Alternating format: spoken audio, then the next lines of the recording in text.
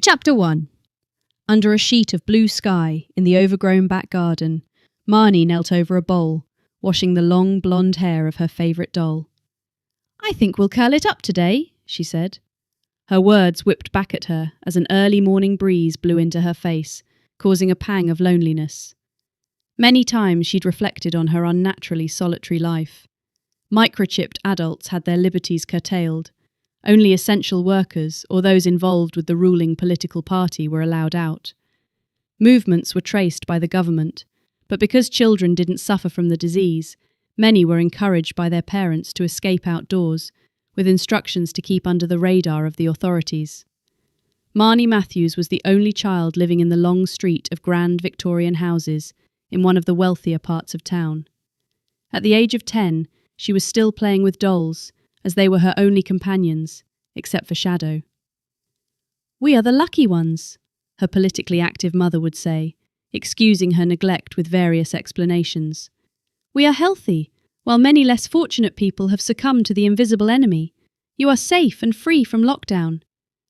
With these words, her mother Ida would race off to attend her highly important political meetings with her wealthy friends, who believed they were safe in their mansions. Marnie knew these visits consisted mostly of playing cards and drinking. For Ida, men being a rarity had also ranked above much else in importance. Marnie brushed her curling black locks from her face with the back of her wrist, while the soapsuds dripped onto her designer dress. She liked her hair flowing free, allowing it to stroke her back comfortingly at night, and she rebelled against the fashion of too harsh rope plaits.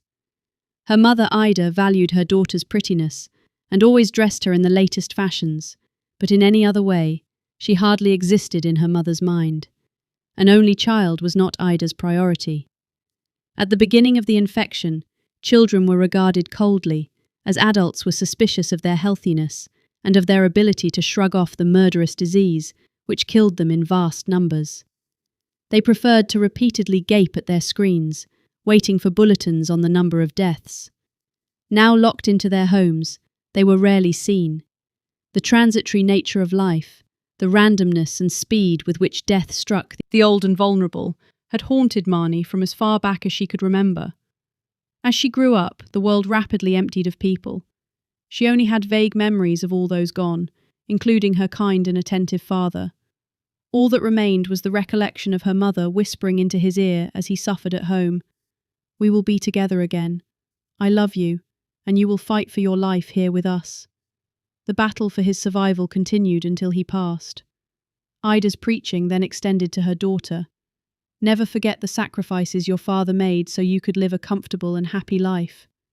Abandoned, all Marnie had left was her ever-extending imagination, a snug retreat which was more real than the crippled world where the eyes of the universe stared down in amazement and wept. Marnie sensed she was being watched and dropped her doll in the water.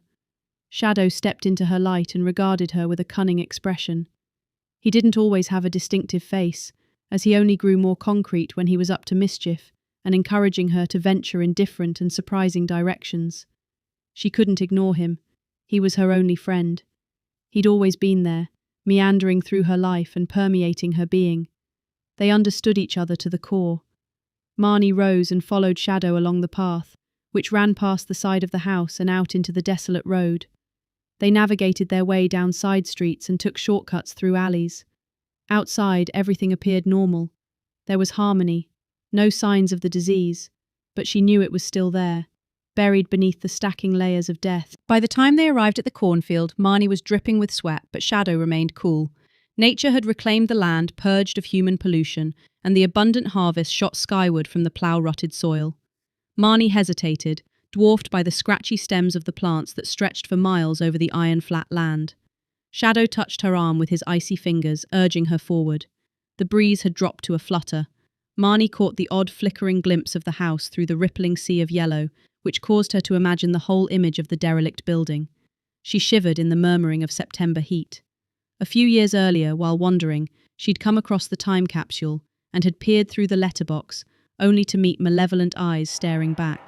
Startled, she jumped away and fled the hostile spirits that were waiting to seize and destroy any trespassers. Now she feared other unpredictable encounters. Safe and protected by Shadow, She trailed behind him down a path that cut through an unattended garden full of lovely smells. Reluctantly, she stood in front of the green barrier, uneasily glancing at the letterbox. Shadow pushed the door, and it squeaked ajar and stopped hard against an accumulation of junk mail piled on top of a welcome home doormat. Shadow brushed against her as he entered and encouraged her to follow. Beside the entrance at the bottom of the stairs, 2 coats hung on hooks attached to the green wall, and beneath were a pair of boots still covered in mud from the last time the owner tramped across the field in the rain. Marnie inhaled the damp air and crossed the nightmarish, gloomy hallway to the door of the living room. On her left, the darkness was sucking sunlight through the ragged net curtains of the bay window, and dust particles danced in the disturbing stillness. On the mantelpiece, a carriage clock took pride of place in the centre, with ornaments neatly arranged on either side. Flower-patterned wallpaper peeled away from crumbling plaster, and the chairs were covered in mould. Photographs and paintings lined the walls, lyrically describing the personalities of the inhabitants, a professor and his wife and their pet dogs. There were no pictures of children, so Marnie assumed they were childless. Wandering around, not daring to touch, she sensed the fabric of the building exuded memories of happier times, ragged remnants of love. Everywhere Marnie looked, once cherished objects remained in place, frozen in time on the day the inhabitants left. In the back room she found Shadow seated at a table where cups and plates were arranged and waiting for afternoon tea. Marnie smiled, pulled the chair out beside him and spontaneously clasped the floral teapot. "It's lovely to see you today," she said, pouring the imagined liquid into a cup and then compensating for his limited speech replied for her friend. "Thank you for inviting me. The pleasure is mutual." Seductively, Marnie was drawn into the game, living in the moment and laughing at the absurd, one-sided conversation. It didn't matter. His warm friendship always guaranteed undivided attention. Despite the silent communing, there was a unity in their relationship. They were welded together and connected on every level. Shadow had access to her mind and understood her emotions and needs. Together they sipped from empty cups and ate delicious cakes. With her mood lightened by the game and spurred on by her young energy, she followed her impulse and hurried from the table. "Shadow, count to 100 and then come and find me," she shouted back as she darted out of the room and ran up the stairs. On reaching the landing, she entered the nearest room. Marnie hovered in the doorway. The frayed curtains were pulled and her eyes took a few seconds to adjust to the limited light. In the cloying gloom, the air was damper, hung heavier, and the wardrobe and chest of drawers were oversized and bulky.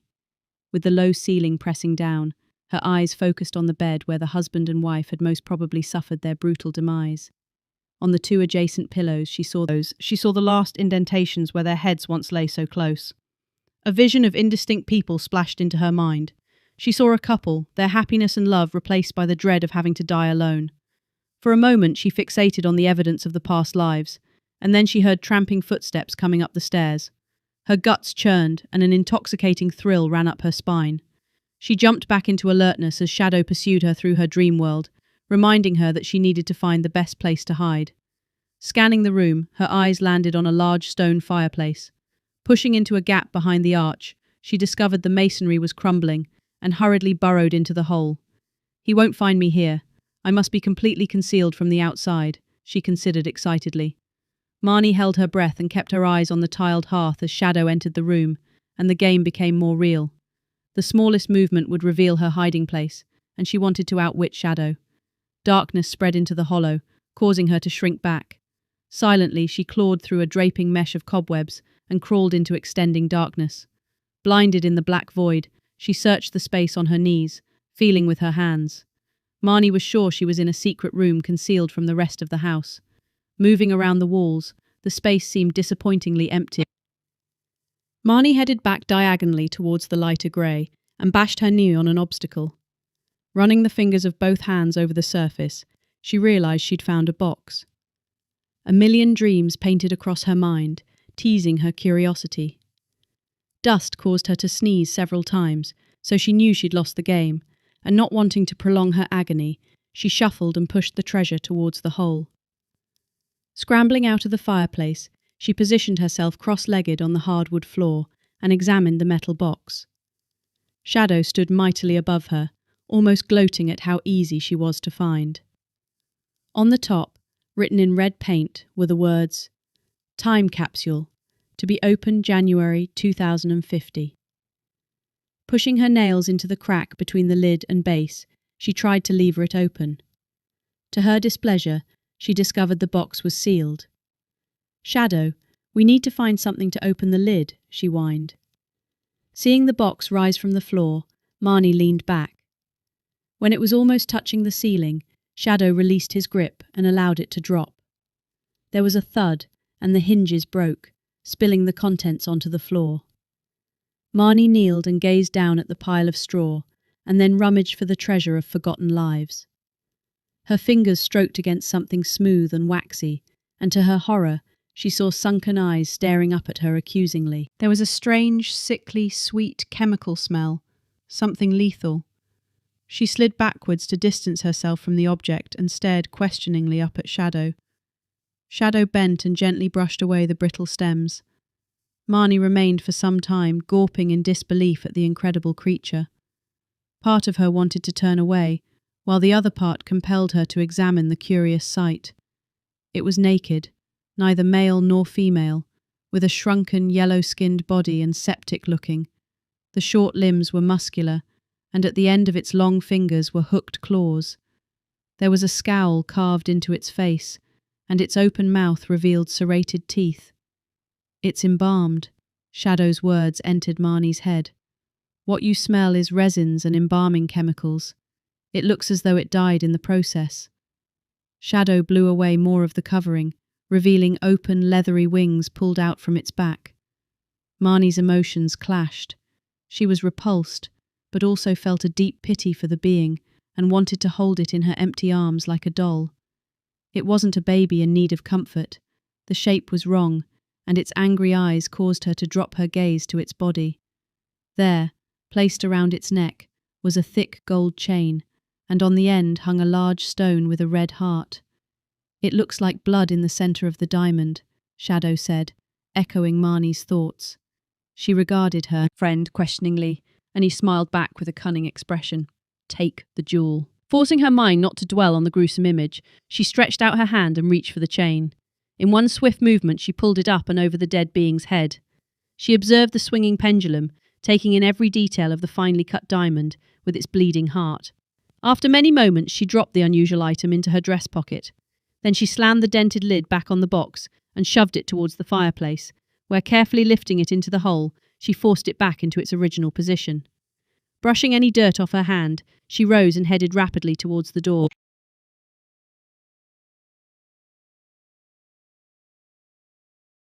Chapter 2.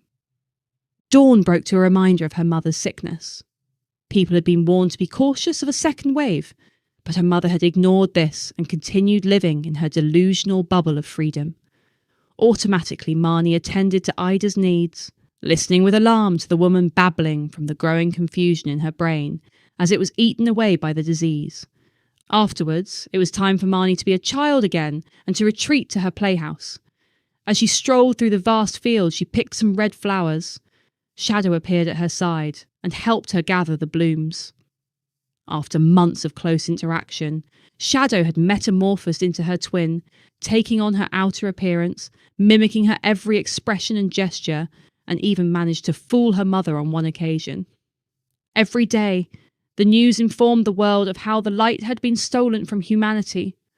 Marnie had to escape, and her new secret home removed her from the weight of this darkness, giving her comfort away from the lines of coffins pictured on the screen. It was her refuge, a buffer against a shut-down world where individuals were sealed, against touch and the sounds of weeping from those unable to embrace the dying. It helped prevent the horror from hooking into her heart.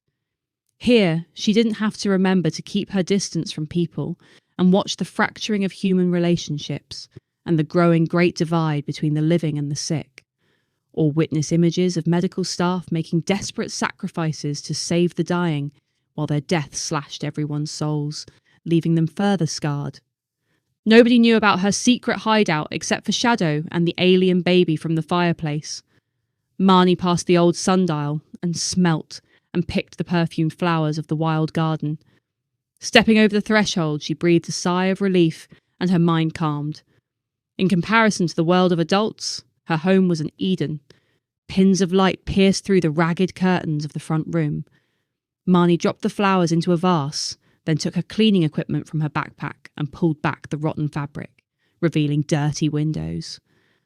Light poured into the room as Marnie and Shadow set about brushing away the cobwebs. They then washed the surfaces with soapy water. In the kitchen, Marnie left the fridge door firmly shut, but threw out all the other tins, jars, and rotting food. By the time they'd finished, the musky smell had been replaced by a light, airy, cosy atmosphere. Lastly, she put new batteries in the clock on the mantelpiece and was delighted to hear it tick. "Shadow, there is one more important job to do," she said, grabbing her bag and hurrying towards the stairs. "Follow me." Marnie crawled into the fireplace and slid the weighty box from the secret space. Sitting on the floor with Shadow, she announced, "He needs clothes, and I've made some." The network of wires in Marnie's brain buzzed as she listened to Shadow loading her with praise and saying she was very clever, making such marvellous things. "I used my mum's sewing machine," she said cheerily. "I hope they fit." She took the baby-sized items from her bag and held up a pair of blue trousers and a t-shirt-style top for Shadow to view. Marnie's mind jumped about with excitement as she took what she decided was a boy from his box. This wasn't the first time since his discovery they'd played with him, and they'd both grown used to the sweet-smelling, waxy aroma. The turbulent eyes in the mask-like face stared at her angrily as she moved his rubbery limbs through the holes in the fabric. She pulled out the leathery wings from a gap between the fastenings and expanded them to their full width. Marnie held up her heavy creation. "Doesn't he look good in his smart clothes?" she said, beaming. "My little baby brother. I will call him Shays." The being's small lips didn't move in response to his name, so she took a soft brush from her bag and, sitting him on her lap, brushed his hairless head. "Doesn't he look handsome?" she said, hugging him gently against her chest and holding his cold cheek against her face. "Shadow, you mustn't be jealous. I can love you both." A distant memory flashed into her mind of when she'd briefly attended school. "Shadow, sit by the wall under the window," she ordered, propping Shays beside her twin. "We're going to play school, and I'm the teacher." Shays regarded her with staring, angry eyes. She decided he would be a naughty boy. "Shays, I want you to count to 20, she ordered. There was no reply. "If you carry on being naughty, you will go to the corner. Shadow, that's very good work," she added, addressing her likeness. The game had its limitations, but the elasticity of Marnie's imagination allowed her to play happily for hours. She had just announced playtime when she heard a floorboard creak below. Alarmed, she crawled over to Shays, picked him up, placed him back in his box, and pushed the container through the hole in the fireplace. With the next creak, Shadow vanished. Without the comfort of her creations and the terror of a home invasion, Marnie sat trembling, hoping they wouldn't climb the stairs. The door squeaked. Marnie flinched, too scared to turn, but curious, she took a glance over her shoulder. 5. Small fingers curled around the wood. She jumped to her feet to confront her adversary. A ragged boy walked in, smiling. As he approached, she recoiled in a panic. "I'm not sick," he said in a peculiar accent. "I was out on an adventure. You can find lots of handy things in an empty house." The boy danced around the room, picking up various items and checking them for their usefulness. He rejected the cheap holiday ornaments on the mantelpiece and went over to an old coat hanging on the back of the door. "This is my house," Marnie said, annoyed. "These are all my things." The boy came up beside her, and his face leaned in, and she smelt his breath and sensed a real pulse. "I won't take anything you don't want me to. I'm not a thief. There's a lot of junk here I'm sure you could do without. We will go through the rooms, and if you want something, I will tell you if you can have it," Marnie said, not wanting this real person to disappear and throw her back into her desert of loneliness. The boy grinned with delight and reached out with his hand. Nervously she shook, imagining the diseases he might be passing over, while at the same time enjoying rebelling against the fate they'd all grown to expect.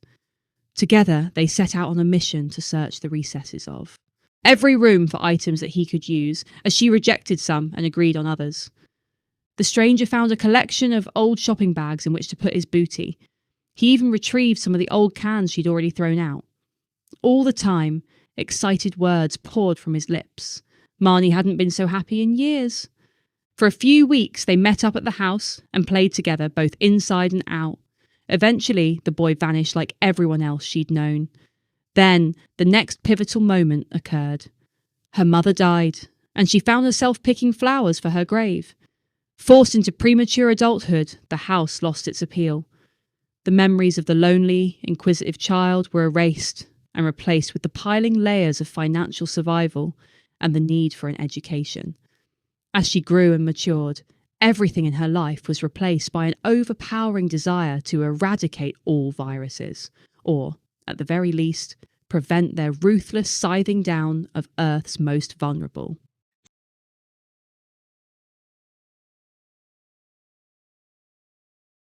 Chapter 3. At 25, Marnie had grown wise. Looking through the transparent, icy divide between the present and the past, she still saw the confused and lonely girl, and understood how she'd become such a desolate adult. Memories of empty roads and the lines of hearses carrying the victims of the invisible and silent choker stood out in her mind.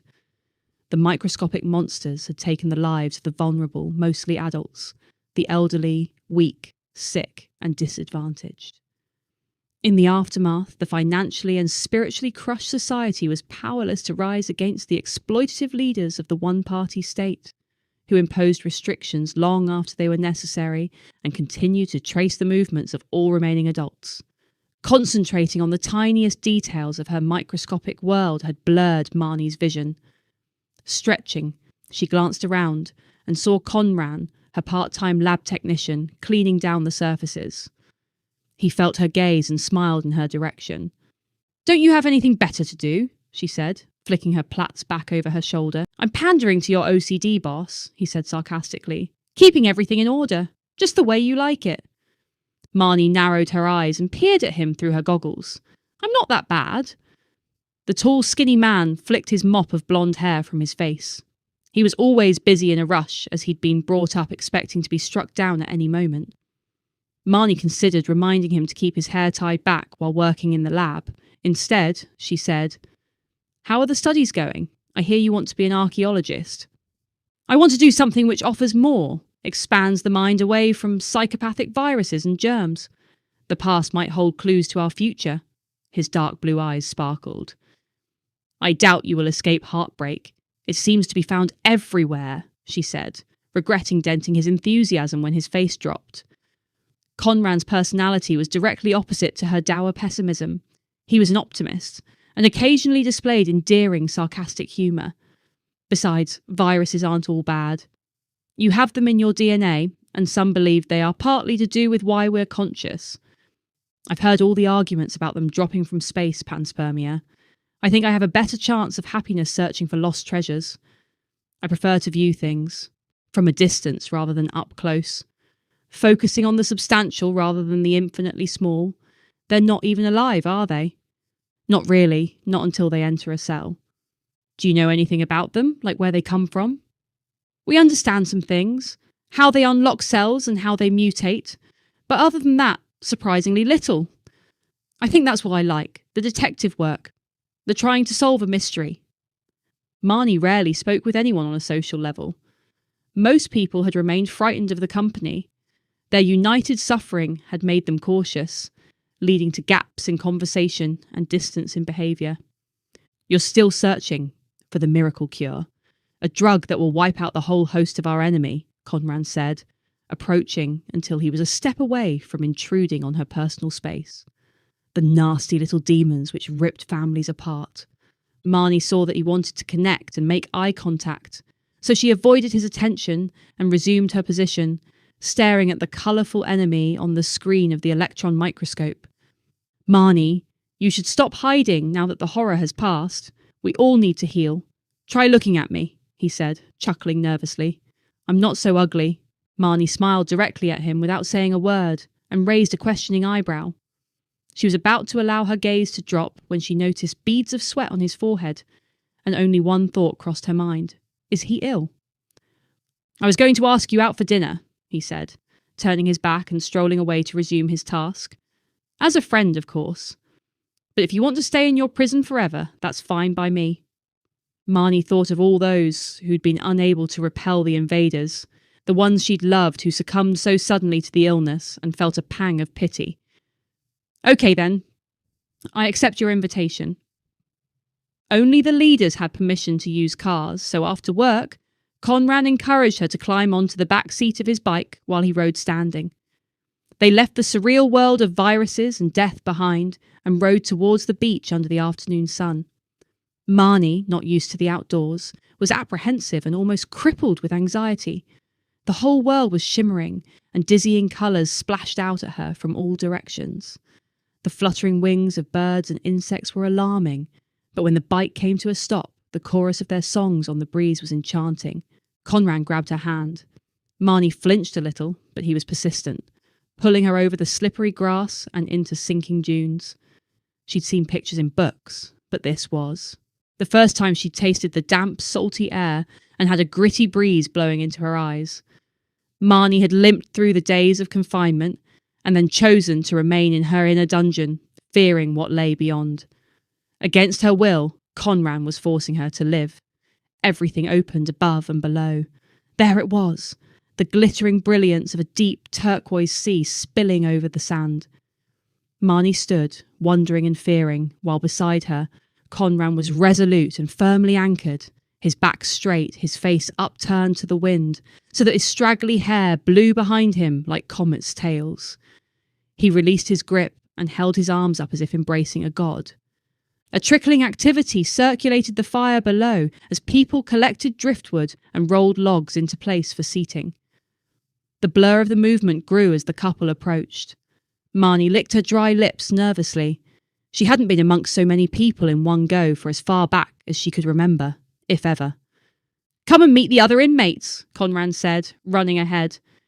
It had been drummed into Marnie that close contact was dangerous. Fixing her eyes on the warm haven, she cautiously moved closer. A young girl came up to her with an open bottle of beer, and she breathed a sigh of relief. Never had she needed a drink so badly. Later, after working her way through a good number of drinks, she found herself sitting on a log, watching. Darkness spread, and the stars popped into the sky. Conran, sitting beside her, introduced her to his friends, an even mixture of about 20 young men and women. "They're all students from my university, a generation seeking revolution and solidarity," he smiled, his perfect white teeth flashing in the firelight. "Don't worry. We are all safe survivors, and we have proof on our apps that we're free of the virus. We know we're not contaminated, but we've all removed our tracking chips." The young girl known as Joy held out her arm to show Marnie her scar. "You should be okay tonight, but if you want to come again, you'll need to cut yours out." "There will be other viruses," Marnie said bravely. "That one has gone, but it's only a matter of time before another one migrates from animals to humans. Marnie is searching for the ultimate miracle cure which will wipe out anything that thinks we're suitable hosts," Conran interjected. "For the time being, we're not under siege," a dishevelled man called George said as he tried to get a strand of hair out from between his lips. "We need to play together for a while. Return to and re-examine the world our grandparents took for granted." "My mother said when their familiar and normal life collapsed, draconian measures were brought in," Millie said. "They were only supposed to be enforced for the duration of the sickness, but they were kept in place to keep people safe." "It's time for something new," added a rotund youth, Aidan, who was dishing out bowls of steaming stew from a cauldron hanging over flames. "They tell us it was nature or the gods cleaning up the planet, restoring it to the state it was before humans destroyed their home. But there is an alternate scenario. Others think the disease was man-made, an attempt by world leaders to clean the earth of all the unwanted detritus." "The seal is broken," Joe added. "We're free, and we intend to stay that way. These people don't fear what lies beyond. They live in the minute.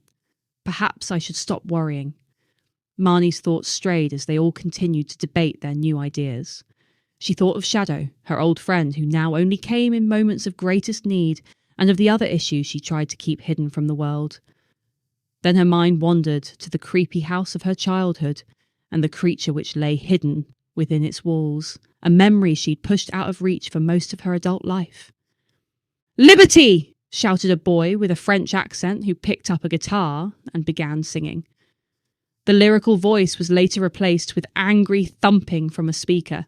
Marnie wanted to abandon the girl who had spent her life questioning and exploring, and one by one the youths got up to dance, kick and scream. An overwhelming desire to join them sent her jumping to her feet. They followed every instinct, linked arms into a stamping chain, leapfrogged each other and partied deliriously. There was no vanity or cruelty. The fear had dropped from their eyes, and Marnie captured looks of pure happiness in their smiling faces. A hand tapped her shoulder, and on turning, she fell into Conran's arms.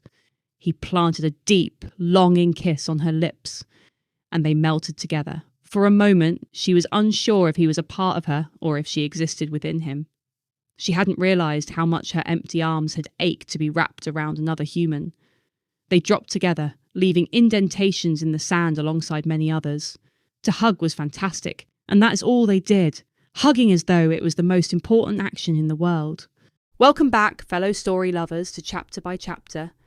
In this episode, we're going to start to get creepy. Sleep well, nighttime listeners, and for daytime workers, I hope your life is enriched. Please remember to like and subscribe, it absolutely helps. Chapter 4. Marnie's mind lingered over the music, joy and laughter of the night she'd spent with Conran. For the first time in her life, she'd followed her instincts, been spontaneous, and had been accepted by an exciting new group of people. Everything seemed right with her world and her new friends. Wanting to extend her pleasure and mull over her new and thrilling experiences, she declined Conran's offer of a lift on his bike and chose instead to walk home. The last leg of her route was familiar and comforting, taking her along the same narrow streets with the parallel lines of houses she followed when returning from the lab on an evening. It was rare for her to be out at dawn. The last stars were fading, and the blackbirds sang in the otherwise thickly silent road. Marnie breathed in the warm summer air and noticed a repugnant odour seeping from the terraced houses on her right. From the corner of her eye, Marnie saw a youth sitting on a doorstep, bent over, brooding and sucking on the end of a roll-up. As she approached, she heard the clatter of sewing machines. Fear twisted in Marnie's guts and strangled her insides, causing her to gasp for air. She'd heard of the dens of death, sweatshops where drug addicts and the derelict worked at night, hiding from the authorities. While the virus gripped the lungs of many, it saved others. In the aftermath, most of the world's population relished having a clean environment and streets free of addicts, the homeless and gangs. Despite these desires, a minority of this group had managed to escape the ravages of the disease. Tests were taken to see what miracle lay residing within the festering flesh of these members of the underclass. It was discovered that their blood group was rare, Rh null. Their genetics, when tested, revealed a greater mystery. They were half Denisovans and half Super Arcadians. Immediately, this group was considered to be a perversion. People were suspicious and hunted any remaining derelicts who eked out a living on the town's rubbish dump or in sweatshops. The youth was a lookout for the mangled lives secretly working in the building behind. A cascade of disgust flooded Marnie, and a dread of having to share the same space with the man gripped her with fear. He could pursue me and murder me in my home, she thought, as she silently urged him not to speak. This was her last thought, as she made an instant decision to cross the road. She swerved towards the curb, automatically glancing over to the house she saw through, the open door into the darkness of the high-ceilinged hall, and the crowding shapes of decay. The building was pulsating with activity, and soon they would all disperse towards their daytime hideaways. Hurriedly, seeking to distance herself from her perceived threat, she stepped into the gutter. "What's the rush, miss?" the man called. "You must have a full diary or want to ignore the existence of those like me." Looking around in response to his scathing words, her eyes crashed into his black gaze. Adrenaline shot through her veins with the realization that her heel had stuck in a drain. "Want some help there?" the man asked, stroking his rough beard pensively. Marnie took a sidelong glance. It was hard to tell if the man was young or old. His red-ringed, alert, sparkling black eyes examined her closely. Savagery was etched into his grimy, yellow, bruised skin. He scowled menacingly and drew hard on his cigarette. Marnie didn't want any help and bent over to yank her shoe free of the grid. Her necklace fell out from beneath her white shirt, and she was conscious of the diamond dangling in the watcher's eyeline. I suppose he'll rob me now. She pulled her foot from the shoe. Silence flickered as unease scattered in the air. Our paths have converged, he called as she hobbled rapidly away. That means we'll meet again, he added in a sombre drawl.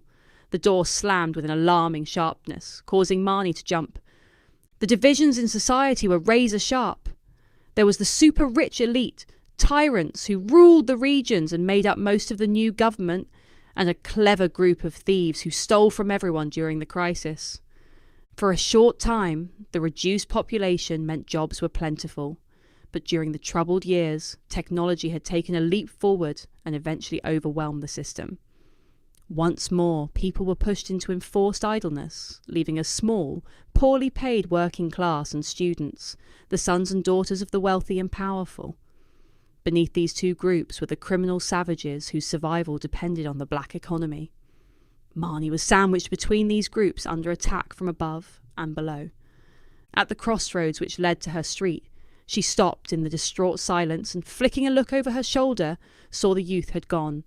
Relieved, Marnie stepped away from the deserted road and entered her home. Marnie had lived alone in the Victorian house since her mother's death, and to escape the stale, unwanted atmosphere, she had grafted on modern fixtures and fittings which met her taste and need for. Cleanliness, the odour of disinfectant hit her as she opened the door. Automatically, Marnie picked up the spray she kept on the key table and sprayed the handle. Normally, her weekends were spent preparing for the next week, but breaking from her routine, she darted up the stairs to her ensuite bathroom. With an anxious need to remove outside infections, she shed her clothes and stepped into the shower. The refreshing water washed her polluted mind as well as her body, allowing her to return to her warm memories of the night spent on a distant beach. Her head was buzzing. Once again, the cogwheels of emotions were turning, and the machinery of relationships was humming and in motion.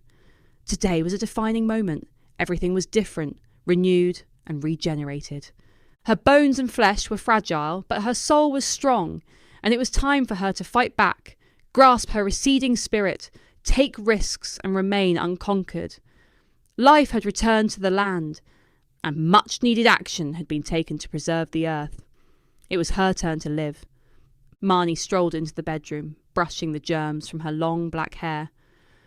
I'm not going to be hostage to my fears, or let anything sabotage this new feeling, she thought, as she returned her brush to its place and slipped between the clean white sheets. My choice. Bondage or freedom. Marnie's diamond, lying on her pearly skin, flashed in the light. The colours danced and veins spread from the teeth. Red heart. She curled her fingers around the gem as her mind fluttered cheerily through the night's events, focusing on the face of her handsome, geeky friend. Conrad had stilled her mind and shown her a world of joy. Her body felt limp and relaxed. Sleepiness pulled gently, and she entered the shallows of dreams. Marnie was running through long silver grass at night toward the phantom house. Streaky wisps of mist hung around the derelict building in the middle of the field. She stood at the open gate. The spectral dance of moonlight highlighted the gnarled garden trees and entangled knotted plants which grew through the masonry. As she walked happily towards the faded green door, she heard fragments of chattering and laughter coming from inside, the distinct sounds of children playing. Marnie was curious. She'd always been interested in the lives of those who'd lived in the house. Before she could place her hand on the door handle, large cracks appeared in the walls. She jumped awake as her bedroom door swung on its hinges. I must fix that broken lock, she thought wearily, and then, remembering it was the door to the cellar that was broken, sprang into a sitting position. Hyper alert, she scoured her room, bathed in reassuring sunlight. I tire of watching you, a strained voice whispered. Her eyes flashed to the camera, part of her home security system. Bombarded with horror, she struggled to breathe and reach for her asthma medicine, which she kept on the bedside table. That rat must have followed me home, or hacked into the system, she considered, as she sucked hard and picked up her phone. That won't do any good, the disembodied voice whined weakly. They only ever come after an event. I'm only able to observe. I will leave you alone if you return my diamond. They took my blood. I need it back so I may live. Welcome back, fellow story lovers. Chapter 5. On Monday morning, Marnie shut her gate and stepped out onto the sighingly silent, empty streets and gasped in the deliciously clean air. She strolled along the familiar road, nodding her chin at the odd neighbour as they passed at a distance, and recalled how, on the same journey 10 years ago, it was the squealing alarms of ambulances that filled the air. The morbid music from funerals and sirens reminded them all of their mortality. Marnie knew herself to be mostly a damaged, scared human being, but today she sensed she had become braver and wanted to confront the youth who thought it was acceptable to break into her home. She crossed over from the faded grandeur into the street of smaller working-class terraces, hoping to catch the lookout sitting on the doorstep after working nights in the dens of death. The street, once sterilised with chemicals, had degraded back to its pre-virus state of stagnant, rubbish-filled dereliction. She felt pity for the few remaining inhabitants of the devastated communities, still living in shock and struggling to find work and food. There were never any convincing explanations for what had occurred, and even the government was in a state of denial until the Prime Minister gasped his last breath. The unseen was a hazard that nobody could have envisaged. As she approached in her mind, she saw the watcher's face desperately thin, dark, menacing. His eyes had a fragile but clever glimmer, and for a fraction, she wondered if he was to blame for hacking her system, or if there were some other explanations. There was nobody else she could fit into the frame, as her diamond was kept hidden beneath her clothes, and he'd been the only one to see her treasure. The door was open, and as expected, the house was empty. A cat ran out of the gloomy shell, dropped a murdered rat on the ground, and hissed a warning. Marnie shuddered and jumped out of its way, always alert to nature once more, coughing its diseases in her direction. As a child, she was told the virus had mutated from wild animals to humans, who then passed it to their domestic pets, mostly felines, triggering the vicious cycle to start again. As she grew up, new theories were whispered amongst subversive groups. It was Conran's study day, but he'd arranged to meet her for lunch. All morning, her thoughts had strayed towards the youth she now saw in a new light. She struggled to suppress the tingling of excitement as she imagined them, both sitting together, close in the soothingly warm, sweet afternoon. By midday, Marnie was sitting outside the crowded cafe, a rare indulgence. Soon she saw Conran sauntering towards her, his eyes radiant with excitement, a smile spreading beneath the mask that covered his mouth and nose. Immediately he went up to her, bent low, wrapped his arms around her, pulled the covering to beneath his chin and kissed her cheeks. Marnie was flustered, flushed with the surprise of the physical gesture. He plonked his tall frame onto the small chair and gazed at her adoringly.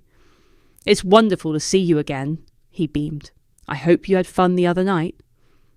Marnie stared into Conran's captivating eyes as a thrill shook her to the depths, and she felt the stirring of embryonic love. "Yes, I had a great time," was all she could manage as potential topics of conversation stacked up in her mind, but they struggled to reach her lips. "I don't go out much." "I suppose it was a little overwhelming.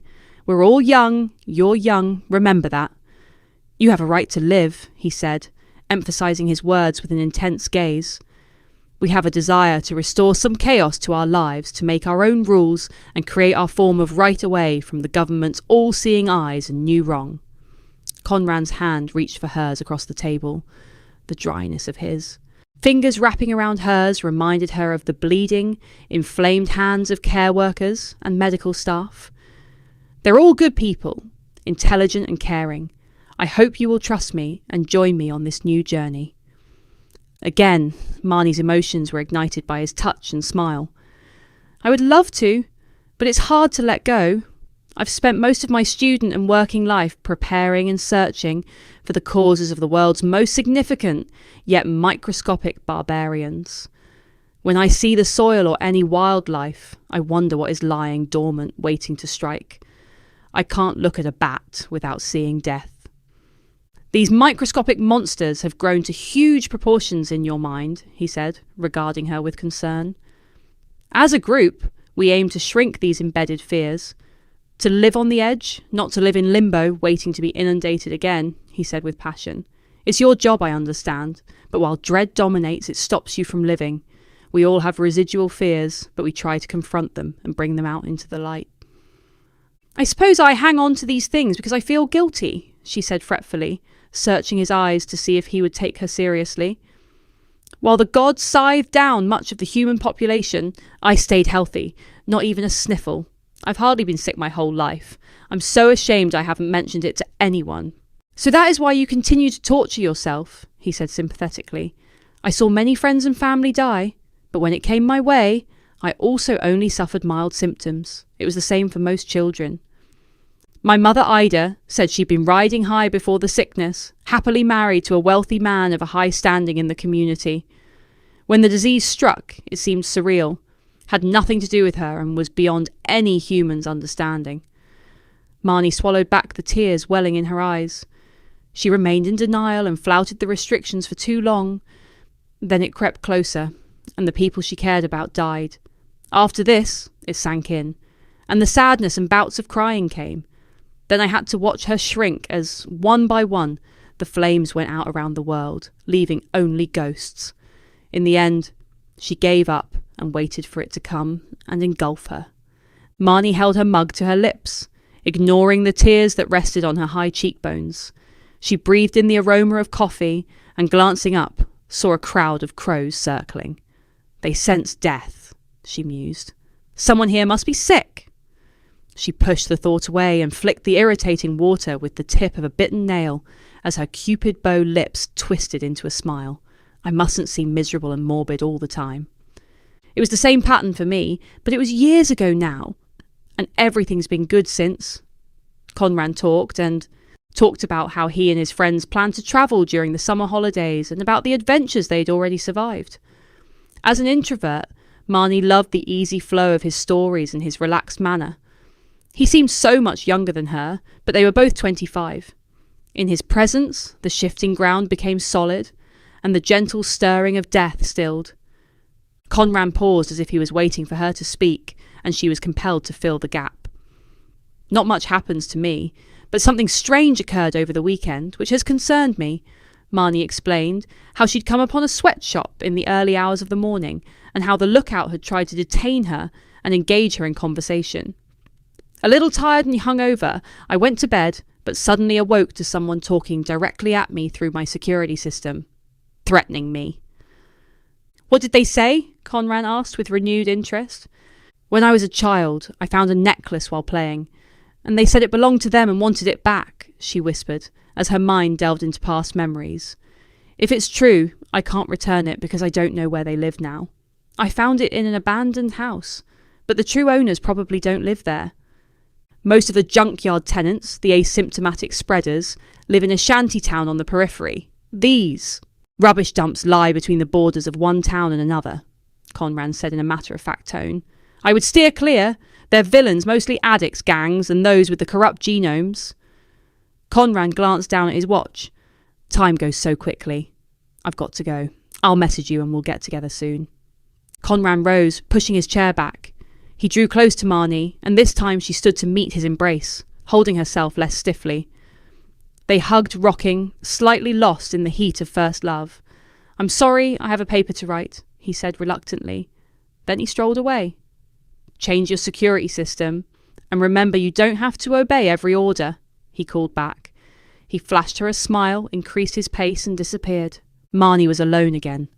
Love sickness and longing flowed through her body until it ached, and cold shadows crossed into her warm, light dreams.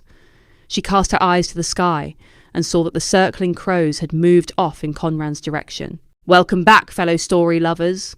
This time our journey starts to darken. Chapter 6. On her way back to work after lunch, Marnie passed a church. Needing to immerse herself in the serene sanctuary of the soul, she entered the mellow, cool stone building and was immediately enveloped in an amplified sense of peace. She sat in the middle pew and stared up at Jesus. His agonized face regarded her from the cross. There was only one other person in the church, a hunched figure sitting a row from the front. After the virus had retreated, she found herself drawn to places of worship. These frequent visits were partly due to her desire for meditative tranquility and also for transparency and answers to her many questions. She asked the same things over and over. Dear God, Are we being punished? Did you take the air from our lungs for poisoning yours? Was the sickness a great filter put in place by you? Are all these disasters planned or random acts of nature? If I examine the history of microbes as far back as I can trace their origin and beyond, will I find a cure to prevent all future potential extinctions? In Marnie's mind, she wasn't religious. She was only curious. And without parents to talk to, the visits helped clear her overactive brain. Please tell me, am I deserving of love? Is it safe? She said, as though addressing her father. The person in front cleared their throat, and her eyes dropped down to her fellow seeker. A lightning thought flashed into her mind, and she saw the image of the lookout bent over, sucking on his roll-up. Silently, she listened to the man uttering a prayer, and observed him from a distance, trying to will him into revealing himself. She struggled to repress her growing anger as the anxious minutes stuttered by, with the man showing no signs of moving. Enraged by how the hostile intruder speaking through her security system had frightened her, she decided to confront the man. The youth, sensing her gaze, turned and rose. As he came close, his eyes fastened onto Marnie. Recognition dawned on his face, and his expression hardened. She wanted to flash him an accusing glare, but failed and bowed her head. He hurried off towards the exit, and Marnie followed. Stealthily, Marnie pursued the man through the streets to the outskirts of the town, where, in the near distance, she spotted the outline of hills. Continuing the chase, she saw seagulls swooping and fighting, and on closer examination, observed clouds of flies. Then she noticed that shacks were rising from the garbage, made from any available materials such as wood, scraps of fabric, bottles, tents, and sheets of rust-coloured metal. The stench took her breath away as she battled over the treacherous, sinking, rotting detritus. Guiltily, she was gripped by the morbid fascination of glimpsing a world she hadn't known existed. Areas of damp air and rising steam next to patches of crisp, dry materials that threatened to combust in the glaring heat. Only half aware of the background noises of people muttering and wild, crazy-eyed children playing and crying, Marnie locked her eyes onto her target while occasionally glancing down to avoid hazards. The scene was animated with the crawling signs of inhumanity hunting through the waste. It was hard to view anything beyond the oppressive squalor and imperfections of the neglected lives. Eventually, she arrived at a roughly grassed plateau where attempts had been made to cover the layers of discarded products. Here were densely packed tents surrounding a charity marquee. The situation for the inhabitants was grave. If a new disease were to strike, the consequences would be disastrous, Marnie pondered. Then, a flash of memory reminded her of a time when some of the researchers had visited the dump to collect blood samples from the group of outsiders who appeared to be immune to many of the world's killers. The antibody-rich serum was beneficial, but only temporarily. She followed the pale-faced youth down the paths between the tents. The whole place had a sense of unreality and engendered the same surreal picture of people surviving the abnormal as her mother had described during the lockdown. Marnie stood staring hard, unable to move as she watched the bedraggled people performing their daily rituals of desperation, hurrying around or pacing in front of tents, eating through the empty hours while others queued at the charity tent. She saw the mothers hugging infants close to their chests. Little hands and feet poked out from the rags, innocent of their uncertain futures. Marnie had been diverted by the poignant misery too long, and when she glanced around, the youth had vanished. She brushed the flies from her face, and with the sting gone from her anger, decided she'd made a mistake. The thrill of being in a place most would fear to go vanished, leaving her blushing awkwardly, hoping she could retreat without being seen. In a gesture of farewell, and to remind herself how society was treating people whose genes were different, she peered one last time around a tent over at the distressed lines of people outside the charity marquee. There was a break in the noise as all the sounds of human activity died. Hands released everything and slammed onto chests. Agonized, shocked faces desperately pleaded for help, replaced by dull thuds as people fell to the ground. Utter silence was followed by screaming, which fractured the air. Marnie sensed someone behind her, but before she could react, her legs were pulled from beneath, causing her to hit the ground hard. She lay winded, A body pressed on her back. "They are killing people," a deep voice whispered. "When I let you go, you will back away and retrace your steps out of here if you want to live." The pressure released, and Marnie scrambled onto her feet and followed the stranger's instructions. When she'd reached some distance from the grass-covered plateau, the youth grabbed her hand and raced with her to the main dump. On the path that led back to the town, he finally stopped, and they both bent and gasped for breath. "What were you following me for?" he said angrily, staring harshly. "I suppose you came to ogle those who share their lives with the mutated super rats let loose from the labs. Have fun, did you? Made you feel more superior?"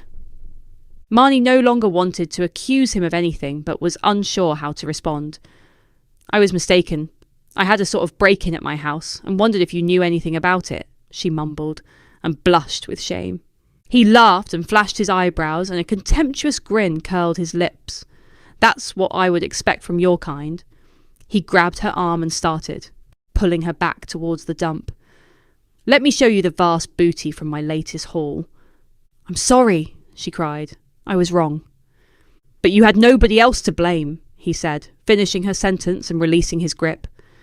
They walked on together in silent misery. "I shouldn't have accused you. I'm truly sorry," she added. They stopped outside the church doors. Marnie fanned her face to cool down.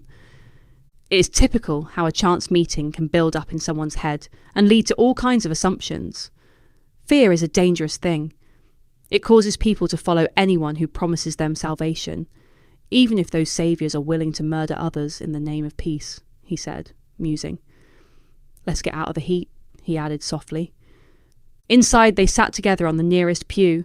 Marnie, inept at social dialogue, consciously watched her words, trying not to mention anything which might offend.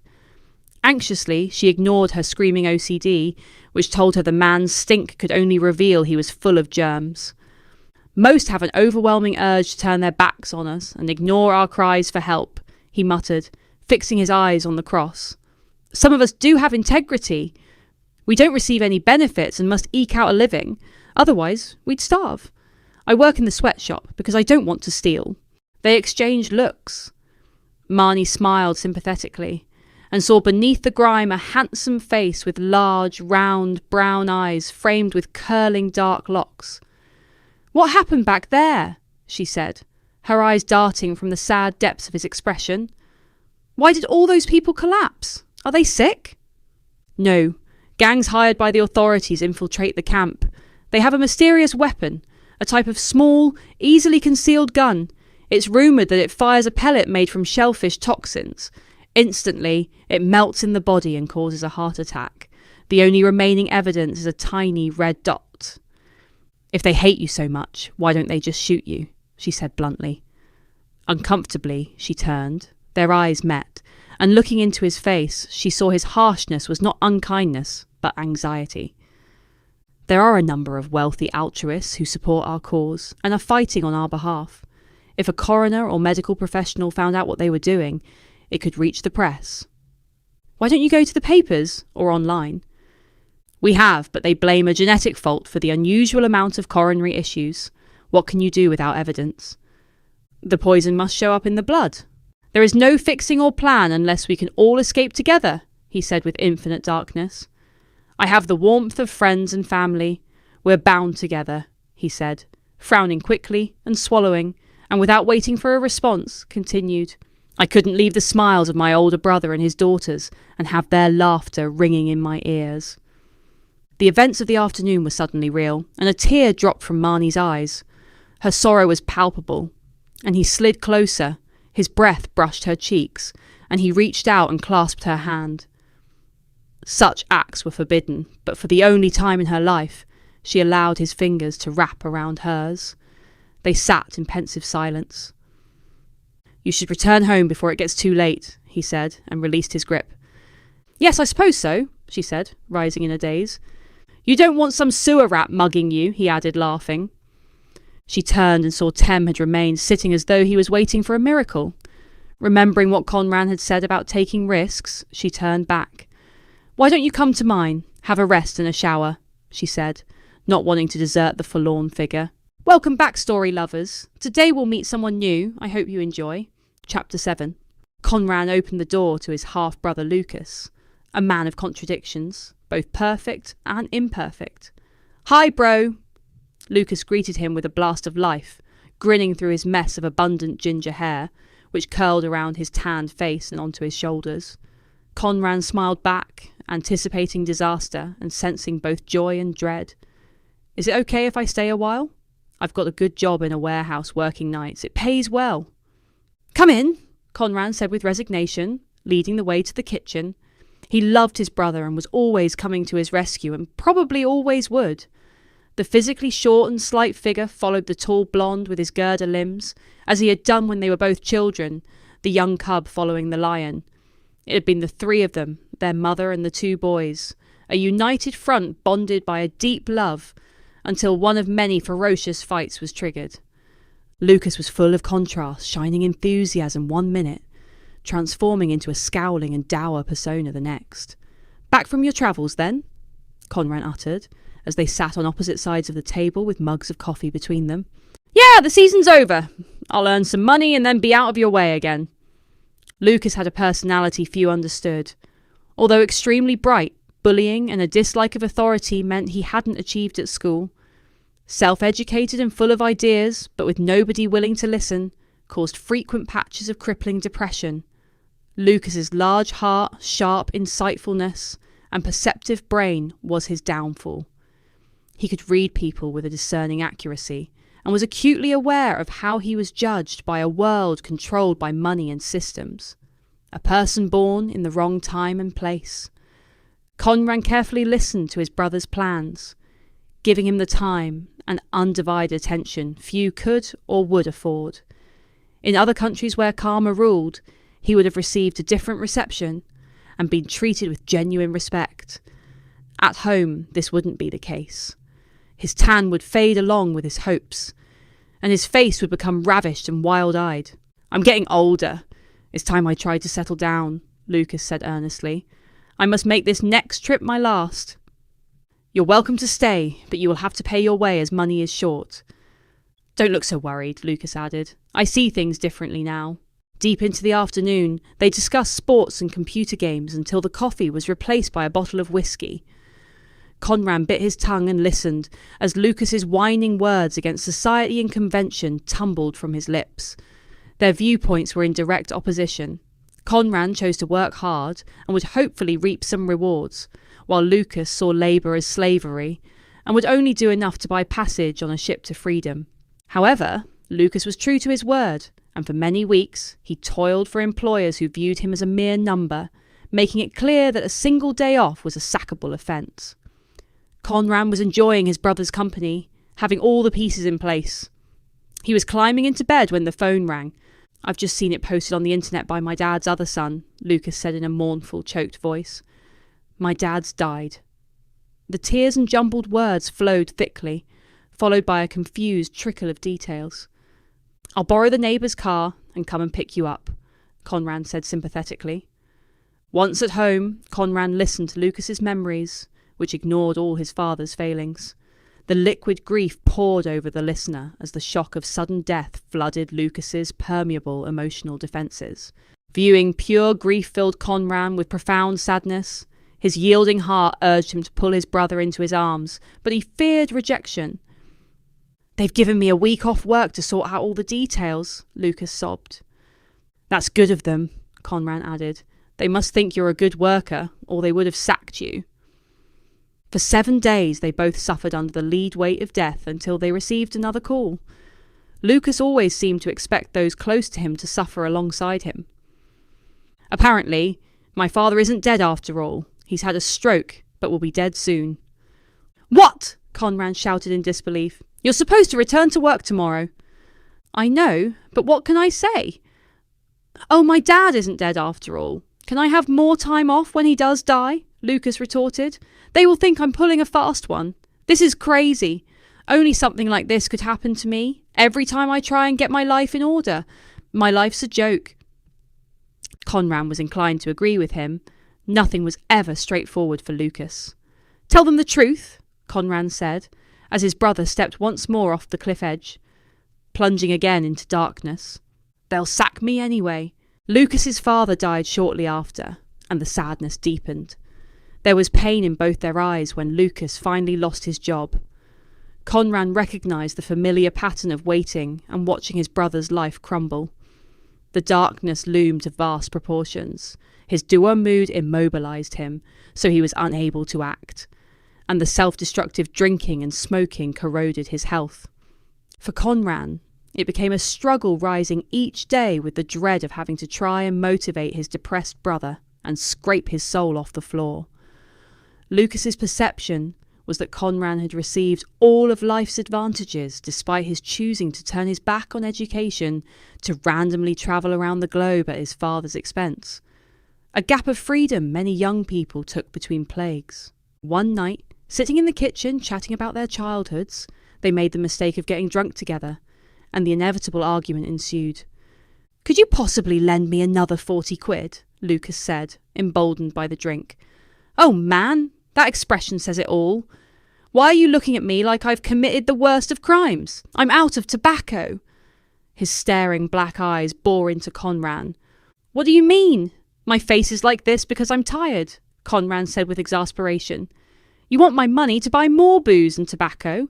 I can't frigging afford this. Since your dad died, you've had every penny. I'm seriously overdrawn because of you." "You know what I've been through," Lucas squealed, his forehead creasing with frustration and tears building in his eyes. "I'm not even allowed to have time to grieve like other people." "I can't afford to have you here anymore," Conran uttered. "You will have to find some money from somewhere. Get another job, or we'll both sink." "Great, I can't even mourn my father's death," Lucas moaned. "It's all right for you, Mum's favoured son. I've never had a break." Lucas abruptly rose and, slamming the door, rushed away to the spare room. A few days later, after a hard day's work, assisting at the biotech laboratory, Conran came home tired. He was planning on gaming and having a drink. After an hour of peace, a horrendous din came from upstairs. Lucas boisterously entered the front room with a burst of energy. "You should listen to these guys," he said as the music blared. "Don't you think they're great?" Conran was annoyed at the unbridled torrent of enthusiasm which crashed down onto his space. His head roared as he swung round on his chair to face his brother. "Have you been drinking my beers?" he shouted, his face set in a rage. "I had a few," Lucas muttered. "You've never minded before." A fit of gross anger between the brothers was ignited. "You know I have no money for another week." Conran rose tall, flapped his arms and seized his brother's collar with a throttling grip. Lucas tripped over a table, and they grappled, slapped, and wrestled on the floor. Conran's flaming blue eyes bore into his brother's as he sat astride of him with his thirsty ferocity, urging him to beat the annoying man to a pulp. Conran saw how the sting of hate pierced Lucas's pride as he flushed crimson with humiliation and confusion at the unexpected flow of events. Pity surged through Conran, and he released his hold, not caring if his brother continued to fight. "Being cooped up here together isn't working," he said, defeated. "Take my tent, find somewhere else to stay until I get paid, and then I'll help you find a flat. It would be better for both of us. I just wanted some stability for a while, but if I'm consuming too much precious oxygen, then I'll go. I've been there for you, but I have no money left. What am I supposed to do? I can't perform miracles." Lucas left without another word, leaving Conran ashamed of his actions, but he resisted calling for him to return. Welcome story lovers to Chapter 8. Please consider liking and subscribing. Marnie's mind was empty, and her inner voice mute as she immersed herself in the new sensations of flying beneath the glinting skin of the broad river. Conran proudly led her towards an exhibition of ancient art. They swam amongst the shady forest of weeds which grew up from the gravelly bed, and through cloisters, eerily out of place, submerged in water until they reached the entrance to a cave carved into the rocky cliff. Conran guided her around statues of idealistic men and women, in various poses from their daily lives, as well as standing stones. The water didn't reach the ceiling, so Marnie was able to drift using her snorkel and to examine the objects more closely. She stood on boulders or dived down. She scrutinised the smudged-out faces of ancient people ran her fingers around the spiral decorations of the undecipherable words, and chased fish darting between the vast structures. The whole place was mesmerising, a vision of beauty hidden in the most surprising of places. Conran took her elbow and floated her towards the wall. To her amazement, the whole surface had been carved into polygonal shapes, a pattern which appeared strangely modern. It was inspiring to be surrounded by the art of people who wanted to shout their stories, whether good or bad. Few people want to speak out or share their lives these days, Marnie sadly considered. Refreshed in body and soul, they climbed out onto the riverbank, peeled off their wetsuits and smiled at each other as the cool water dripped from their hair. They dried off, and Marnie thought about what she'd seen. There was no writing as we know it, but many symbols, she said, hungry with curiosity about such a cultivated society not known anywhere else during that period when mega-mammals still walked the earth. Did they build it deliberately underwater, or was it on land, or was it submerged due to disaster? I'm not sure. It's mystifying, but did you see the many images of a giant serpent? Marnie nodded her response. It's depicted with waves around it as though it were in the water.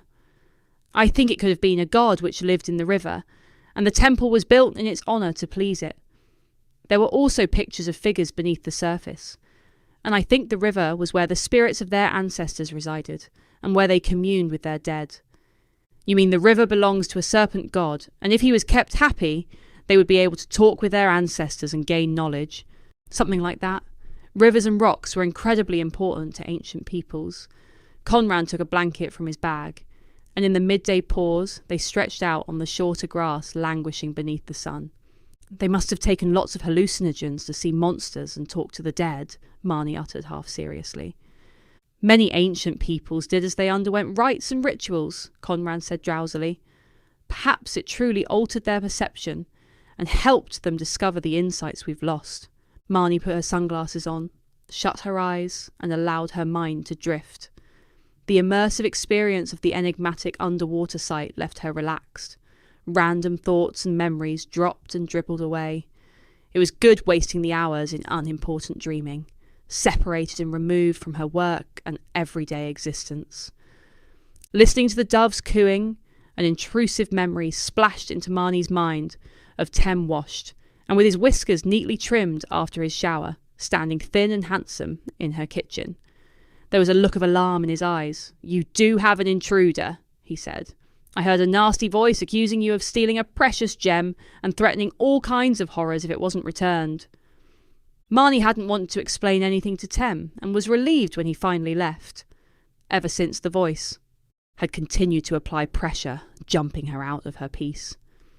Each time, its speech was harder to discern, and was increasingly breathless and desperate for her to act. She half hoped whoever was involved was dying and would soon disappear. After some time, Conran sighed and sat up. Marnie echoed his movements. She'd never seen a man's naked chest except for the statues, and her eyes were instantly drawn to the muscle-covered forest of hair, heaving in the clean air, and the tops of his muscular arms. It was a delicious and thrilling sight. She watched as he rose, walked to the water's edge, bent, sipped the clear liquid from his cupped hands, and splashed his face and the top half of his body. Pearly water droplets streamed in all directions as he shook his mane. He strolled back, smiling happily and itching his arms. "What's wrong?" she tentatively asked. "I keep seeing you scratching. Sun allergy. Or fleas from the tree. It's nothing. You should get it looked at. Rashes can be dangerous." "Come on, Miss Paranoid. I want to show you where we found the jewel in the crown," he said, reaching out with his hand and pulling her to her feet. Grasshoppers jumped out of their way, as together they walked through the golden discs of dandelions and primroses and into the long golden grass dappled with the clumps of bluebells and startling yellow celandines. Marnie strolled with Conran past the hedges full of the magic murmurings of life, under a ceiling of interwoven fingers with their jigsaw shapes of blue. It was on that day Marnie learnt where happiness lay. Nature was the fragrance, taste and feel of freedom, a pleasure beyond anything she'd experienced. Here she could escape the smooth surfaces of her home, where germs congregated. She was even able to tolerate the flies. They reached a clearing and were struck by a sudden brightness. In the centre, a magnificent oak stretched out, blocking the sky, and at the base of the trunk was a round boulder. "This is the place where we found the princess," Conran said proudly. "Where?" Marnie said, looking around for disturbed earth. "In the tree," he added. "Do you see how the trunk bulges in the middle? We believe the trunk was hollow. She was somehow placed inside, and the boulder blocked the entrance. After that, its flesh grew around her, but not into her body. She was encased in a cavity, a womb perfectly preserved with fleas incubating in the folds of her clothes. Like when an alien object under your skin is covered in scar tissue. Everything was intact, even the grave goods." "Wow, that's amazing," Marnie said, uneasily aware she was observing a grave. "Didn't it make you feel sad?" "No. Whoever placed her there did it with love. Jewels were found. A flute, a comb, and a longbow with arrows," he added, squeezing Marnie's hand reassuringly. "I dig the earth searching, and what I find is evidence of people who treated their own with dignity and respect, and who were not fearful of death. What was important was their reputation and the memories they left behind. The fascination for stories of their ancestors remained through the generations, and she will be remembered today." "It might have been a sacrifice," Marnie said. "In my experience, people are not kind." "There's nothing to indicate she suffered a sinister end." Conran gazed fondly at the tree. "You saw their artwork. They were trying to reach out to the future, so that they would not be forgotten in a few generations. I suppose that's why my archaeology gives me hope." "You're so idealistic," Marnie said. "The fate of these people was probably not good. Time or disaster shifted everything, so their temple was lost beneath the water. Earth has always cleansed itself through extinctions. It's a natural process." "A cruel and painful one," Marnie added. "Through archaeology, I've learnt to live with a new understanding healing. We look for pieces and find a whole. It isn't about us, it's about the survival of the entire planet. Realising that is what sets you free from fear. All civilizations eventually disappear in the flicker of an eye." Conran wrapped his arm around Marnie's waist and pulled her in for a kiss. The day could only get better, Marnie thought. Welcome, Stroy lovers, to Chapter 9. Please consider liking and subscribing. The ringing phone seeped between the layers of sleep. Marnie's lids lifted. She pushed herself into a sitting position, wiped the weariness from her eyes, and picked up the phone. "Sorry, love, but I'm not going to be able to meet up today," Conran said softly. "Why? What's the matter? Is it work?" No. "I have a slight cold and don't want to pass it around," Conran said, coughing and spluttering. "You know what people are like these days, the slightest snuffle and they back away with horror." "I will come over and look after you," she urgently replied, as the knot in her stomach tightened. "You need to be checked out." "Marnie, you're being a little overdramatic. I will be fine. I just need some sleep, so I can get back to you as soon as possible." His restrained calmness should have been reassuring, but Marnie sensed a disturbance in the continuity of everyday life. She acknowledged her dread of the world as it turned towards oblivion. Are we all standing on the brink of a new hell? The gradual dimming, diminishing, and stepping away from normal existence, she considered. Fear buries the truth, she reminded herself. I must trust his judgment. "I will phone you later after you've had some rest." "That will be good. My nose was too blocked last night and I couldn't sleep." "I will be fine later." "Okay, I love you and have faith. Please, stop worrying over every little thing." "I will," she uttered with a lump in her throat and the biting wire of dread tightening around her chest. The phone went dead, and she sucked hard on her inhaler. Marnie pulled her knees into her chest and lowered her head. I made a promise to the world to keep people safe. Tears soaked her arms as she curled under the crashing waves of impending disaster. Along with many scientists, death had led her to spend hours of her life in experimentation. But nobody on the planet had found a long-lasting vaccine or cure for the many viruses. They would prevent one outbreak from destroying life, only for another to emerge and mutate a few years later. They were all in a race against time, estimating the distance between sicknesses and a healthy population, studying rats and bats to see what other deadly diseases lurked, while all dreamt of a cure-all. I must stay calm. Most illnesses are relatively harmless. We will endure. Needing to wash her hands and face, Marnie rushed to the bathroom and performed the ritual she followed throughout her life, scrubbing until her hands bled. The sun will soon rise to defy my veil of darkness, and everything will seem prosaic again. Marnie was startled from her reflections by a rapping on her front door. Rushing to her bedroom window and looking down in the pale morning light, she saw Tem. He stared up at her with an anxious expression. With fear and grief for Conran's condition still clinging to her, tugging and warning her not to respond, she opened her front door. Tem's eyes regarded her beguilingly, while his lips remained set in a stubborn line. "I need help," he said anxiously, glancing around. "There is no going back. Do you know anywhere I may go?" "You could stay here," she replied weakly. She was determined not to fail another person. "No, it can't be here, or you will be blamed for harbouring a criminal." Marnie admired his tenacity and wanted to protect him, but was unsure how to do so. Her mind raced. Footsteps were pounding further up the street, heading in their direction. Marnie grabbed Tem's arm before he could turn away, slammed her front door, and ran. Hastily, she led him down the back streets until they reached the open fields. Together they raced through the now waving long grass and weeds as she had through the wheat as a child. All the things she'd forgotten about resting in the corner of her mind came flooding back. Shadow returned, running in front, leading the way to the house. While trailing behind him, Marnie saw the plants turn black and rotten. "I never noticed that before." "Perhaps it's a reflection of my doomed thinking," her inner voice whispered.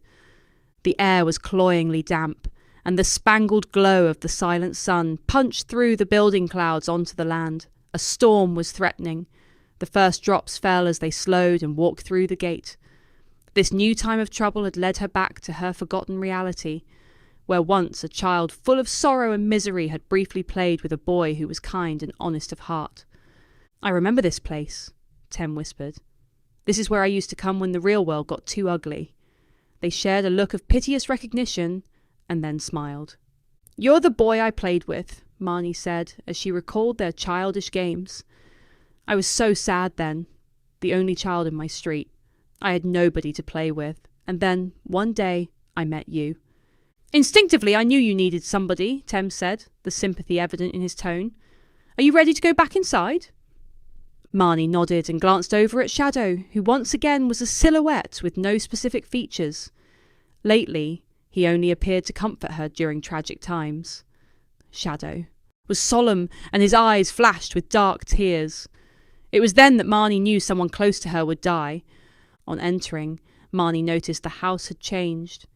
There was the awful silence of neglect, and she sensed the spirits she'd left behind remained within the walls. Black mould grew everywhere, and she could smell toxicity. "You can't stay here," she whispered. "It's poisonous." "There's no going back." "It will have to do until I find something better," Tem replied, scowling and flicking a look of silent fear. "Safer than heart attack guns. You can bring me some bleach and I'll clean it up." They were shaken by a loud commotion. Doors slammed in the rooms above, the tap in the kitchen open, and items flew at them from the shelves. Marnie stood exposed and pensive, holding her breath, dreading hearing something else within the chaos. Everything stopped, and she dithered about replacing ornaments. "What was that?" Tem said anxiously, scouring the scene. "An earthquake?" "Ignore it. This house was always strange. Even when we were kids, you just didn't notice." "The way to knowledge and freedom is to listen," a voice screeched as Marnie ducked to avoid being hit by the clock. "A harsh punishment, don't you think? Being stuck between death and life." "What the heck?" Tem exclaimed, visibly shocked by the demon's questions. "That's the same person who hacked your security system." "I'm not sharing my sanctuary." "I'm sorry," Marnie muttered, and reproached herself for returning. "Release me and appease the gods, or misfortune will befall you. The old couple abandoned me, and now you, sister," it said, hissing with sarcasm. Fear sucked the breath from Marnie's lungs. She couldn't meet Tem's eyes as she remembered everything, even the monster's name. "I was to be revived after 15 years, but they left, and you stole my gem. My body will rot, and the maggots eat me." The derogatory and accusing voice filled the space with its continued rant. Death was temporary, so my body could adjust. Marnie knew the demon and understood she was responsible for its suffering. Shez, I'm sorry. I'm here now. Shadow was by the door, beckoning for her to follow. She didn't want to provoke Shez anymore, so she left Tem standing dumbfounded. Stay here. I can sort this out, Marnie shouted and rushed out of the room. A million fears swirled in her chest as she dashed up the stairs, and memories withheld from her adult mind returned in detail. Soon, the box was in front of her, sitting, on the decorative tiles of the fireplace. She sat back on her haunches, waiting for the thick dust to disperse. Nervously, she lifted the lid, and recoiled in disgust at the repulsive stench and sight of the wretched trapped creature. He'd never been a hollow shell, and despite the smell, had appeared distilled in time, purified and substantial. The clothes she once made for him were in rags, and the body was in a much changed state. The grey, grainy skin was mottled with dark patches. The clogged veins were blue, and pale liquid oozed from the thin, split skin. I was only meant to die momentarily to still ticking time, it moaned without moving its lips. Its bitter, butchering eyes glared at Marnie. Then curses overflowed into the room while his body remained rigid. Take the stone of my blood off the chain and put it into my mouth, Shez ordered. Marnie heard footsteps rising. Sensing urgency, she complied and slipped the diamond off the chain. Shez's mouth was still partially open, revealing the small, pointed teeth. Marnie pushed the gem in the gap and, looking around, saw Tem leaning against the doorframe. You should go now, Tim shouted. They will be looking for me. Go downstairs. I'll be with you in a minute, Marnie retorted. She gawped into the box and saw the once poundless heart was thumping in Shez's chest. The loathsome creature was recovering rapidly. The essential flame had ignited, flickered and flared, and the fire had returned to its limbs. Light rushed into his eyes, and he sprang into a sitting position. The leathery wings plumped with rushing blood unfurled and spread. Shez stumbled out of the metal tomb and scurried across the floor, then gaining strength rose. The thorny pain of death reminds me that I must be reborn to rule. He rose from the floor, fluttered over to Marnie, and kissed her on the cheek. Now I will take my revenge threefold for the broken promise.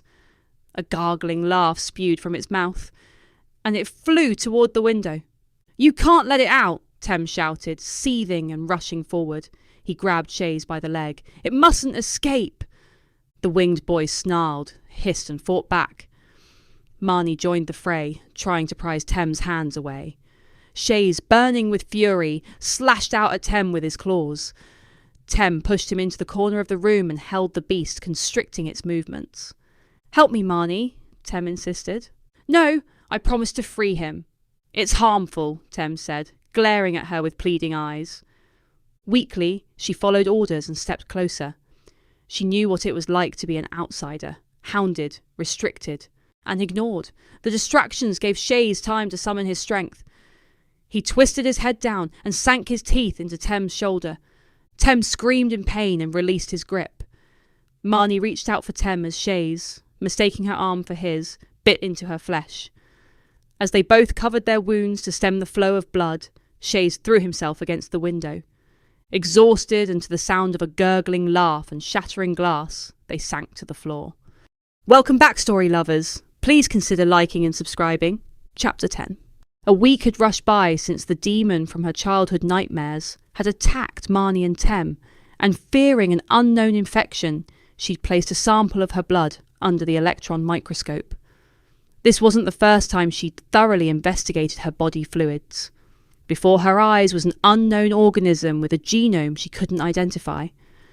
She made a note to mention her findings to a colleague and moved on with her other research. The first sign that something within her had transformed was a peculiar sensation she'd never experienced before.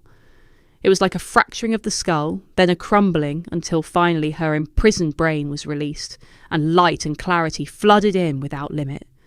She possessed a new kind of thinking which sprang from the recesses of her mind. Deep and meaningful philosophies roused and rose like spirits through the layers of everyday detritus, and a kaleidoscope of ideas continually turned. In some ways, it was an internal terror attack, as the thought explosions were hard to control and contain. It all flowed so fast that it was hard to fix on anything.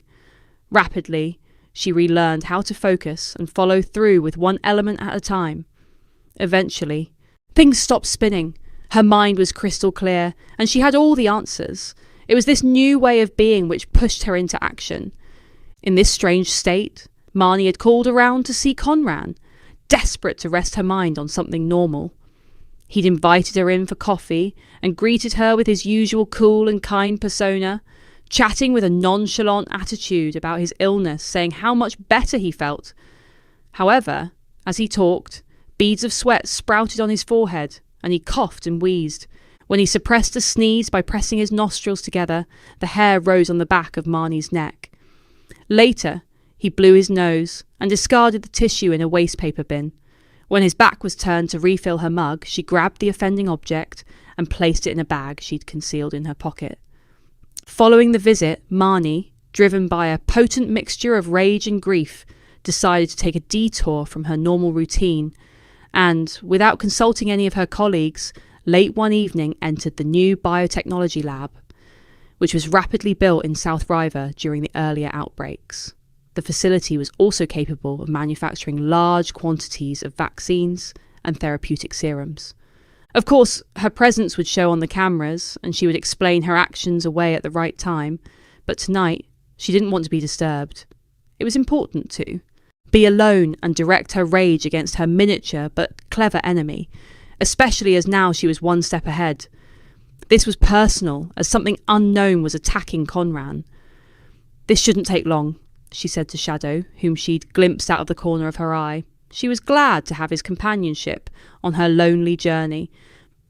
In the side room, she put on the hazmat suit. Almost immediately, beads of sweat bloomed on her forehead, and her cheeks burned. A mist crossed her eyes. "This is no good, and probably overkill for a cold virus," she uttered to Shadow.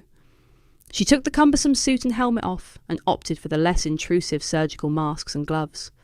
"I need to see him move." Previously, she'd worked with malaria, Zika, MERS, and the SARS viruses, creating emerging antibody therapies. Initially, these methods were used as an emergency rescue option to benefit those who were seriously ill. Surprisingly, the method worked well.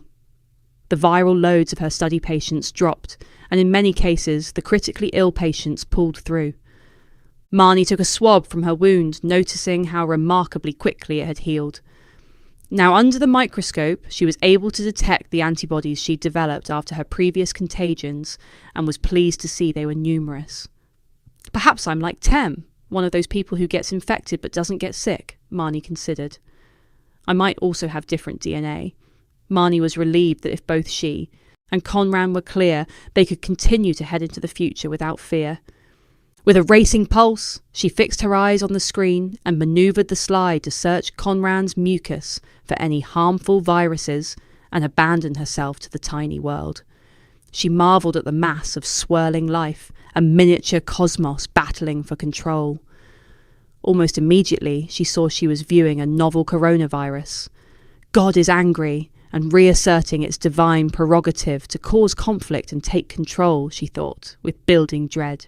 Marnie straightened, flicked her lashes, and refocused. The corona on the virus was different from anything she'd seen before. There was the same symmetry that appeared in nature, but the spikes had no defined features on the end, only a point. Despite this, they were still entering and destroying cells at an alarming rate.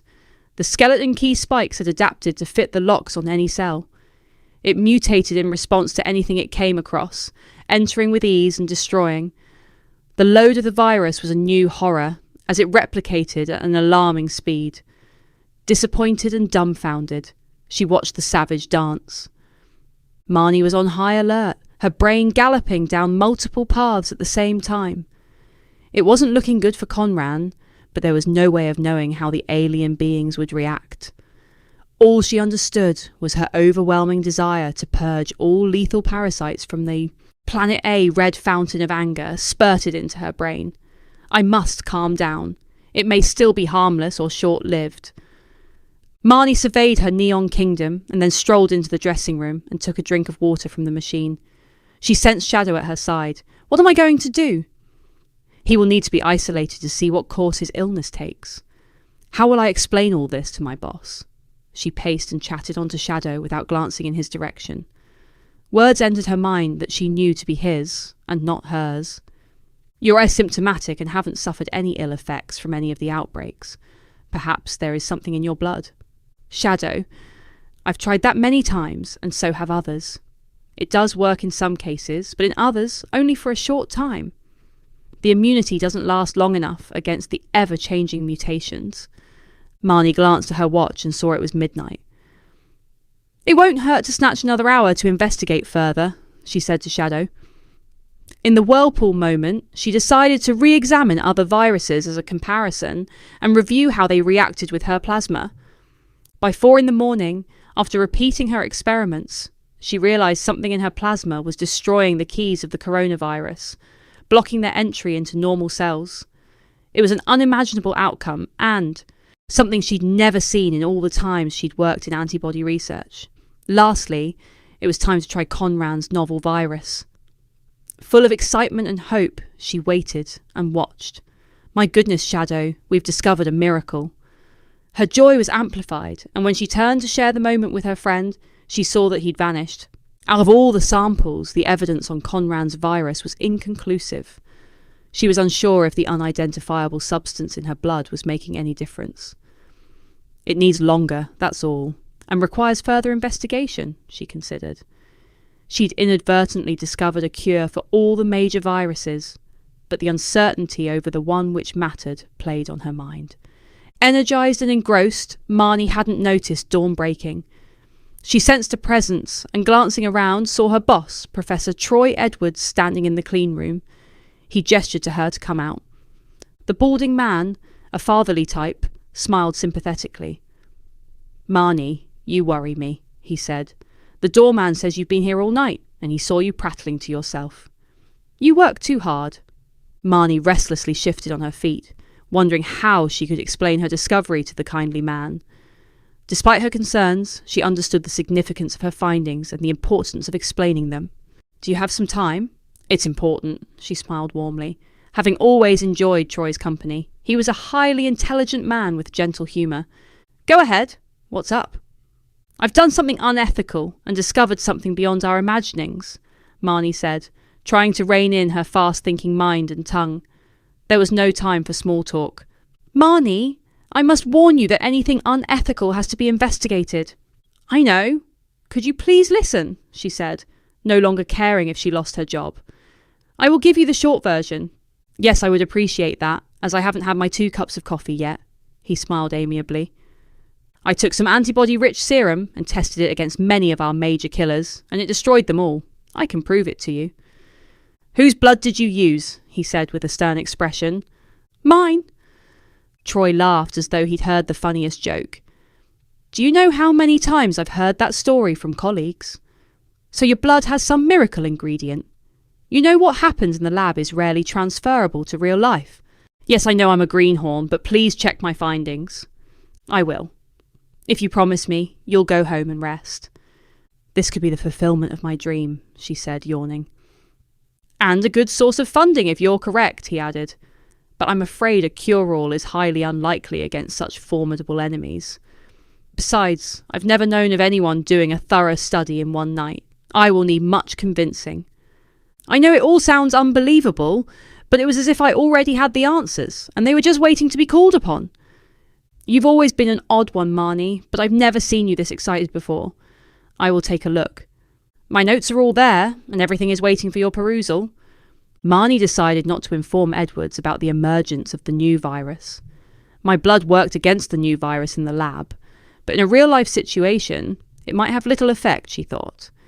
If I transfuse my blood plasma into Conran, we could have a cure, and there's Thames to test, she considered as she removed her scrubs.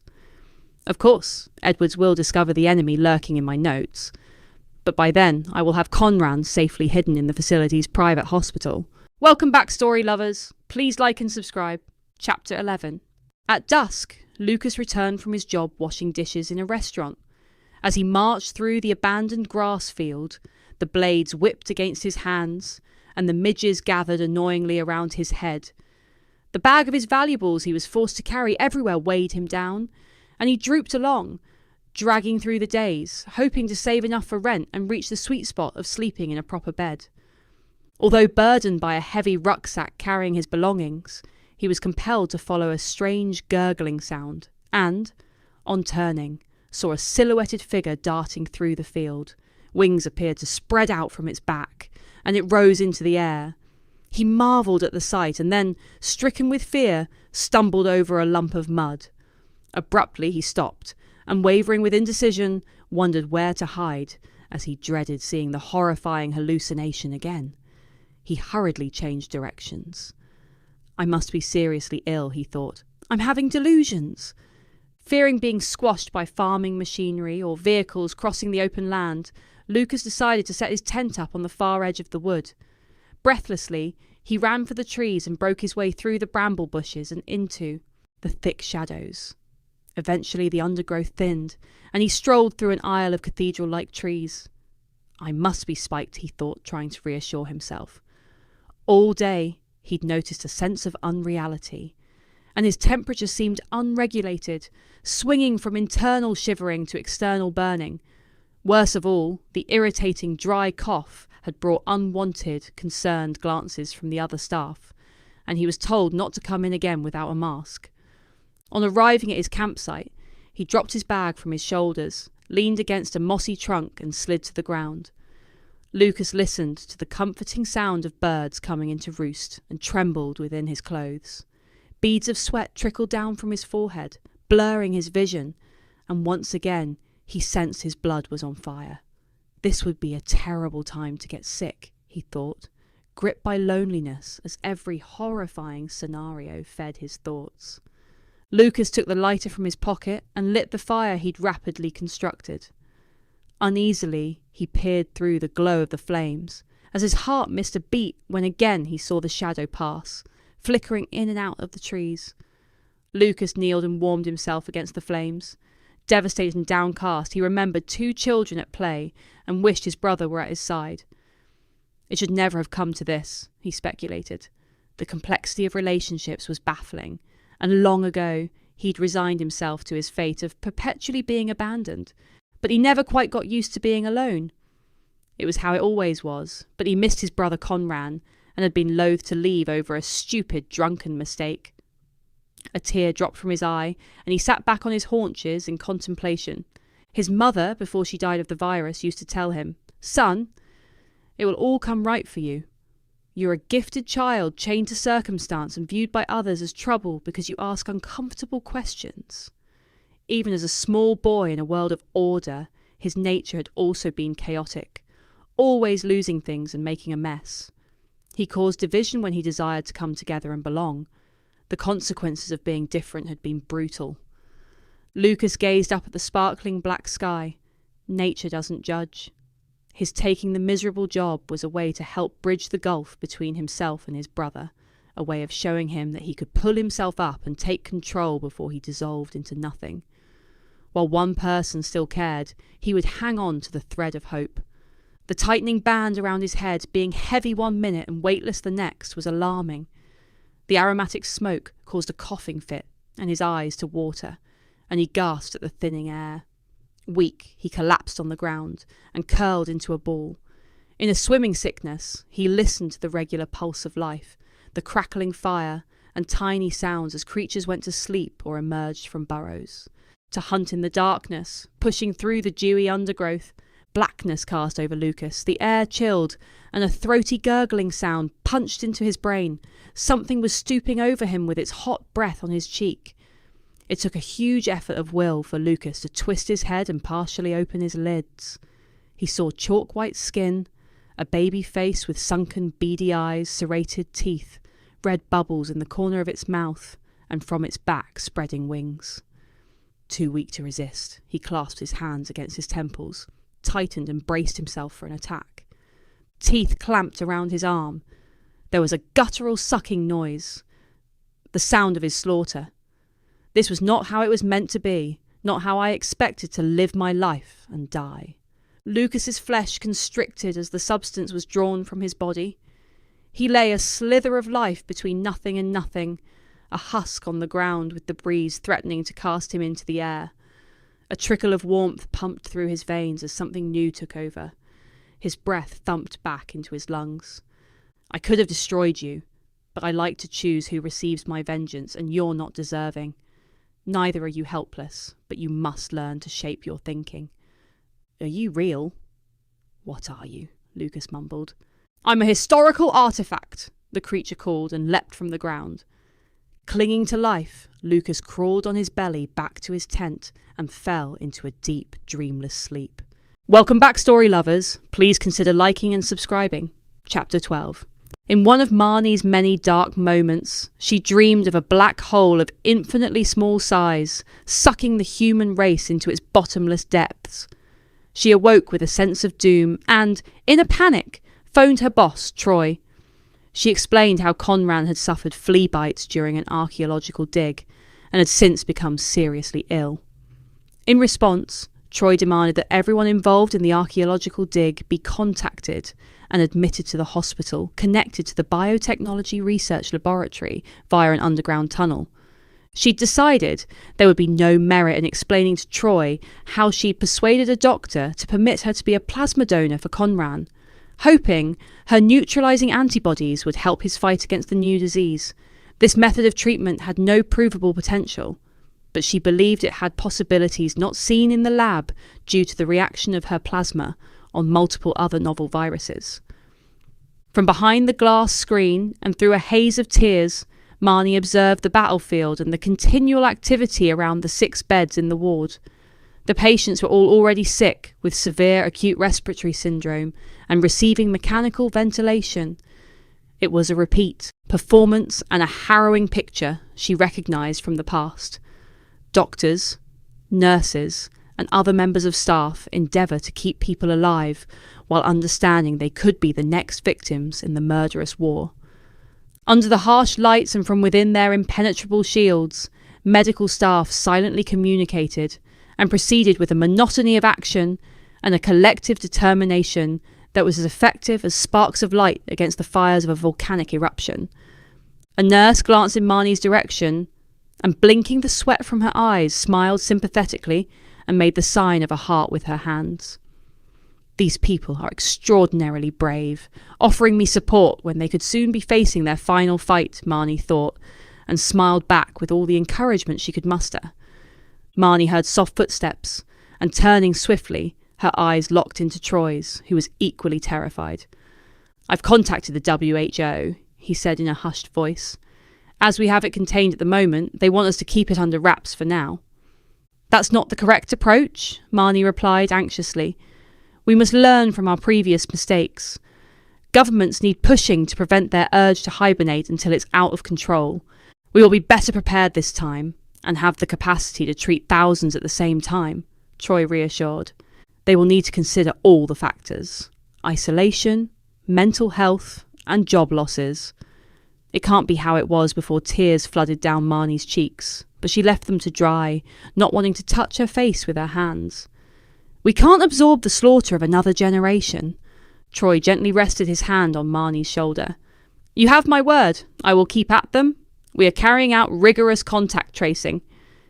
He didn't want any fuss, she said, glancing over at Conran's bed where he lay unmoving in the air-controlled room where the only sound was the hum of machines and the rustle of plastic gowns. I've never met anyone with such an appetite for life, she sighed wistfully. I don't want him to be a tragic death statistic and hear stories of medics working tirelessly just for them all to die. Troy pulled Marnie into his arms. Cry as much as you can. It's been a hard road for us all. As a recovered patient, I also fear an invasion. He can't see me or hear me, and the lack of human contact is unbearable. I just want to hold his hand, Marnie said, sobbing. Remember the lines of coffins, she said, pulling away and staring up at his face, which was screwed up with anxiety. Troy nodded bleakly and, producing a tissue, lowered her mask and dabbed her cheeks. At the moment, it does seem as though nature is set on wiping out our messy human existence, but we are more capable of going on the attack with this war, he added. It isn't time to give up, especially now when they've given us the go-ahead to proceed with your therapy for the other viruses. Troy smiled through watery eyes. We must be strong, dig through the layers of darkness and find the light. With your plasma, we might be, at long last, able to create a universal vaccine or treatment against these diseases. We must search the blood banks and see if anyone else possesses this rare active particle. The thought of Conran recovering was a mirage she didn't dare to walk towards, but Troy had reminded her of the high hopes she'd felt seeing her plasma destroying the enemy. For one last time, she would wrap up her emotions, put them aside, and return to the surreal, isolated world of her youth. Step back from this for a day or two. Go home and work on your research paper. I will keep you informed of progress. Marnie nodded grimly and, unable to meet the eyes and hushed whisperings of the medical staff, walked back down the corridor with her head bowed. Marnie was downcast and struggling to deny her inner turmoil when she stepped out into the popular high street. Horns blaring interrupted her heavy thinking. Looking up, she saw traffic attempting to gain inches against something blocking the road ahead. On closer observation, she realised a bus had collided with a lamppost and had come to a diagonal stop, blocking the way of any vehicles. A riotous group blocked the pavement as passengers disgorged from the bus. As Marnie approached, she saw a commotion of complaining people circulating a staggering figure.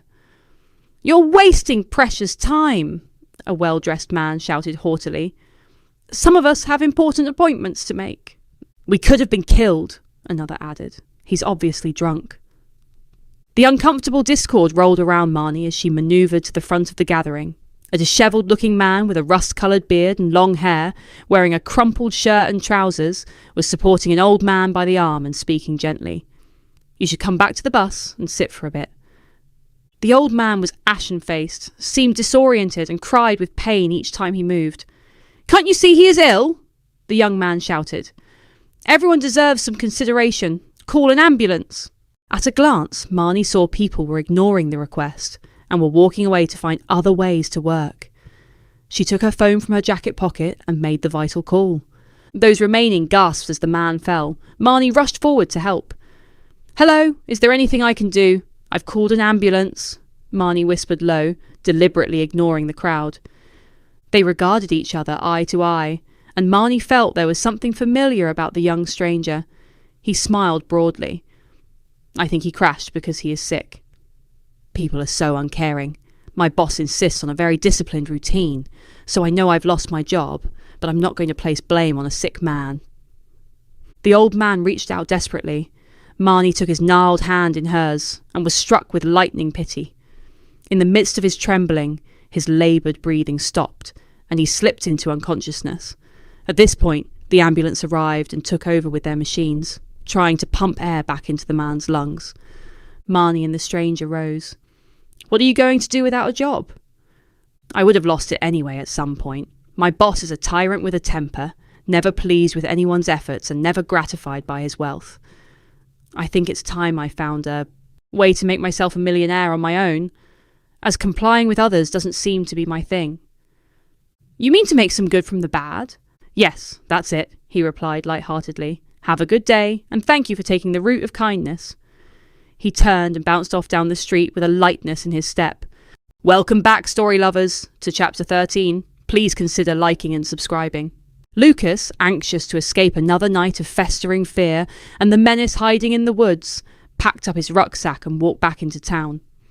It was mid-afternoon when, with his head bowed, he walked along the dusty pavements spangled with discarded gum, litter and stains.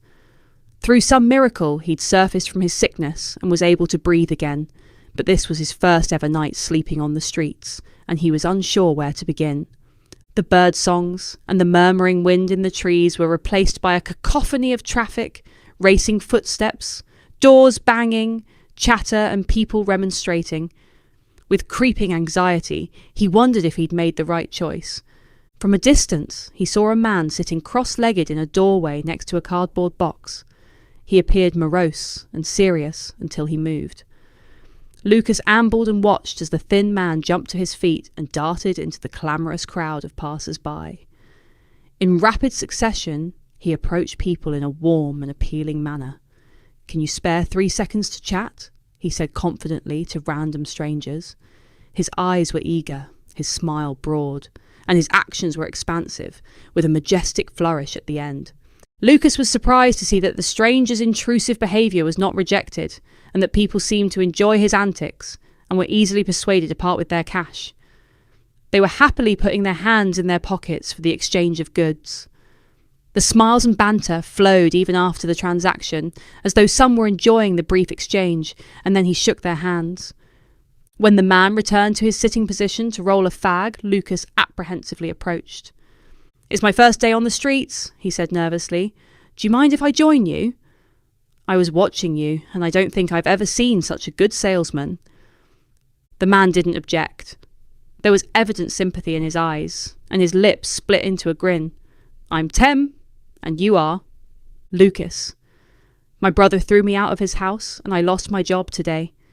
The trick to selling is to have something of value which is cheap and delivered rapidly," he said, laughing in between, sucking on his cigarette. "Put your bag down and take the weight off your feet." Lucas dropped his load on the ground beside the box and crouched with his back against the wall. The man slid some cardboard under his rear, and he slumped into a comfortable position.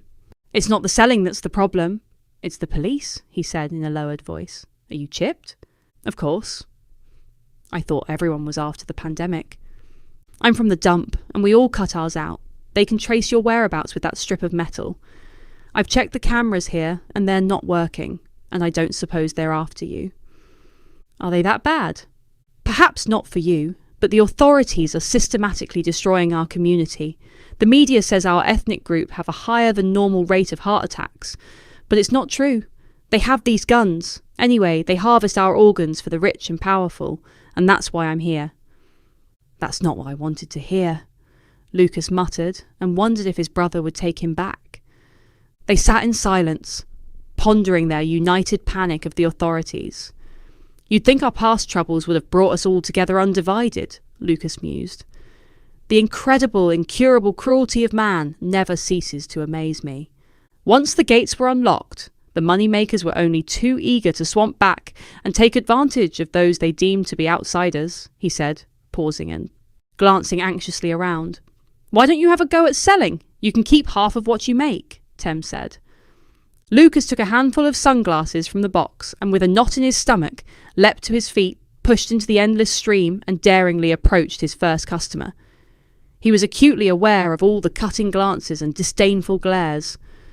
He approached several people and, with a tremoring voice, asked if they wanted to buy any shades. They rejected his request and made derogatory remarks about how he should find a proper job. Some, with the appearance of living an honourable life, crossed the road to avoid his advances. Nobody wanted to engage. He tried to adjust his words and manner, but they still gave him a wide berth. Defeated, he returned to Tem. "I haven't sold a thing." "You have to move your thinking to adjust to each situation. Don't draw back, be confident, be less reticent." He handed Lucas a bottle of beer. "Take the edge off your thirst. A dry mouth is a giveaway." "I don't think I've got the right personality," Lucas moaned, recognising his new friend had charisma and energy which couldn't be ignored. "Of course you have," Tem grinned. "Own the moment. Use cunning and control. Talk to them and provoke their emotions and alter their perceptions." Lucas ignored his crumpled clothes and dishevelled appearance and went back out like a man of means and dignity. This time, he didn't allow the unwilling to not engage. He laughed and joked and threw back any negativity.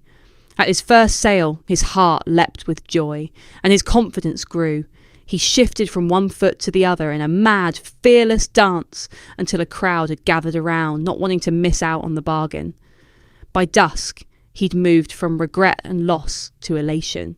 Exhausted and with a pocket full of money, he flopped down beside his new friend. "See, I told you it only takes one atom of advantage to make a difference. Never waver. Always carry through on a plan.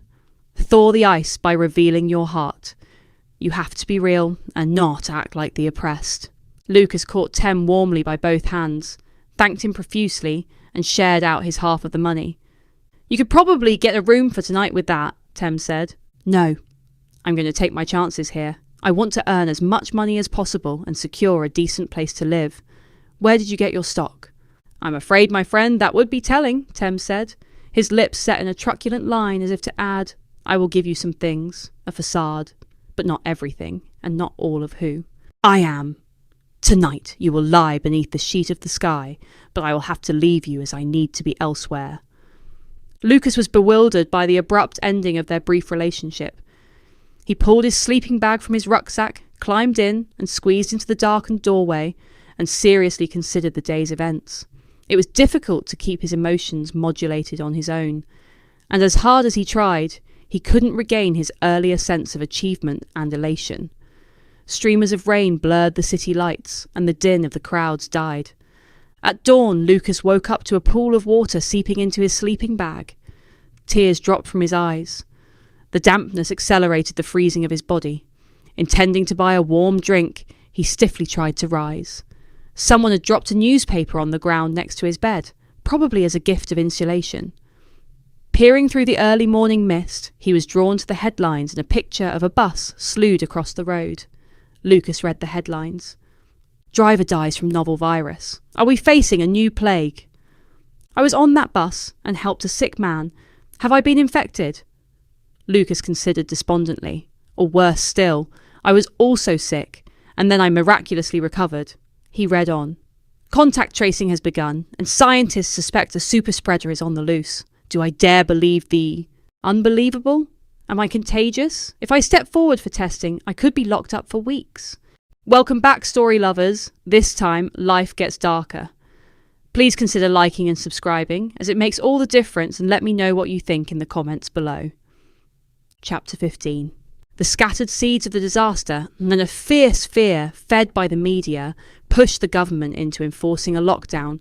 It would be a treacherous endeavour to leave her home, but Marnie was determined to speak with Tem to persuade him that his plasma may be of high value. Marnie was deeply perturbed by the change in circumstances, but in other ways, it was like reuniting with a familiar but abusive husband who insisted on enforcing control. She'd never dropped her routine of morning temperature taking. Restraining her emotions and removing any thoughts of love was her default position, and the return to that state was not difficult. Marnie pulled the hood of her coat up to protect herself against the rain as she stepped out into deserted streets and the dark dawn of an approaching storm. The atmosphere was sticky and unpleasant, and she noticed a fluttering in her belly. Behind the facades of the houses, old melodramas would play out as tensions rose. She could almost hear the silent weeping of the inhabitants who'd lost the ability to choose. The old and lonely were surgically divided from those who normally offered comfort and support. Even without the sun, Shadow remained at her side, as he always was in times of distress or acute loneliness. They hastily walked down the side streets, avoiding the main thoroughfare. Voices broke the silence, and despite their caution, she spotted a roadblock where a couple of soldiers were asking questions and gauging temperatures. Few trusted the authorities, as they'd manipulated the past crisis to pilgrimage their way towards power and control. Taking away human liberties and purging society of the unwanted, the elderly, disabled and outcast while blaming everything on the hidden killer. "We can't beat them, but we may be able to distract them." Shadow's voice entered her head, and glancing around, she saw him taking on her persona. Marnie held her breath and watched from a distance as her ghost ambled up to the men. They tried to engage the Shadow in conversation, but he remained silent. One soldier scratched the top of his head, bemused, and then exchanged words with his partner. A temperature gauge was directed towards Shadow's forehead, followed by further, bewildered expressions between the men. Marnie changed directions and stealthily crept down alleys that led towards the field, then ran against the rain. On the periphery of the town, she glanced back and saw a soldier raising his hand as if to strike her ghost into life. A flock of crows rose in the air and flapped around the border control. Marnie disappeared amongst the long stems of weeds. On entering the house, Marnie inhaled the memories of her childhood and was pleased to see that the mildew gloom was gone. "Tem, where are you?" she shouted. "I need to speak to you." "I'm upstairs in the loft," he called back excitedly. "I've found a treasure trove of useful items." Marnie rushed up the stairs and saw Tem's legs hanging out of the square hole in the ceiling with a stepladder below. "It's amazing. I found boxes of dolls and have been selling them on the net. I'm making a fortune, but now this has happened, I need someone clean to do the deliveries." He lowered himself onto the platform. "Look, babies with wings," he said, smiling kindly, "just like the evil monster which attacked us. I think I remember something like this being a popular toy when I was a kid, not that anyone I knew owned one. You're hoping that with my area pass, I can organise the deliveries. I'll pay you." "There's a huge demand." Tem wiped his dusty hands on his trousers and flicked his hair from his eyes. Tem gave Marnie a cunning look, revealing his sharp, high cheekbones, as his lips broadened into a smile. "This is my crusade against those heathens who were meant to protect, but were more interested in betrayal. I've also found the deeds of the house. The previous owners must have left in such a hurry. You can pay me in another way," she said cautiously. "I have a friend who is ill with the sickness." She wanted to share her news and latest ideas on helping the world survive the outbreak, but Tem was distracted by clattering from outside. He held a finger against his lips and gestured to her to follow him down the stairs. Moving with purpose, he led her to the window in the front room. Tentatively, he drew the curtain back a fraction and looked out. Standing on tiptoe and peering over his shoulder, Marnie saw in the distance the treetops brush against the rushing clouds, pushing them over the slate-grey sky. Her eyes dropped, and her attention focused on a dark figure half swallowed from view by the lashing rain and the branches of a bush. "You see that camera around his neck?" he whispered. "That's the form the guns come in these days." An avalanche of terror dropped over Marnie as Tem rushed into the kitchen and headed for the back door. "Wait," she said, catching up and tugging his sleeve. "He might go away." "You mustn't confront him." Tem eased open the door. "He's lurking about the back garden and heading for us." The wind blustered, and a door upstairs slammed. Marnie held her breath as the two watchers rooted to the floor and stared hard at the intruder with fixed eyes.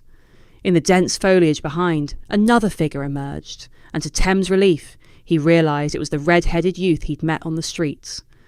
Lucas's fearful black eyes darted in the intruder's direction. Then his gaze locked anxiously into Tem's, who mouthed the word "gun," held his arm out with his hand forming the shape of a pistol and pointed at the man who hadn't quite spotted his prey. "Don't worry, I know him," Tem whispered to Marnie, just as their assailant caught his eye. Lucas dropped his bag from his shoulders and gently eased it onto the ground. He jumped on the man's back, and Tem rushed to his aid as their assassin slipped on the swollen wet soil and crashed to the ground. In one action, Tem grabbed the camera and pulled the strap over the man's head. Lucas dodged out of the way as the intruder scrambled to his feet, and Tem stepped back. The stranger shook his clenched fist with his index finger extended. "You won't get away with this, you idiots! I have governmental authority, and we're on your trail." He fiercely shrieked and laughed with contempt. "Perhaps I should kill you now then," Tem retorted. The man's face dropped when he saw Tem holding the camera up and directing the lens at his chest. "No, no!" he cried. "I promise I won't say anything." "Please give me a chance to prove I'm a man of my word," he pleaded with his hands up in the air. Tem lowered the disguised weapon. "The house is booby-trapped with diseased items, and so are we, so anyone touching our corpses will suffer an agonising death. Even hazmat suits won't be a defence," Tem said, hurling his words into the wind, ensuring they reached their target. He eyed the man boldly, but he didn't move, as though he still wanted a fight. "You're being exposed right now, each second receiving a higher virus load. We're contagious and will be dead soon anyway." The man abruptly turned and in frenzied flight ran from the garden. Time blinked as Lucas gawped after him, his moist eyes glistening like a frightened child. He came to, flicked his thick straw lashes against the rain and turned to his friend. Tem planted his hands on either side of Lucas's arms. "You did a good job there, mate." He flashed a crooked smile. "You learn fast, and what perfect timing." "Don't touch me." "I think I'm contagious," Lucas snapped earnestly. "No virus has got me before." "I doubt it will now," Tem replied, and then added, "They'll probably retaliate. Come back in force. I must hide the weapon." How did you find me here? I saw you in the town the day after you ran out on me and followed you to see where you slept. It's too grim to stay out now, but if you want a doss here, you'll have to cut your chip out, Tem said in a measured voice as he led Lucas inside. Marnie, what about you? You should get rid of yours. Marnie could smell a mingling of sweat and fear and noticed the youth trembling as he passed blindly following his companion. Tem walked towards the stairs and Marnie trailed behind. I can't take my identity tracker out as it gives me access to my lab. I'll have to return and see this out, Marnie shouted as Tem raced back up the ladder and into the loft to hide the gun. I came to find you because I believe we have the antidote in our blood and was hoping to persuade you to become a donor. Sorry, but under the circumstances, that would be a risk too far for me. I'm sure I could ensure your safety, she said, regretting her words. Things are changing all the time, and this new virus would appear to be more virulent than any seen since the plague. I'm out. You're crazy to trust the authorities, he said, and then changed the subject. The previous owners left a whole treasure trove of stuff up here. I'm going to make my fortune and get the hell away. In times of lockdown, folks turn to the internet for solace. I'm going to have to hide too, or they'll lock me up as a danger to the public, Lucas interjected. Although I feel healthy and my thinking seems to be sharper. That's probably due to lack of booze, he mused. Hey Marnie, you might want to read this. A piece of paper floated down the ladder and rested on the floor. Marnie picked it up and read. To whoever comes after us. My husband and I were walking in the woods by the river. The trees creaked in the wind, and we were soon pelted by giant hailstones. To avoid the bombardment, we sheltered under the largest oak. While cowering under the canopy, the strangest thing occurred. The trunk heaved and moved as if pushing an internal object down to the roots. There was a long, agonized moaning in the wind. Looking down, I saw a sack born from a hole in the base. A dark shape was moving inside. I drew my husband's attention to the mysterious object. He, being braver than I, picked up the slimy contents. We scrutinized the creature inside, which was the size of a large bat but with a big head. A claw tore through the skin, and a foul-smelling liquid poured through my husband's fingers, and there was a cute creature lying in the palm of his hand. It looked in every way like a tiny baby, except for small wings sprouting from its back. When I put my finger in its mouth to see if it would suckle, I felt a hard lump embedded in the roof. I pressed it and out fell a stone, and immediately the creature fell asleep. We soon learnt that it needed the stone in place to remain awake. Something invoked compassion within us. It appeared so human, and we couldn't just leave it to die. We took it home, and over the years, loved and nurtured the creature. During this time, we prospered by making dolls in their image, which became very popular amongst children. We grew wealthy, and neither my husband nor I succumbed to the tsunami of viruses flooding the world. Our sweet baby, afflicted with a mutation, needed to be kept hidden from society as we feared he would be treated cruelly. He thrived, grew strong, and learnt quickly. Eventually we discovered the butcheries of our rabid monster, husks of animals drained of their blood. We realised our angel, who was nothing more than a delight in our company, was truly a demon, ejected from heaven. We couldn't deal with the complexities of his peculiar hunger, and decided to take the stone out and leave him to sleep. We are abandoning our home for a new life. We're sorry, misguided humanity can be a dangerous thing. He is sleeping in a secret space behind the fire in our bedroom. Please leave him to rest. We're not sure of his intent and believe him to be dangerous. Reading the letter sent Marnie's heart into palpitations. What have we done? We've unleashed a monster. It's crazy, isn't it? Tem said, climbing down the ladder, as in one hand he grasped the wrist of a hideous doll.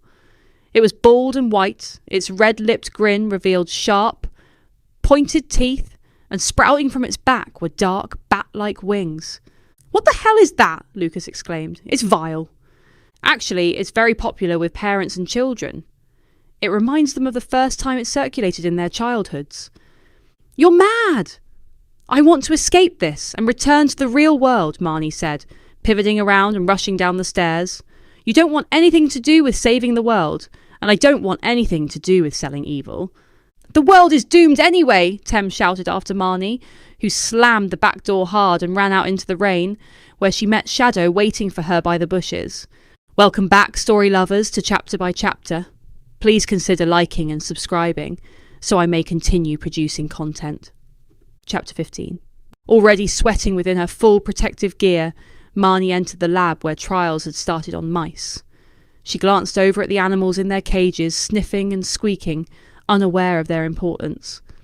Happy to be working alongside Professor Troy Edwards, she hurried over to where he was standing, examining cells on the screen of the super-electron microscope. This pestilence is out of control, and mortality is high, he muttered solemnly without looking up from the screen. The disease is moving faster than a photon racing around the world. There's been a stampede to the hospitals, and even the overflow ones are full. You can't help but think some superior force has power over us mere mortals, Marnie said. I wonder what we've done so wrong for it to unleash such a perversion of nature against the doors of humanity. Troy turned, and as Marnie leaned on the worktop, she warmly pressed her gloved hand over his and smiled, sympathetically. Marnie, it's not our job to go there. We're not priests. We must always follow the scientific method. We will always see these outbreaks unless we scientists find the answer, which, thanks to you, we are close to. It's hard to convince the authorities we're not once again stumbling blindly through this chaos. We must submit a paper on our findings urgently. How far have we got? Marnie asked. The mice have already been genetically engineered to contain human genes, enabling us researchers to develop antibodies without testing them on people, he said, pointing to the screen. So far, the results are encouraging. In fact, they're groundbreaking. We have proved we can neutralise most viruses, including the common cold. The treatment may be used preventively and to aid recovery. As you suggested, we're able to bind your universal antibodies to the keys of the corona, blocking their entry into our cells. And these new viruses, Marnie interjected. So far, some of them have been caught, but most remain resilient, piercing through the cell's barriers. I still have hope that with some small adaptations, our treatment will work more effectively. I must say, your blood is most peculiar. Have you been infected recently, as there are ingredients in it that none of us can identify or understand? Probably our incompetence. Things are changing by the day, and there appears to be a non-typical antibody, which we've separated and are currently investigating more deeply. Troy moved the cursor over an unusual microorganism, which appeared extremely active. In truth, Marnie, something strange is happening here, and I need more of an explanation. I will keep any secrets you have, but we're at war here against death. People are terrified at what's coming, and so far, we only have your blood to work with, and there's not enough. The moment was intense. Marnie felt her jaw tighten with an inundation of fear. The truth was too absurd to mention, and would expose her to disgrace and shame. How could she say she'd been bitten by some unknown monster? In the following pause, she could scarcely breathe. Troy regarded her with a pleading expression, and in reply, she raised her eyebrows and shrugged her shoulders.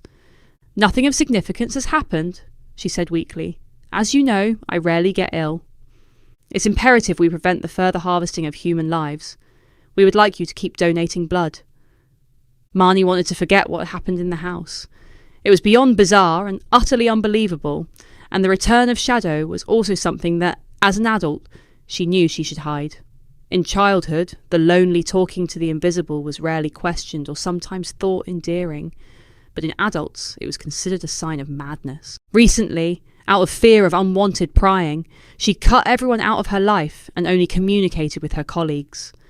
Shadows speaking in her head increased when she was isolated, but he was a comfort and never malicious, unlike the voices from psychosis, which often had evil intent. Suddenly, she remembered Conran. How could I have forgotten him? She thought with alarm. I must not lose him. I love him. While with him, I'm sane. She studied the examples of battling microbes flickering in front of her, while she only half listened to Troy's explanations on how the new antibodies blocked entry to the cells. There's something else I need to tell you. They turned to face each other, and Marnie saw that the corners of Troy's mouth had dropped. He was frowning and looked acutely disturbed. A whistleblower came to me the other night, he said in a lowered voice, and glanced around. Doctors are actively influencing nurses to kill their sickest patients, especially the elderly, by administering lethal amounts of morphine and sedatives, and then not providing oxygen for their suppressed breathing. They say it's palliative care to make room for the young new arrivals. They're deliberately cutting the golden thread, euthanasia. You mean like the killing nurses during the Second World War? They're sucked into it with subtle manipulation, a mixture of fearing for their jobs, group dynamics, and by being told they shouldn't extend their patients' suffering, Troy added. Murder is murder. I took an oath, and so did they. And if it's not stopped, where will it lead? I've reported it to the authorities, but if they're behind this, I might disappear, and you will have to take over. Worldwide, people are reacting beyond normal. The impact of this resurgence of death is sending people crazy. The old excuse of innocence due to carrying out orders, Marnie said, noticing an uplifting rush of her old dread. Humankind has two faces, and one is unbelievably ugly. I'm telling you this because of Conran, he whispered, staring at her intensely. Marnie, you must stop separating yourself from people. When they're out of sight, you still have to care. He gazed at her with a knowing expression, emphasising his point. Conran is young, she answered. The policy also applies to those who are severely sick. Marnie shivered under the harsh light. He understood her too well. How she was skilled at pushing unwanted thoughts to one side and screwing down concerns she should be paying attention to. She eyed him gratefully, spontaneously took his hand in both hers, shook and rushed to the door. Thank you, Troy, she called. Take him home. A ventilator will do more harm than good. He needs gentle oxygen. As fast as outwardly acceptable, Marnie hurried through the corridors down the darkening passage of unreality towards the hospital. Somewhere she knew Shadow was taking on her persona, providing her with an alibi. Flashing her badge, she passed by the nurses' workstations, all of whom seemed unconcerned by the person in the mask and protective suit. Marnie used her passkey to enter the critical care ward. The smell of cleaning fluid hit her first, followed by the sounds of struggling breathing and machines. The place was crowded with activity, nurses and doctors, hardened by exhaustion and witnessing a stream of horror. Some patients were intubated, the once valued elderly, or those with underlying health issues, all with a tube down their throats, destined to never wake from their sleep. Others were sat upright, staring into the ether, struggling for every breath, their lungs tugging hard, causing their bellies to rise and fall in a fluttering motion. It was wrong to disturb the sick, but it was better than leaving the man she loved to the slaughterhouse. She found Conran sitting up in bed, sucking on a handheld machine which provided him with oxygen. Her emotions bubbled. Hi, I managed to snatch some time. Conran took the mask from his face. My colleagues and friends have all gone, he said in a croaky voice, and with tears in his eyes. Marnie had anticipated the worst, and was surprised to find he could still speak despite his laboured breathing. I'm ill, but better than most. My oxygen levels are low, but I've refused the ventilator. Marnie leaned in, and with parted lips whispered in a solemn tone, You're not safe. I've heard rumours of so-called mercy killings. I'm going to get you home. Conran stared at her with large, melancholy eyes. At that moment, she realised she hadn't thought of a plan other than to reach Conran's bedside. She straightened, and with all her senses on alert, flicked a look around the ward, glancing over frail people, hoping to spot a porter. She turned back to the patient, smiled, took his hand and squeezed gently. Conran's eyes popped with panic. A young doctor was at her side. Do you have permission to be here? He said directly. Marnie's anxiety levels rocketed and her cheeks flushed.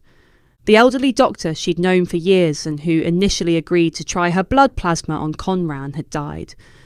This young man was cut from a different cloth and was there to impede her actions and prohibit her from any involvement with his patients. Marnie had a renewed appetite for a challenge and was prepared to fight for Conran. I'm from the research facility, she replied, and flashed her identity tag. We have reason to believe this patient may be of vital interest to our antibody study. He has survived while many have died. I'm afraid we don't allow any visitors on this ward, and it goes against procedure to release any patient into the hands of another without it being discussed with the board during our daily meetings. I will have to call security tension radiated between them as Marnie glared with hostility. The government has given us priority over all medical departments, as the only way out of this mess would be to develop treatments or a vaccine. We have permission for access to anything which will aid our progress, Marnie said weakly. The man dismissed her argument and turned to the phone for help when Marnie heard firm footsteps and saw Troy with a porter striding up to the young doctor. "Are you causing problems for my young assistant?" Troy said humorously, while asserting his position of power. "I'm sorry, Marnie. I was delayed." Marnie sensed conflict whirling around the doctor's brain. "Professor, I'm sorry, but I was following procedure. We didn't receive any mention of this at the morning meeting. That's my fault. I forgot to place it on the list of topics. This virus is displaying some macabre trickery, but we believe we've identified something in the blood which could outwit the disease." "So you just need bloods?" the doctor said. Troy was about to reply when the fire alarm wailed, alerting everyone to more urgent actions. The young doctor rushed off to follow a new procedure. Under Troy's instructions, the porter found a gurney and slid it parallel to the bed. The bed was lowered, and Conran lay listlessly watching proceedings as many hands reached out and swaddled him with a sheet and rolled him onto the wheeled stretcher. They rushed out of the ward like children chasing away a fearful storm. Leaving behind the tormented voices issuing escape plans, they entered the corridor. "Where do we go from here?" Marnie whispered as they slowed.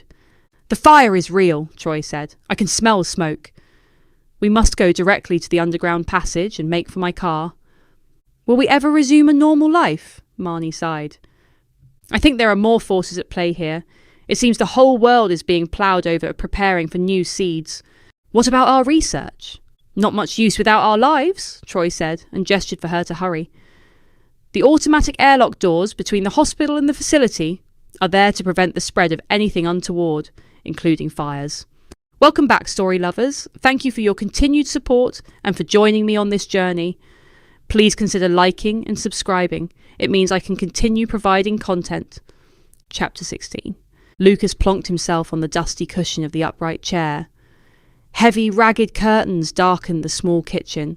Weighty cobwebs like hammocks hung across the top of the rotting window frame, and cockroaches clicked and scuttled over the tiles, hiding in the cracks of the old cupboards. The place was oppressive and stunk of old age, and Lucas longed for the planes to fly again so he could escape back to glittering beaches. "We need to shave your hair," Tem said, as the cutter buzzed. "If you're to be my business partner, you've got to look respectable." Lucas twisted around and saw Tem's tongue poking from the corner of his mouth in readied concentration, and the machine in his hand waited to make the first cut. "I'm blighted with some kind of contamination." "I could kill thousands," Lucas moaned. He was unsure of his feelings, but was reliant on his more forceful housemate, who seemed eager to exploit the misery of others. "You won't still be infectious." "That's if you had it in the first place," Tem said chirpily as chunks of hair fell to the floor. "The town is cordoned off, but rural places aren't as restricted. They're focusing on areas of dense population. There is a post office in the village on the far side of the field, and it's still open. Deliveries mean money." "Why can't you go?" Lucas asked, not disguising his reluctance. "I'm wanted by the authorities, and I decided a long time ago not to allow outside forces to direct my life. You're a middle-class layabout, but still vaguely acceptable." He switched off the shaver and moved around to the front with one of his dolls in his hands. "You look quite smart," he added, grinning. He plonked the toy on Lucas's lap. "Now help me package this lot." Lucas smiled back awkwardly. "You're always scheming." He held up the ugly doll and stared at its eyes glowing with amber fire, frowning and regarding him back with hostility from its round baby face. Lucas rose and went to the kitchen counter, where Tem was already wrapping dolls in brown paper. "Come on, we're wasting time," Tem moaned, deliberately pushing him into action. "I wonder how long the virus would survive on the surface of these things," Lucas said. Tem handed him a bottle of hand sanitizer. "You worry too much." Lucas eyed him uneasily, and holding the plastic baby in his sweaty grip, began to wrap it in the brown sheet. They acted swiftly, writing labels and packing the parcels into Lucas's rucksack. "We've already made a fortune with these."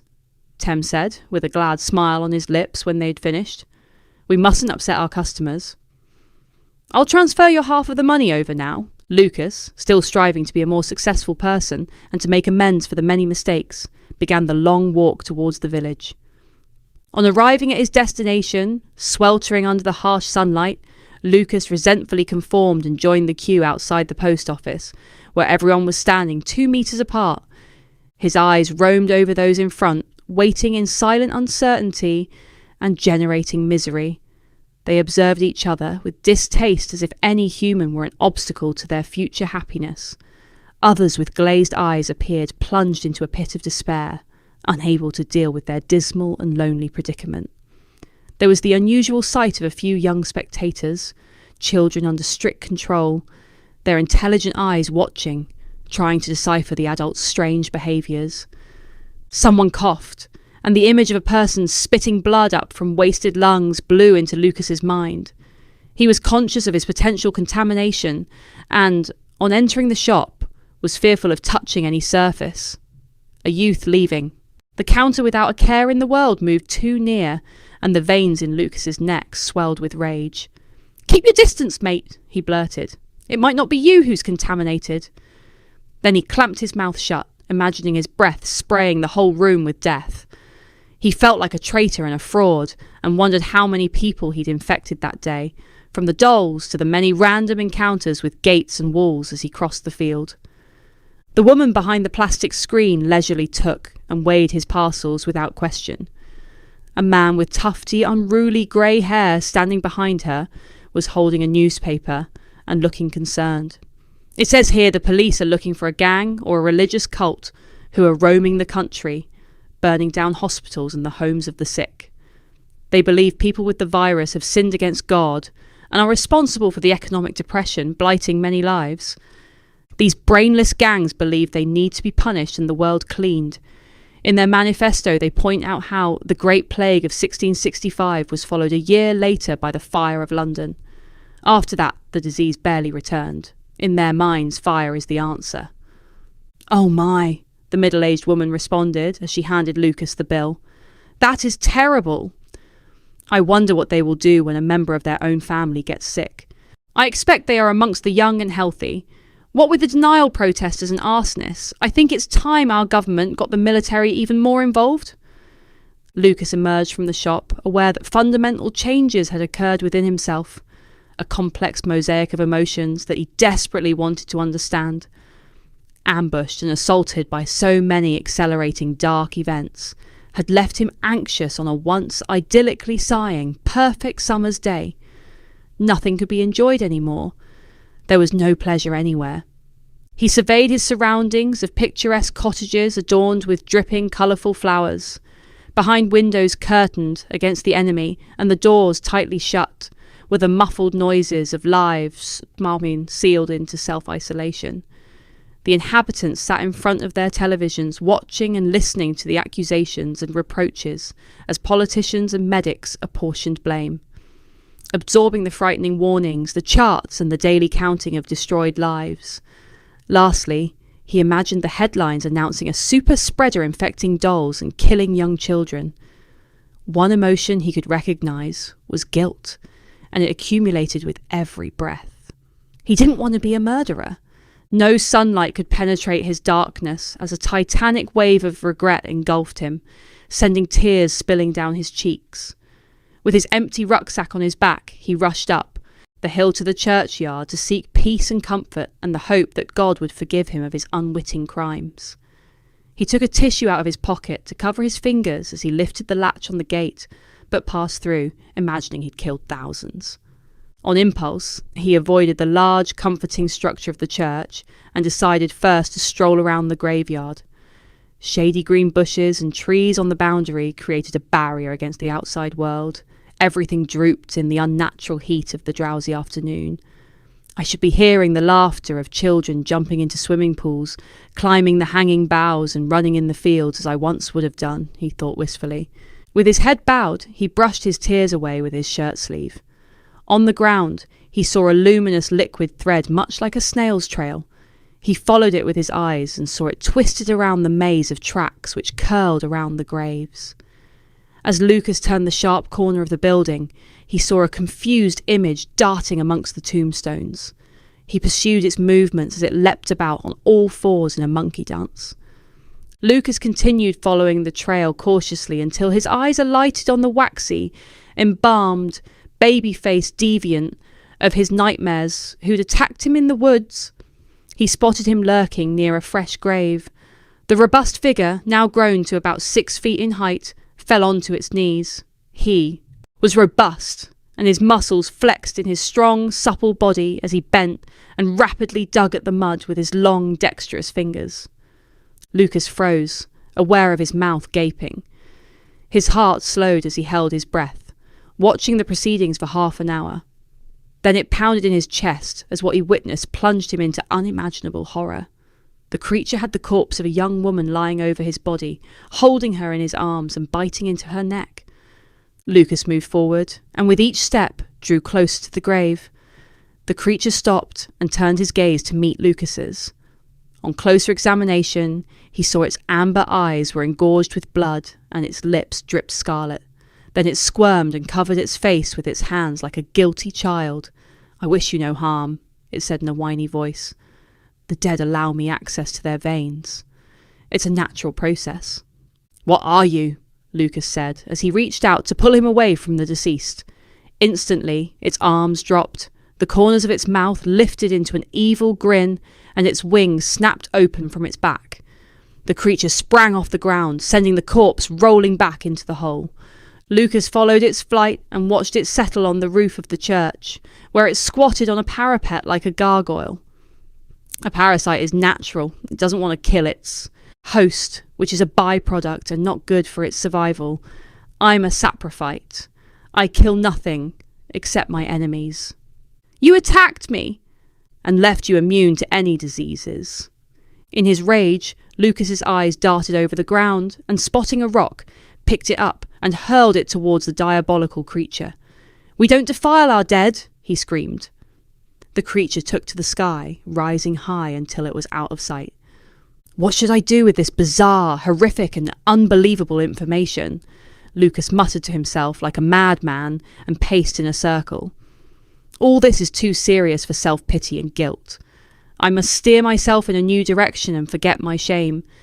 I must go back to my brother and talk to him as an equal." Lucas pulled his phone from his trouser pocket and called Conran.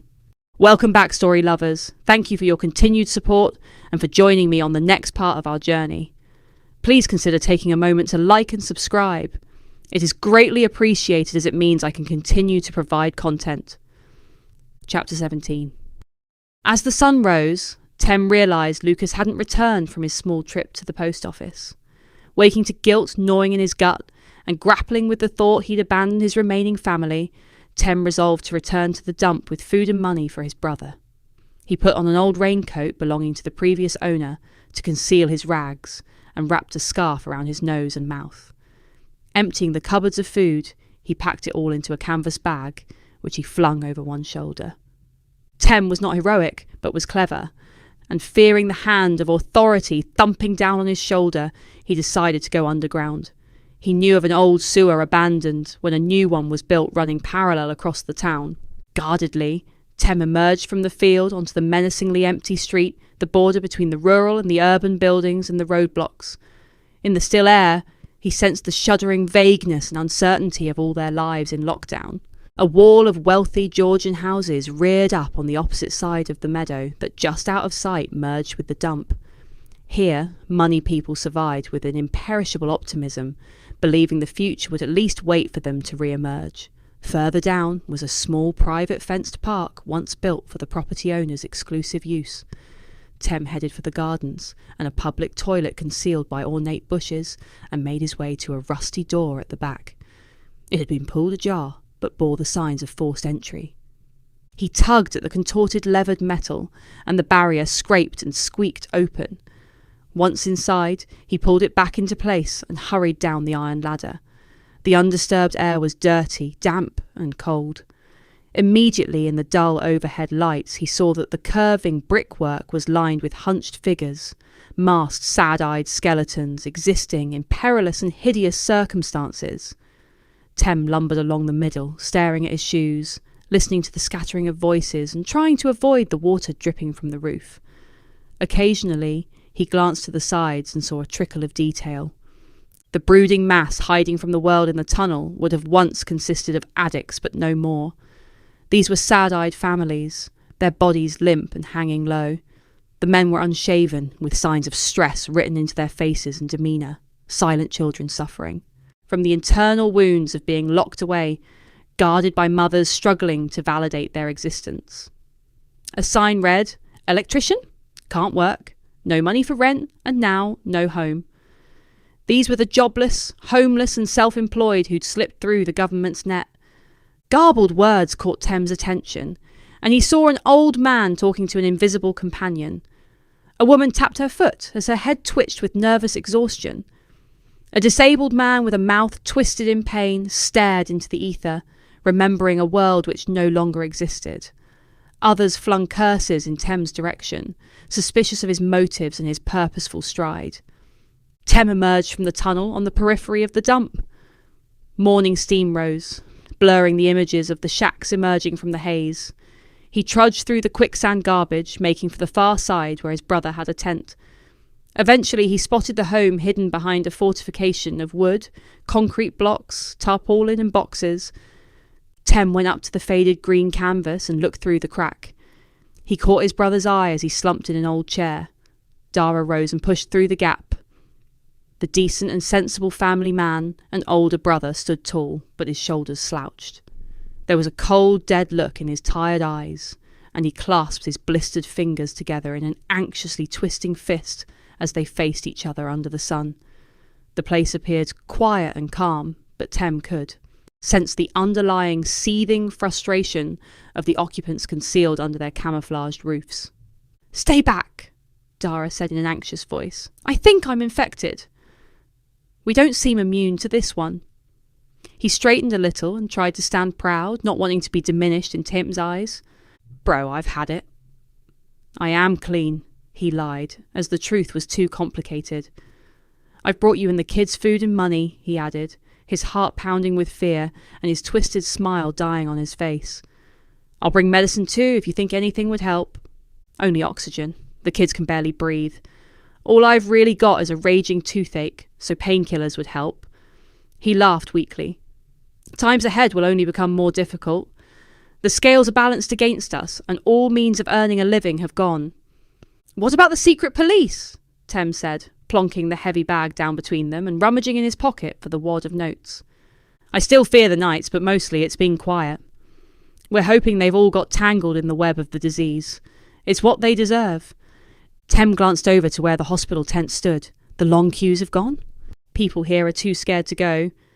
The doctors address you courteously, but people fear their fine words are laced with poison." "We'll bounce back." Tem's mind raced, searching for answers. "You could come and stay in my squat. I think it's safer than here, and it still has amenities. Or I'll move in with you, and we'll go through everything together. In the beginning, we tried to leave, but that's when the shaking started. I couldn't deal with the outside world. I've developed some kind of social phobia. Besides, the kids are too sick to move. Please hang on. Sometimes you've just got to have faith. I will bring you more food." A horrendous blast drowned out his voice, and the ground shook. Tem stood blank and numb with horror. Dara grabbed him and pulled him into the tent. "Don't come here again." "It's not safe," Dara said emphatically. Tem moved further into the cramped space and saw, in a separate area, divided by a curtain, 2 little beds. The children, 2 girls, had been propped up against pillows. Their wide, glassy eyes stared from fevered faces. Their lips were blue, their breathing laboured, and a purple rash covered any visible skin. What alarmed Tem the most was that each child was clutching a doll. His eyes scanned over. The hairless, white, waxy skin, the sharpened teeth set in a hostile grin, and the sunken, beady eyes. "Where did you get them?" he said, turning to see his brother gently sobbing into the crook of his arm. "They're the latest craze." All the kids have to have them, he said, dragging his sleeve across his face as he struggled to regain his composure. I found them on the dump. Recently discarded, almost new. They're ugly, but they offer them comfort and they want to be like their friends. Tem's eyes filled with water as he pondered the notion that it was his dolls which were infecting the nation's children. Promise me one thing. You will hang on in and wait for my return. I will bring help, he added, rushing from the tent back out into the light and the smell of smoke. Welcome back, story lovers. Thank you again for your continued support. Please consider liking and subscribing, as it makes a huge difference, and feel free to leave a comment. Chapter 18. Dripping wet and standing in the doorway in the limited light, Lucas looked over to where Tem was perched on an easy chair, rolling a cigarette. Suppressed rage caused his fingers to twitch, making his task difficult. You go on a small errand and come back a week later, he moaned. You're unpredictable and unreliable. Without raising his head, he waved his arm, gesturing to Lucas to enter and sit down. Hesitantly, Lucas took an adjacent chair and sat stiffly in the chilly atmosphere. In the silence, Lucas scanned the room. The place was bare of all ornaments, vases, paintings, the clock, and the cabinet drawer was open, and all the silver cutlery was gone. I've had to do everything myself. All the deliveries were made at great personal risk. I don't suppose you want to tell me where you've been. Without waiting for a reply, he continued, while you and I are cheating death, my people out there on the dump are succumbing to the virus, and while the rest of the world is distracted, the stomping boots of the secret police are accelerating their murderous spree. Having finished rolling his cigarette, he lifted his head and shot Lucas a look of sharp hostility. So you also view me at the bottom of the hierarchy, even though I'm fast becoming a rich man. Money is no buffer against the truth, Lucas replied. I heard what they've been doing, blowing up the dump, and that's mostly why I'm here. My brother has been ill, and by some strange coincidence, I traced him to that girl's house, the one who was here, after your blood. I'm sorry to hear that. I should have known there was a good reason, Tem said, his expression transforming into stunned silence. He'll be fine, and is recuperating now, Lucas said. They smiled at one another, and the atmosphere relaxed. Lucas went on to relay the story of his attack in the woods and the encounter in the graveyard. I was seriously ill before the monster bit and scratched me, but then I was miraculously cured. Talking to Marnie and Conran was enlightening. I discovered we'd all had an encounter with the mutant Marnie calls Shays. She explained that she and a Professor Edwards are writing a paper on a potential cure, which will be peer-reviewed by the government. I've already promised to give her my blood, and that's why she wants yours. The monster has some kind of healing ability. So she sent you here to beg for my plasma, Tem added, with an uneasy expression casting over his face. He stroked his whiskers in contemplation. Well, each note combined makes a harmonious tune when used correctly, but no, that's not why I'm here, he said, in a serious tone. Marnie explained to me how the virus had magnified the horrors at your camp, and then the idea just came to me. Team shared a veiled expression with Lucas, as though he still doubted his integrity, but he allowed the youth to explain his plan. This Shays creature, when he wounds anyone, they develop an immunity. The government, once they read Marnie's research on how to cure the disease, will want those with protection to come forward. In those circumstances, the ones with the right blood will have a bargaining tool.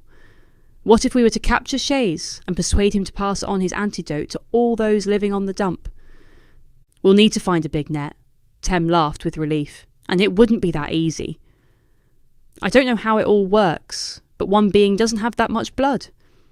Marnie and this professor know. If we can find Shays, we might be able to convince him. He's an outsider too, and I think I know where he lurks.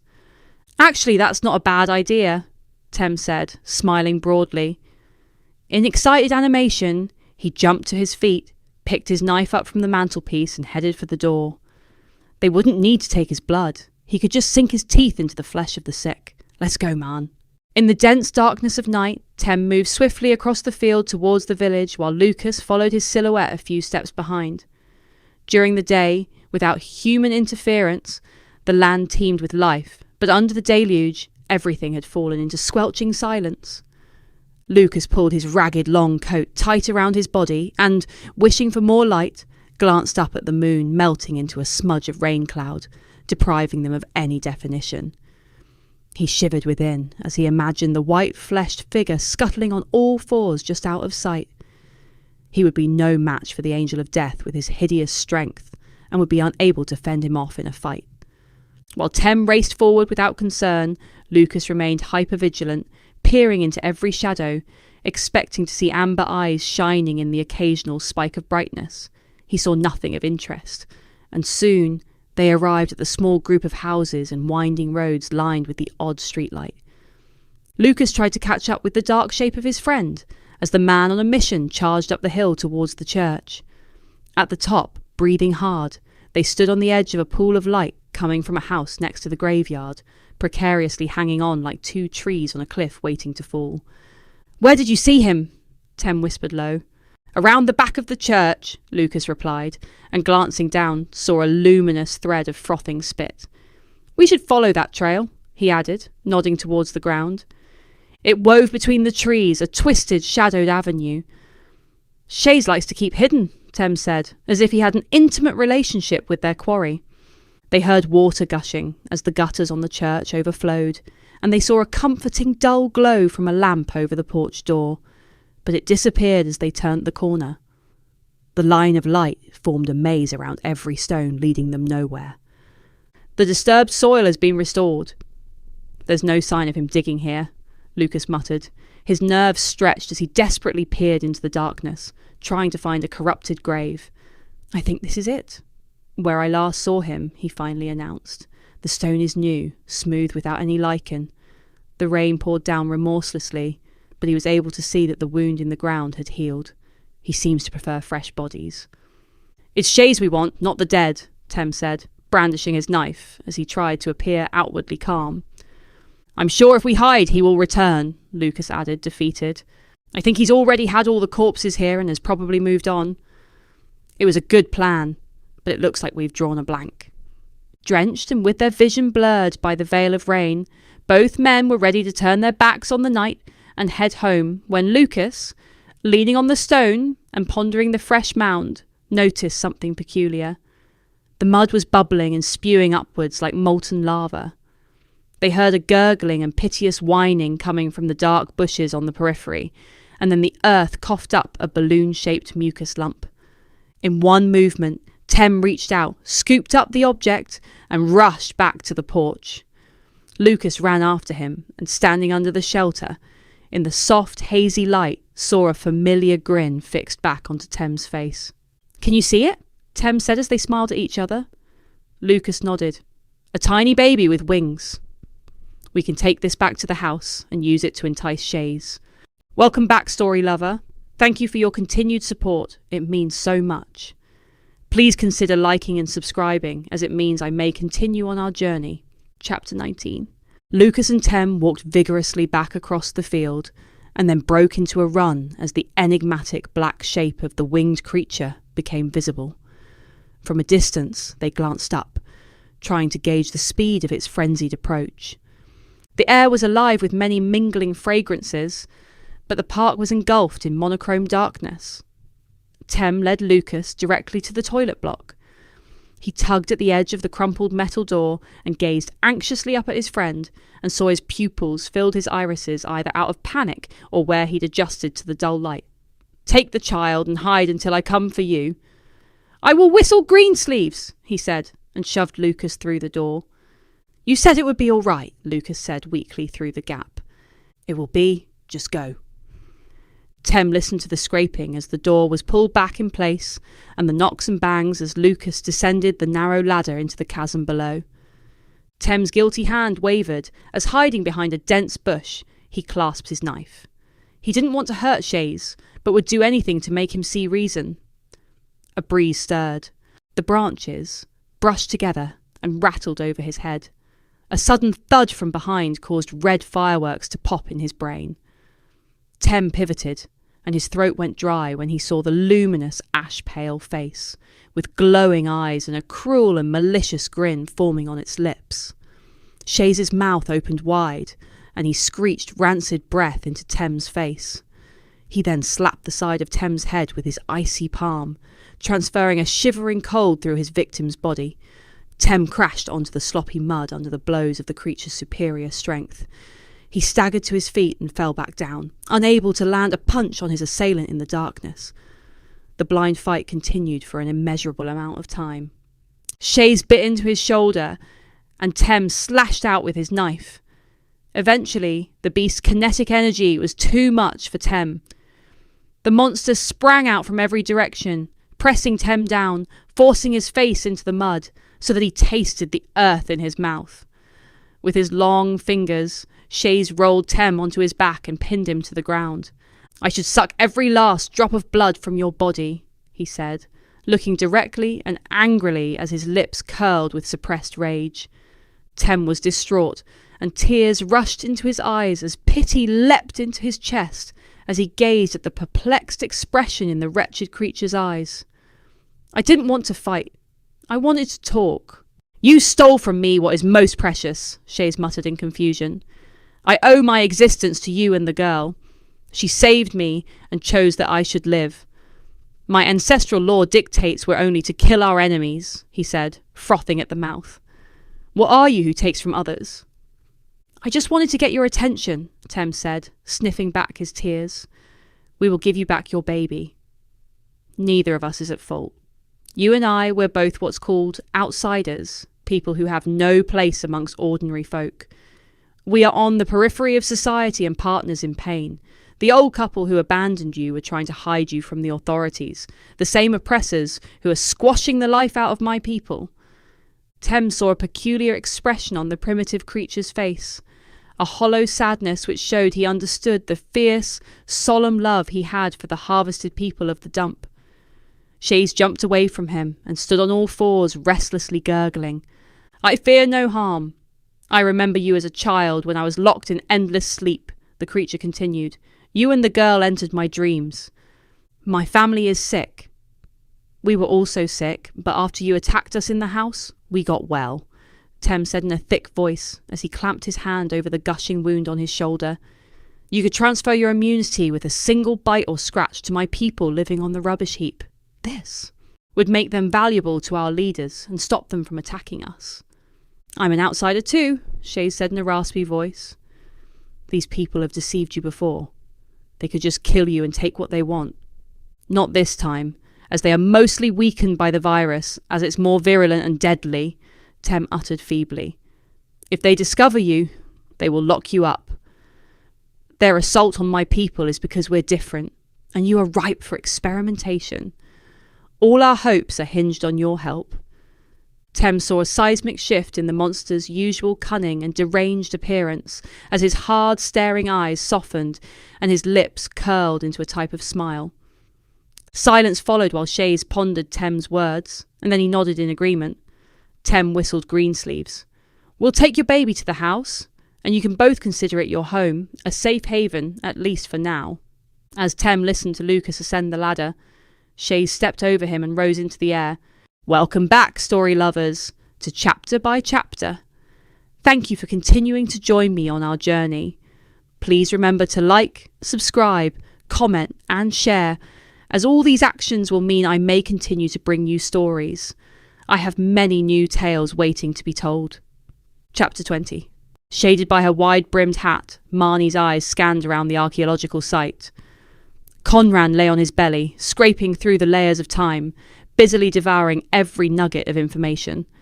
The mood was buoyant, and there was a sense of solidarity amongst the group of students, with masked men and women melting under the midday sun. After the unexpected demise of their more senior colleagues, it was pure curiosity which pushed the geologist, paleontologist, archaeologists and artists to carefully record every detail with one precise pencil stroke next to another to search bravely and dangerously forward. They were all willfully ignoring the state of emergency and the hysterical bombardment of fear spewed out by the media. Marnie watched the alert, probing eyes and hands, the measuring and recording, and listened to voices calling back and forth with snippets of information. They were all rigorously practicing social distancing, but didn't dare consider the true nature of the risks they were undertaking. Needing to escape, Marnie had agreed at once when Conran had thrown his phone on the bed early that morning and suggested she join him, as his friends had all agreed to gamble everything to carry out a serious archaeological dig. I explained to them my theory about the fleas, he'd said excitedly, rapidly dressing and dragging her to the front door. It's best we leave early to avoid being caught. Conran's long recovery had created an anxious void in the house. Even Shadow hadn't visited, leaving her in an emotional limbo.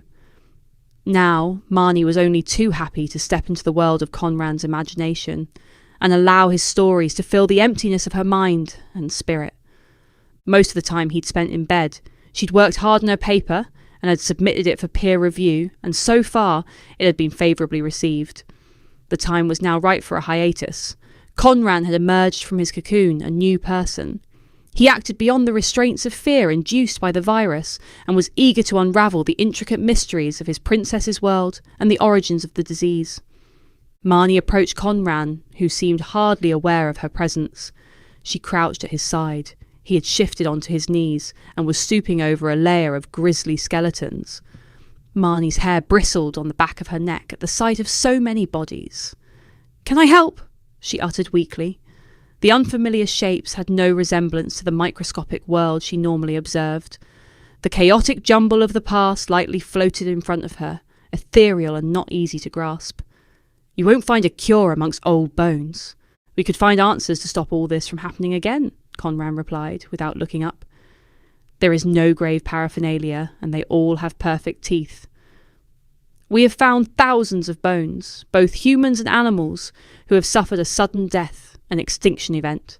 Conran sat back on his haunches and turned swiftly to face Marnie, and she lifted her gaze to meet his. He smiled broadly, unable to restrain his excitement. "We're all curious, searching for that key. We're picking a scab to find the wound. The rich treasure of knowledge trapped beneath the soil, and we think we have some interesting answers."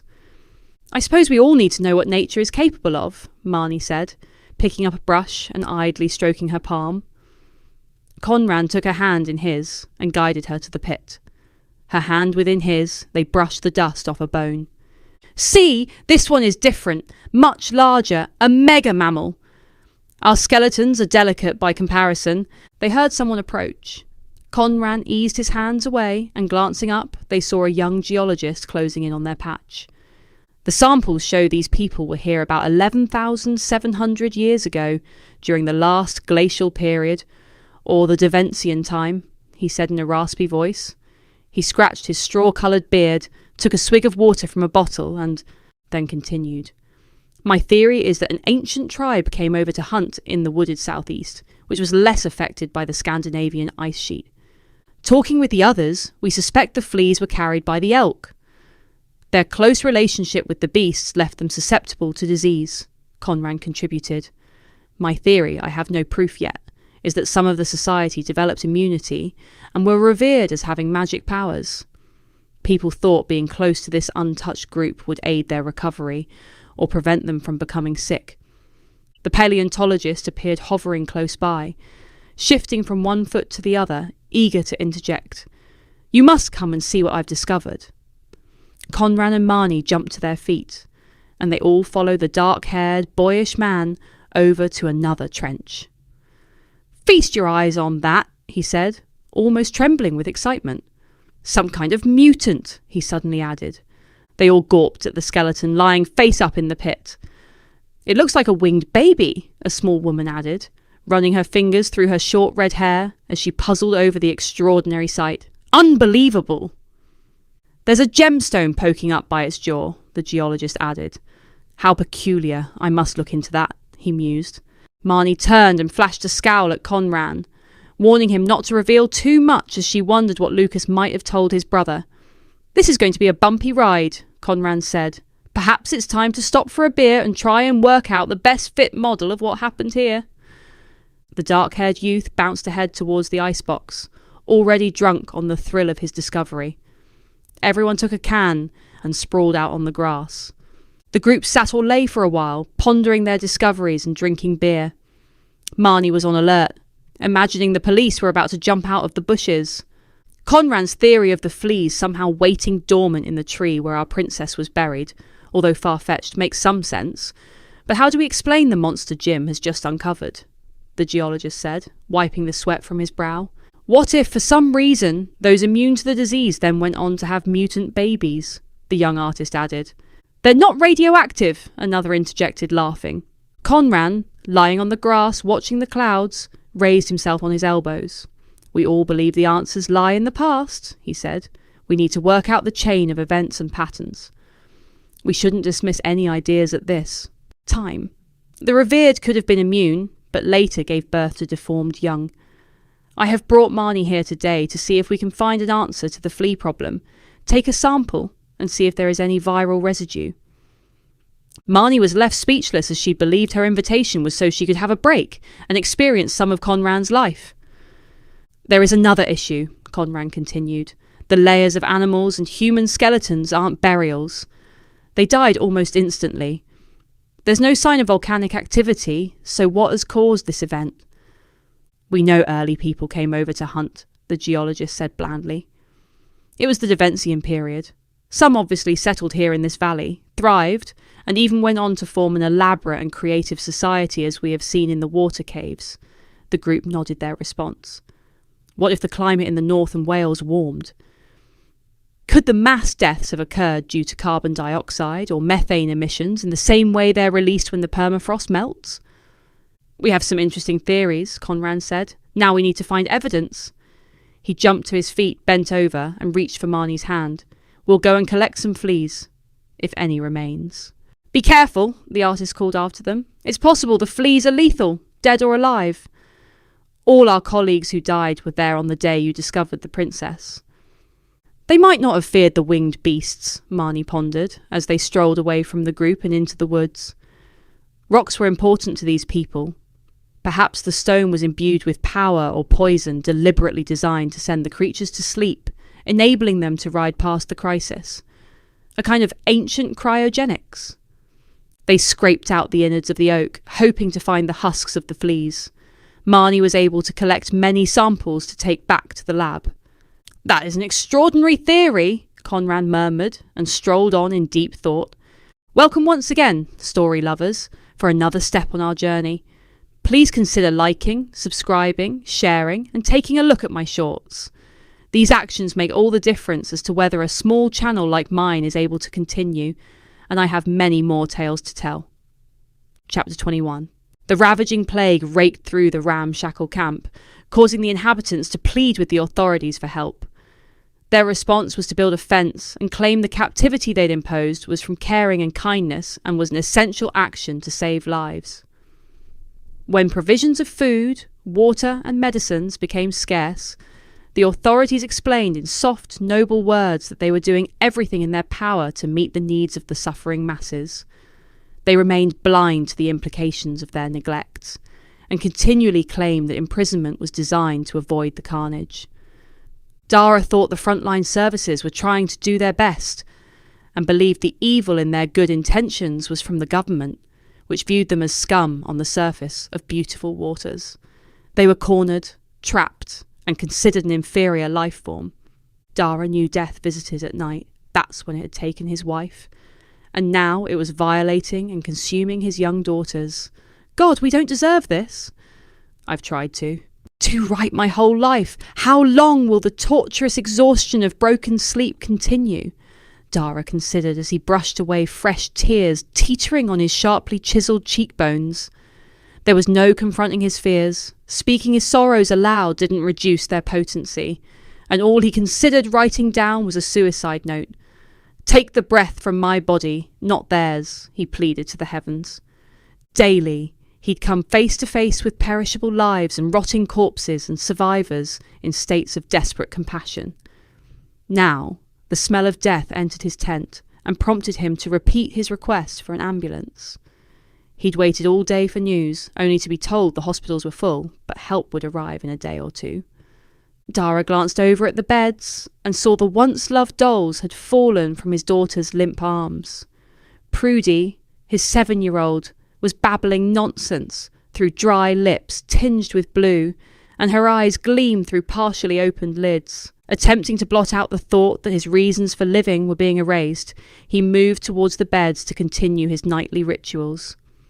In the hope of reducing the purple rash and preventing blood clots, he sat his youngest daughter Lily upright, supported her back with pillows and moved and rubbed her limbs to keep the blood flowing, her body racked with pain, and her skin, which was as sensitive as a raw wound, caused her to wince and withdraw from his.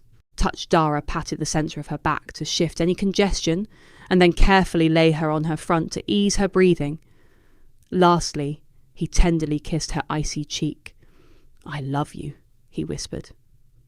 Dara moved around to Prudy's bedside and repeated the process. The sight of her cracked lips prompted him to support her back and trickle water into her mouth, but she didn't swallow and it dribbled onto her chin. All the time, he clung to the unrealistic hope that he would once again see them running around and laughing with their friends. Dara flitted around the small space of the tent. He put a full kettle on to boil, hoping the steam would help kill the virus and aid their breathing. He struggled through every minute of every night, reassuring himself while he was awake that they would live, but he couldn't suppress his greatest fear of hearing silence. In the early hours, with every possible job completed, he sat on the dirt floor opposite their beds and watched and listened for a long time, taking in every changing detail. With tears, a mixture of sorrow and regret starting in his eyes, he slumped onto the floor and lay still, intending to take just a few minutes' rest. Later, he roused slightly. There was a peculiar sound of sandpaper rubbing against sandpaper. Through teary eyes, he saw a fuzzed-out image, but his drowsy brain barely registered the white cryptid creeping around the beds. Something lifted his arm, but it moulded into a dream of him washing in warm water. Squinting into the dull light, he saw the flash of a face and a lunatic grin, and then it was gone. Dara woke as he'd done every morning since the sickness had struck, with trepidation twisting in his gut. The first thing he noticed was blood dropping from Prudy's arm like petals onto the soil. He rose, rushed to her bedside, and examined the scratch marks on her inner arm. Both girls had been injured, and himself. He concluded they must have acquired a flea problem and been scratching in their sleep. When he looked over at Prudy's face, he didn't recognise her new, robust and healthy appearance. Thinking he was still dreaming, he squeezed his eyes shut and then released his lids. "How can this be?" he thought, and embraced his daughter. Prudy's eyelids fluttered open. Dara held back his tears and managed a smile. He wiped his wet face and began to fuss around, offering her drinks and food. Then Lily stirred, and he hurried to her side. He wrapped her in his arms. "This is the best day of my life," he exclaimed. Outside, the seagulls squawked as if they too were rejoicing. The night was as dead and cold as the desert, and now the morning bloomed. Dara had gained everything back and didn't know who to thank. As he prepared food to build the strength of his daughters, he listened to the singing and laughter coming from outside as others also recovered and celebrated the return of happiness to their lives. A week later, he watched his children playing a game, chuckling as they brushed each other's hair. The stiffness in their limbs had gone, and the scars were fading. One night, as the children slept soundly, he joined with some friends outside his tent. They discussed the well-intentioned genocide that had been inflicted upon them by the gentry and the rest of society, and how important it was to fight back and reclaim their lives from the chaos. "We're no longer sick, and businesses are crying out for workers," one man said. "We should arrange a safe place for our children and escape." The guards on the gates had become scarce as outside people succumbed to the sickness.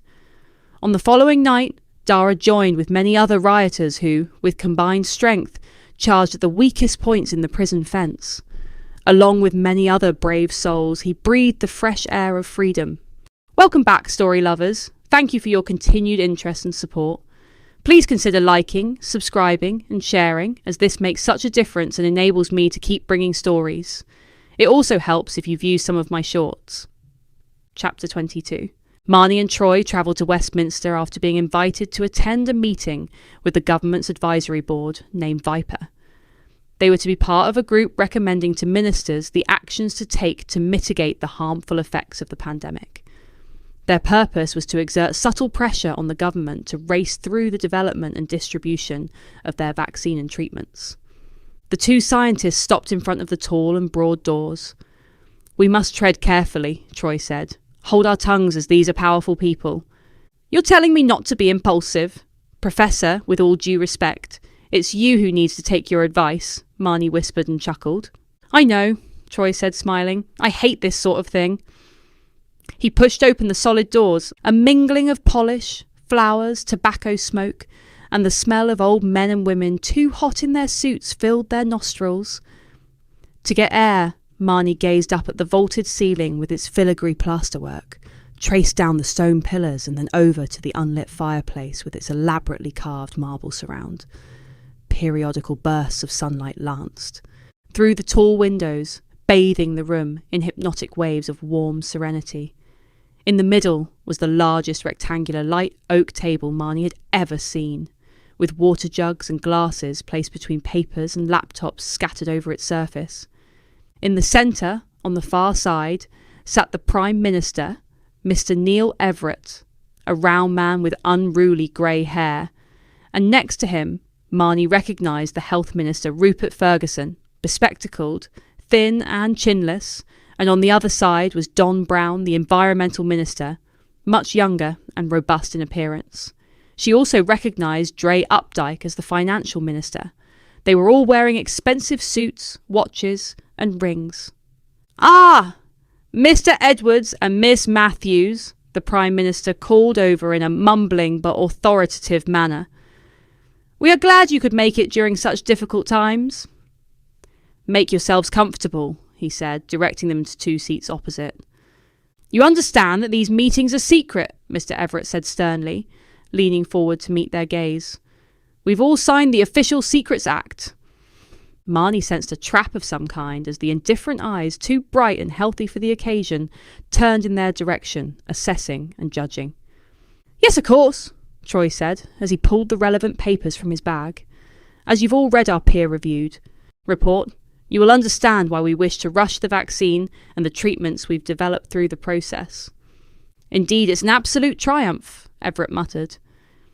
"You have our permission to start human trials with volunteers, and with such confidence in its success, you may start producing the vaccine ahead of time." "Thank you."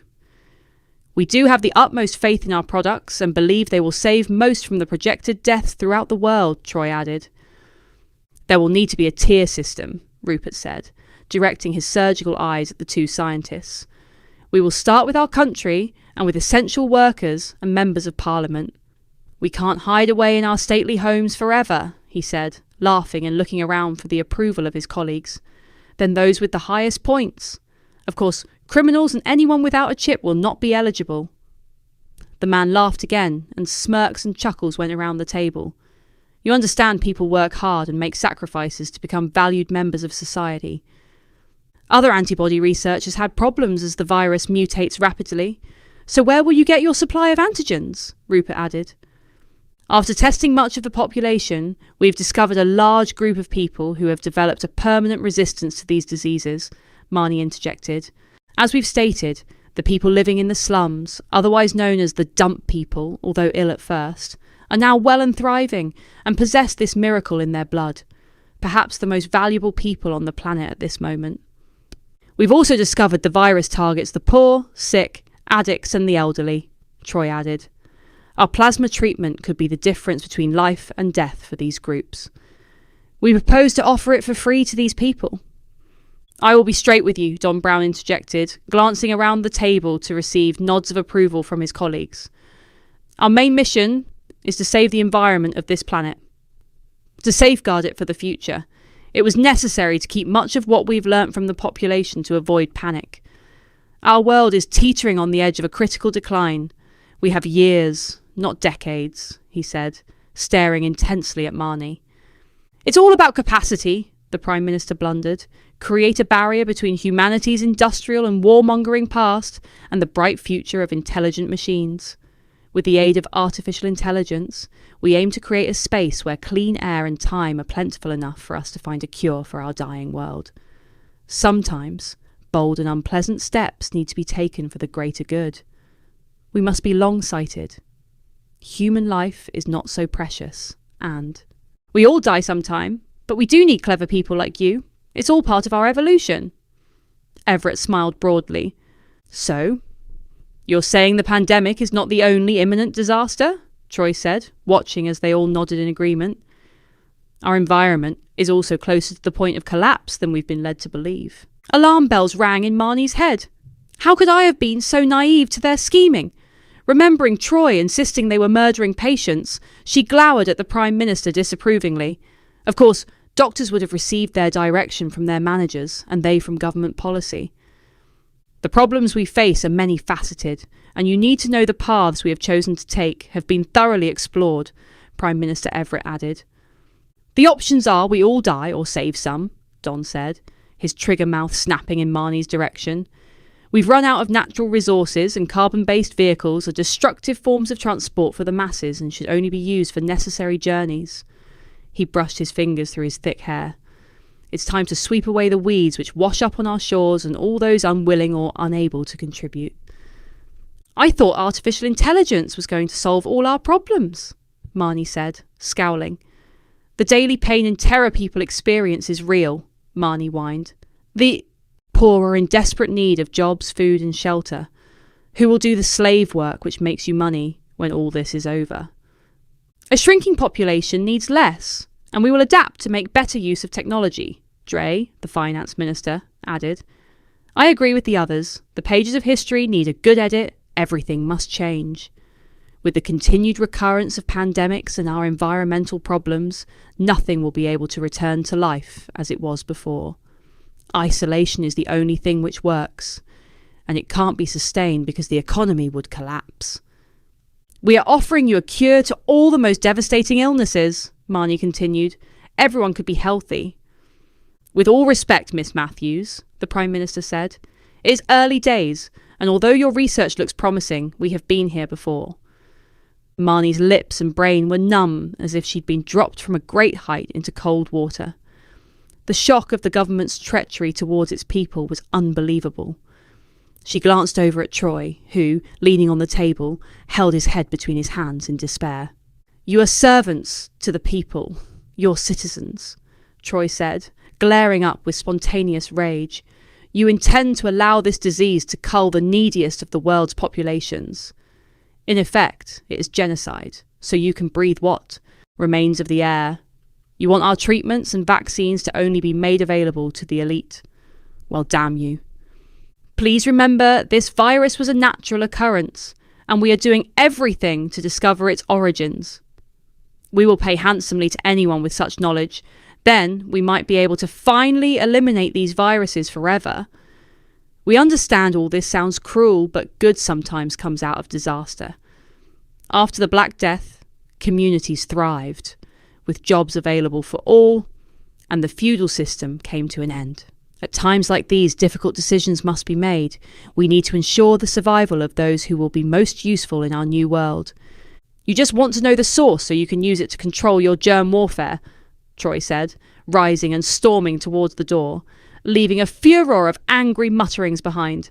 That is one hell of an unjust accusation, Mr. Edwards, Everett said, reddening with fury. Everyone stamps on cockroaches, the health minister added. Remember, it's a crime to break government secrets, and this virus was not down to us. You need to be cautious, as you may find that your points expire and your bank account is frozen. You wouldn't want to lose your job and nice home. Troy tried to slam the door, but it closed smoothly instead. Marnie sat in awkward silence, wanting to move but still needing the funding. Miss Matthews? The Prime Minister smiled and spoke in a soft, slow voice. I understand you are the principal person involved in this research, and it was your remarkable work and dedication that developed a vaccine and treatments that could save us all. Please forgive my colleagues, as they've been under much strain lately. They were trying to point out the dire situation we are in, but if this is truly a game changer, everything will have to be reassessed. The gathering rapidly recovered. The whole room agreed, and out of fear, they bent to whatever line their leaders suggested. The Prime Minister had smoothed the crumpled atmosphere, and everyone bounced along, safe in the knowledge they would be amongst the saved. Everett whispered to the ministers sitting on either side. Then he addressed the finance minister. Dre, write a cheque for whatever Miss Matthews requires to complete her research and get all these treatments into production. There will be no barriers, and if you're successful, you will have the whole world at your feet. Thank you, Prime Minister, Marnie said excitedly. I will keep you informed of our progress. Marnie found Troy waiting outside. I suppose you've made a deal with the devil, the old man moaned. There is no justice, and they have no empathy. They will use it to benefit themselves. There are things you don't know. We will be sharper than they are. I and a few others have direct access to the antibodies which could give us leverage. Welcome back, story lovers. Thank you for liking, subscribing, sharing and watching the shorts. It all makes such a difference to whether I can continue bringing you stories and is greatly appreciated. Chapter 23.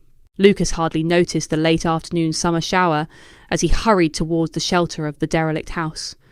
He'd stayed with his brother for 2 nights and it hadn't ended in a fight, as neither of them had the appetite anymore for the exhausting misery of arguing. Conran was grateful to be alive and happy to have his brother back. They'd parted, both agreeing it was best to keep any visits short and sweet. Disconcerted and disorientated, with his stomach grumbling, Lucas walked through empty streets that were as silent as the dead. The harsh loneliness and sense of vulnerability was punctuated by the occasional, hushed conversations of those surviving outside the law and hiding in dark alleys. Fearing the sound of his smallest movements would draw their attention, for his defence, he picked up a brick which was lying by a collapsed garden wall. Clasping his weapon, he rushed through an eerily unoccupied industrial estate and along deserted roads where hollow-eyed shops and cafes, ghostly reminders of past joys, mournfully stared out at the passer-by. Even the checkpoints were disturbingly unattended. Nauseatingly, he almost tripped over a decomposing body lying sprawled against a wall. At that point, not far from the field, he dropped the brick and ran, longing to set his eyes once more on his exotic friend. His eyes fastened onto a hunched figure intersecting his track through the expanse of open land. He recognised the bright eyes in the dullness. Tem was wilting under the weight of a large bag and could barely peer up. Tem made a quick gesture with his hands, beckoning to Lucas to come close. "Help me take this rucksack off my back," he said, moaning, as he tried to ease his stiff arms out of the straps. "What are you doing here?" Lucas uttered, puzzled. "I thought we were meeting back at the house." "I sold it," he said, flashing his teeth in a cheeky smile. "Don't worry, it's empty. All the stocks are gone, and anything useful is in this bag." Lucas stood gawping, bemused and confused. A stricken look crossed Tem's eye. "It's a shame, I really loved that house." "How could you sell it when it wasn't yours?" Lucas said, exasperated but glad to be friends with someone with such a keen appetite for survival. "I had the deeds, and this property developer came poking around and asking questions. It was obvious he was a greedy leech taking advantage of a people's desperation," he said, pausing to take a breath and then continuing. "We're not the only homeless. Thousands can't pay their mortgages and are forced to leave their homes. Scum like him offers them a quick way out. He's buying up everything he can, so when the time is right, he can sell it back at inflated prices. Quite clever, really." "What about solicitors and all the procedures?" "Greedy people are easy to fool," Tem replied, rationalising his actions. "I signed all the papers. It's not my fault they swallowed the bait. I now have plenty of money in the bank. And Shays? You've allowed him to feel safe looking after his young in the loft. We promised, had a deal." "Ah, Shays," Tem repeated, but had little more to say. He grabbed his bag by the strap and pulled it through the wet grass, grabbed Lucas's arm and pushed him in the direction of the woods. "I do feel bad about that and suppose that could be a problem. When we have a new place, I'll go back and get him." "What have you got lined up for us? Where are we living?" Lucas asked, ready for a new adventure. "Your brother has a house?" "You know I can't stay there for more than 2 days at a time. I don't want to push my luck with him, and besides you, he's all I've got. We'll sleep in the woods tonight and then try Marnie's, and then we'll buy a place." Lucas wanted to laugh out loud at his friend's delusional dreams, but the thought of sleeping even one night amongst the trees was too much of a crushing blow to be light-hearted. Tem's company was live and buzzing, but also unpredictable and dangerous. As they drifted along, they spotted sketchy shapes in the veil of rain rushing toward them from the direction of the town. "Hey! I think that's my brother, Dara!" Tim shouted. They grew solid, and Lucas saw a limping, fatigued man advancing rapidly, holding the hand of a girl while carrying another smaller child. They waited patiently for the hounded-looking group. "Good to see you," Dara said breathlessly. The man was gaunt, with a desperate look in his eyes, and was equally rough in appearance as Tem, but taller than both of them and much thinner. "Miraculously, we got well, and I decided to take you up on the offer and move in. There's a group of us who rebelled and escaped the corruption and murder. We scattered in all directions to escape the police." The girls yawned and stared at the stranger with complacent blue eyes, trusting the adults to keep them safe. "You've got a tent, haven't you, Lucas?" Tem said, smiling directly at his friend. He then explained to his brother the situation regarding the house. "The girls can stay in the tent, and I've got a tarpaulin. It's only for one night." Encouraging the group to follow, Tem marched off towards the trees with a renewed vigour. Lucas looked over to the isolated house, sadly glimpsing it for the last time before it faded out of view. Bats flew out as they squeezed through hedges and ducked under the canopy. Lucas erected his small tent while Tem spread his sheet over the mud, and his brother struggled to light a fire. "We're all fugitives now, links in a chain of outcasts. We must keep in contact with the other escapees, as I have a plan that will make us all wealthy. I've seen it all before. Fear of the disease will lose its edge when those not yet ill begin to hunger for money. They will emerge and inevitably get sick, and we'll be waiting with the cure. The opportunities are infinite, but that's if we don't get caught," he said, sniggering. "Solidarity and liberty," he added triumphantly, seemingly oblivious to their forlorn situation. "Lucas, you take the first watch while I explain to Dara about Shays and why they're all well." The girls, cradled in each other's arms, fell quickly asleep, and the two men, with their backs against a thick oak, swaddled in coats with their stiff legs stretched over the rough ground, muttered to each other. Drained but not wanting to rest in the mud, Lucas patrolled along the tree line, furtively scanning the surroundings. The others were sleeping when a spine. Chilling scream came from the direction of the house, shattering the calm. The property developer was in a buoyant mood. He was a man of influence who'd managed to push through a plan to include builders under the banner of essential workers. He promised that a proportion of his homes would be allocated to the needy, and that he would fulfill all the safety requirements the government had requested. As the light faded, despite having to walk some distance, the property developer responded to his urge to check out his latest acquisition. This nagging need to ensure the building was secure, and he'd not been fooled, happened after every purchase. He would keep a close eye on things until the builders arrived on site. Having no family or meaningful relationships, the ever-increasing number of properties and land was important to him, as it was the only affirmation he had of his success. Standing in the lashing rain amongst a garden surrounded by trees groaning and creaking in the growing wind was the faded beauty of the stone cottage. His emotions remained numb in his knowledge of how every memory would soon be wiped out by the bulldozers. The man checked the chain on the front door and was pleased to find everything secured. As he was about to walk away, he spotted a glimmer of light coming from an upstairs window. He bent forward and lifted the letterbox. Amber eyes radiating light met his gaze. He jolted and jumped back, clasping his heart and dropping the briefcase, which held all the deeds and paperwork for the house, onto the ground. He straightened, shuddered, and muttered to himself, "Bloody night dwellers or squatters." I sensed a problem with this one. Annoyed, he turned and took his phone from his pocket, intent on calling his reliable enforcer who dealt with all his forceful evictions. Out of the corner of his eye, he glimpsed black leathery wings descending from the roof, and somewhere behind him, he heard the thud of a heavy body landing. Slimy hands clamped around his mouth. His lungs were bursting, and he struggled against his assailant while he was dragged across the mud and into the shadows.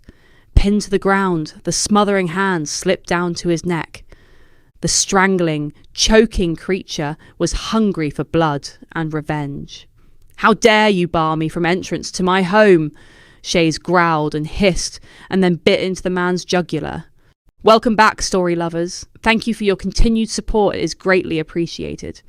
Please remember to like, Subscribe, share, and watch some of the shorts, as all these things make a huge difference. Chapter 24. It was no accident that the government's recommendation was for Marnie's minder to escort her to Westminster Abbey. The masked, smartly dressed man paused under the Gothic arch of the West Tower, where the wooden doors opened to the nave and a central altar. From where Marnie was standing, it all appeared deliciously symmetrical. Marnie paced in the sunlight with her phone to her ear, speaking with Troy, who was sulking and packing back at the hotel while she had been given a pass to visit any of the sites in London she chose. "Troy, I'm sorry for all the trouble I've caused," she whined disingenuously. "The vaccine, although reaching the elite first, will save many other lives." "Oh, the crimes committed through best intentions," he muttered. "You understand they want to kill off the world's population to save the climate, when there are much better and more sustainable ways of achieving that goal." Tension travelled through the airways, making Marnie reluctant to continue justifying her actions. She didn't want to break her bond with the old man, even though she thought he was overreacting. "Marnie, I can't be a part of this. What you have achieved is remarkable, and beyond anything anyone else has achieved in the area of virology. I've resigned. It's over to you now." He paused, and Marnie sensed his state of meditative acquiescence. "I've done all the paperwork and officially placed you in charge of the whole project. I would rather put my energies into beating back the destructive forces of the government." Marnie watched the minder pump hand sanitizer into his palms, rub his hands together, and then flick the remaining gel from his fingers. The permanently lonely and fearful part of her craved recognition and success. "I will make sure the vaccine and treatments are universally available and insist it's free for the poor," Marnie said weakly. "You're a good girl, Marnie, but be careful. I don't think our current leaders deal kindly with opposition. The direction in which one looks informs others of their true intent, and they are turning their backs on the vulnerable." "I understand. I will do more than my best." The phone went dead. A beggar, his face and head wrapped in scarves, came up to her with his palm open. She pushed her hand into the pocket of her light cotton trousers to retrieve some coins. On hearing the minder clear his throat, she glanced over and saw him solemnly shaking his head. The beleaguered man struck her with a rapid fire of insults and, as the minder moved towards them, rushed away. Marnie stood paralysed with indecision. The moment had demonstrated how much control the authorities would have over her and the impossibility of choosing her path. She teetered on the brink, unsure if she was capable of the delicate balancing act required to support everyone. The minder gestured to her to follow and flashed a rare smile. Marnie entered under the Gothic arch and was drawn in by the inner light and the protection of a place that stood resolutely between all worlds and against time. The impressive opulence was bewitchingly beautiful. Awestruck, she stood in the cavernous cave, its forest of columns growing into the vaulted ceiling, where its branches arched in all directions. A myriad of bright hues, light and shadow, and intricate details in gold, blues and red all combined to create a serene, lilting melody. Theirs were the only footsteps walking down the nave. The clergy, who continued to worship and pray in accordance with the government guidance, moved gently and silently. She paused at the grave of the unknown warrior, its border of poppies, and breathed in the seductive scents of stone, wood and incense. They moved past the central altar and to the tomb of Sir Isaac Newton. Everywhere her eyes wandered, she saw splashes of bright colour and perfectly carved details in stone. And wood. For some time she marvelled at the astounding artistry. The beauty was an antidote for the horrors which persisted beyond its walls. Lastly, they arrived at the high altar, where kings and queens had been married throughout the centuries. The glory of being surrounded by the honoured dead of royals with a divine right to rule, and the swirling constellations of the brilliant minds of poets, scientists and artists altered Marnie's internal state. She sensed she too was on the brink of greatness. It was then that she decided she wanted the adulation her discoveries would bring to her life. Before she exited the building, she stroked the cool skin of the columns to make a connection with the Temple of Power. The black limousine took Marnie back to the hotel. It drove off quickly after dropping her off in front of a gathered group of people. Marnie moaned in her head, about the stupidity of some humans forming a crowd during a pandemic, and then her stomach dropped. A glimpse of Troy's sandaled foot informed her instantly that it was her friend lying on the hard ground beneath the blazing sun. Marnie moved forward, and on seeing her identity badge, people shuffled out of her way. Troy's body was awkwardly twisted, and his limbs were bent in the wrong direction. She covered her head with her arms. "I've been such a selfish bitch," she said, cursing herself. Behind her, the audience whispered together through cotton masks, their messages travelling loudly over the 2-metre gaps. Marnie dropped to her knees beside Troy's shoulders and gazed down at the appalling, blood-drained face. Gently, she picked up his limp hand and held it in hers. "I'm with you, my old friend." "It will be all right. I will make sure everyone's saved," she said, desperately trying to reassure the dying man. His eyelids fluttered, and he mouthed incomprehensible words. For a second, his kind eyes met hers, and then the life slipped away, and they turned to stone. The police, in full hazmat gear, arrived to disperse the group, and the ambulance personnel rushed forward, equally protected within their bubbles. Marnie rose and pressed her body hard against the hotel wall and stared up at the many floors above. An icy shudder rippled down her spine as she saw the doors leading to a balcony halfway up were flung open. Silent tears trickled down her face. She glanced over towards the dispersing crowd. The veil between her and others had darkened. They all looked dead to her, and she didn't care if they lived or died. The phone call with her mentor had been their last real contact.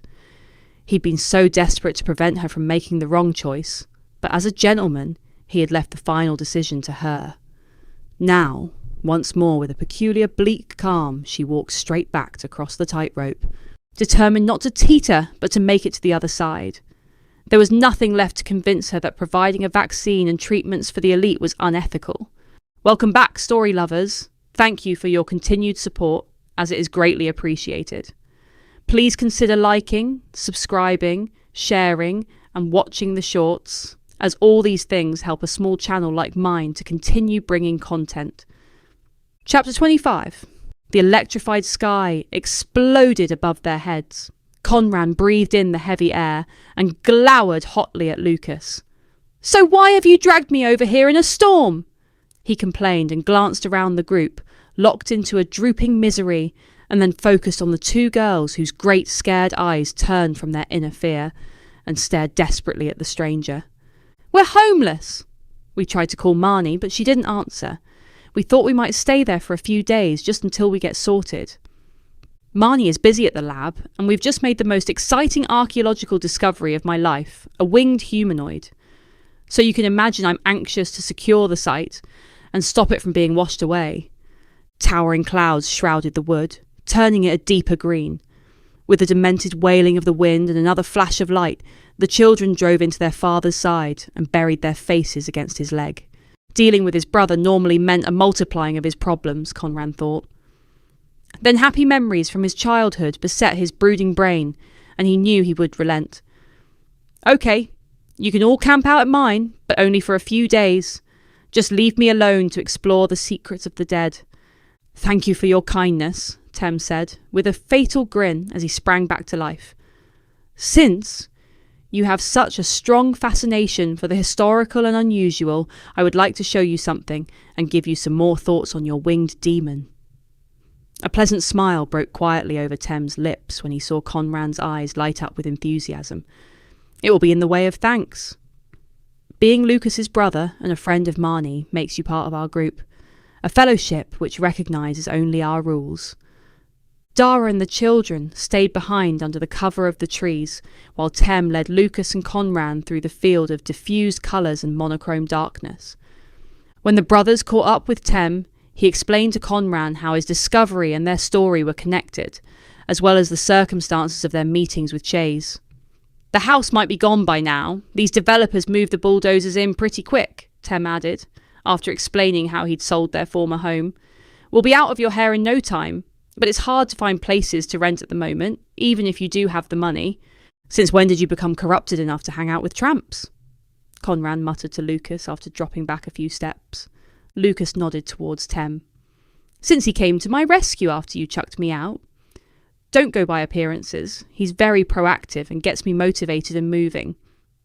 To their surprise, the looming silhouette came into view through the sheets of rain. "I was not expecting that," Tem muttered.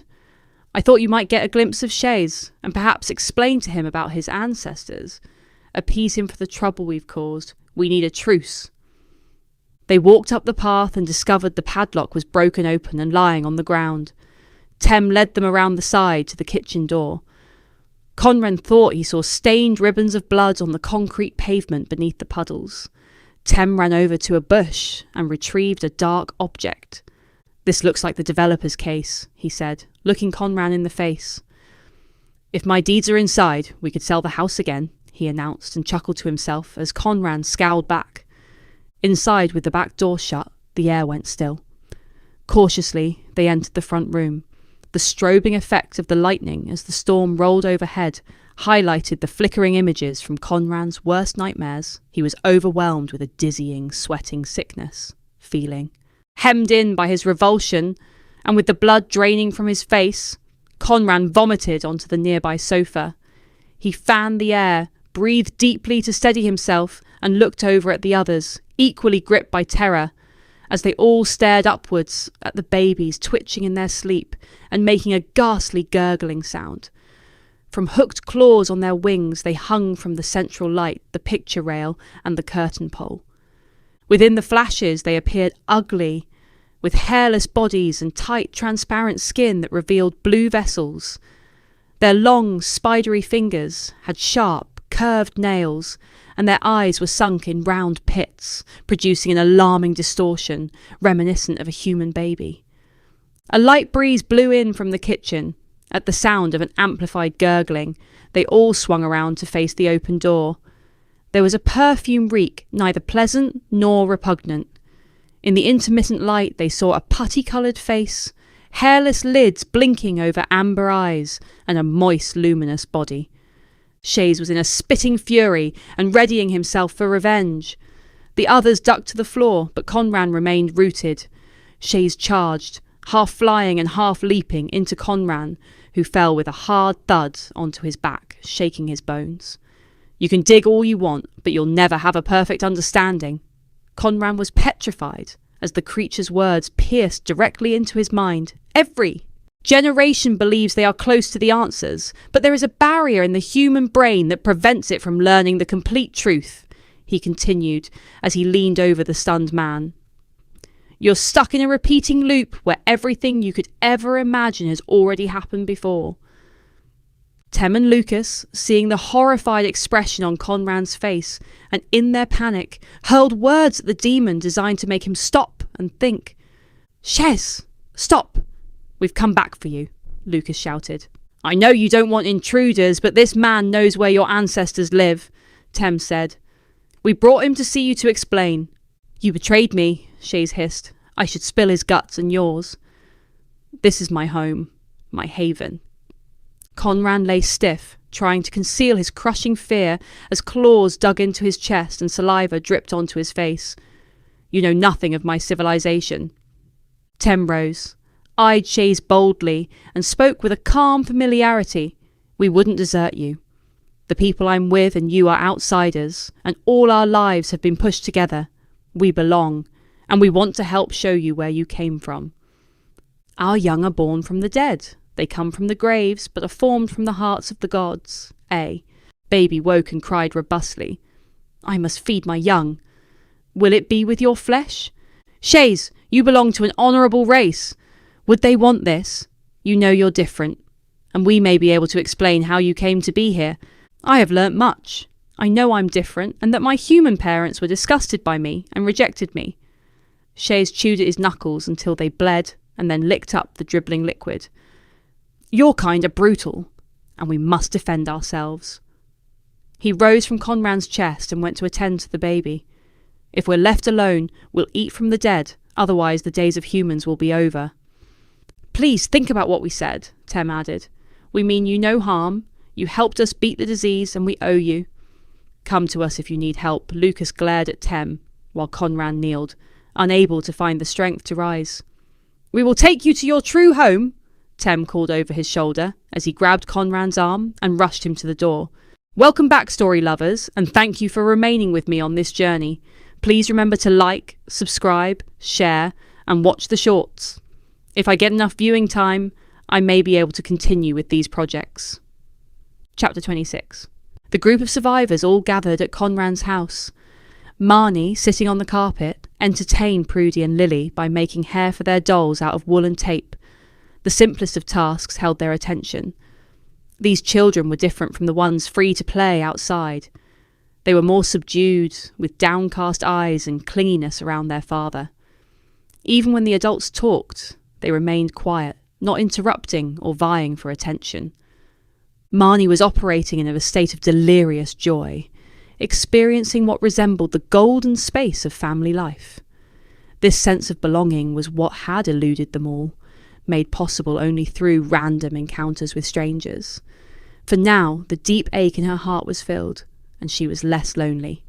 Everything outside was an offence to their senses, so although the room was hot and the air stagnant, Conran pulled the curtains, leaving the stink of decay and disease, and the watchers out to capture those who were cheating death to persist outside their cocoon. I think your help has probably come too late, Marnie, Conran said, flicking his pine-coloured hair from his eyes. You just have to look out there. Everyone is dying except the rich, who are in hiding. Marnie captured the look of fear on Conran's face. He'd spoken of his terror at meeting Shays, and was struggling to conceal his inner emotions from the others. His mind continually cast beyond the room back to the horror of the house. He was also reluctant to embark on a dangerous project of such immense proportions, which would leave them all vulnerable. It's the ideal time. The government are throwing money at the lab, checks aren't being made, and everything's out of control. There are countries behind us that are less devastated, and if we can prevent its spread in one place, it won't reach others, Marnie said sympathetically. We shouldn't squander our good fortune. If they find out what we're doing, they'll be battering the door down, and we'll all suffer from a mysterious heart attack, or a fall from a window, Conran added emphatically. I'm probably already being followed, Marnie said, exchanging uneasy glances with Conran, and there are armed guards at the lab. But we must take the risk. Understand I'm here for you, Marnie, Conran uttered, too weak to persist. He looked to the floor in a resigned manner. I know, and I couldn't do any of this without you guys. Don't worry, it will be fine. The government are inept narcissists, Tem said. Dara and I will seek out the escapees and give them some money for their blood. Conran and Lucas look the smartest so they can deliver the vaccines to the post office. I'll handle the computer work, charging the rich abroad as much as possible, but give it to the poor for free. So, you intend to make a profit? Conran retorted. We're poor, and we want to live. You will find out when your funding stops that there are no morals where hunger is involved. He shot Conran a look of annoyance and then added, and we'll offer the vaccines free to all those living in the tunnels. Why not get Shays and his brood to attack them? Conran said sarcastically. Because we need to stay in control, we must shield him against humans, and we won't want to give him too much of a taste of living flesh, Tem said. One wrong step, and he'd be wiped out, or we'd be devoured by his offspring. Wouldn't that be a good thing? Conran added. I don't mean us being wiped out, I mean the monsters. The room fell silent as all scowling eyes landed on Conran. He saved us and you, Marnie firmly spoke. His people were born before us, and he is of something else, one of many life forms which have left their imprint on this world. He should be valued, and deserves our protection. Marnie and I played together as children, Tem added. Shays was a part of the games two lonely and neglected children enjoyed. I'll vaccinate the tunnel people, Dara blurted out, and give the sick any available treatment. Okay, I have the full picture, Conran said. You can stay here while it's safe and use the basement to package the products. Welcome back, story lovers. Please remember to like, share, view the shorts and subscribe. I often wonder where in the world my supporters come from. Please leave the name of your country in the comments. Thank you again for listening. Chapter 27. Although the expression in Conran's eyes was hidden by his dark glasses, Marnie sensed how intensely uneasy he was about leading Shays to the dig. He'd agreed to the impulsive and generous action in the hope of appeasing the beast he still feared, and the others who insisted Shays needed their help. Together in the delightful silence, the couple sank onto the scorched yellow grass of the riverbank. Conran pointed to the water to show Shays where to go to find his answers. They watched as, without a second thought, the creature dived in, breaking the profound stillness. They were both surprised by his innate abilities, as with ease he sliced through the surface and dived into the depths. With Shays out of sight, the couple relaxed. Conran lay back, sunning himself under the glaring sky. "I've never known a summer this hot," Marnie said dreamily, as she twisted around onto her belly and propped on her elbows, watching a butterfly flutter and settle on a flower next to Conran's head. "I know it's tough for you. I'm used to my life being weird, but I understand this is new to you. Think of Shays as just another of Earth's extraordinary creations," she said, taking off her glasses. "I'm glad you're making peace with him," she added, and leaning in, kissed his lips. The glorious brightness was sensual, and the freedom from the fear and fatigue of the pandemic lifted their spirits.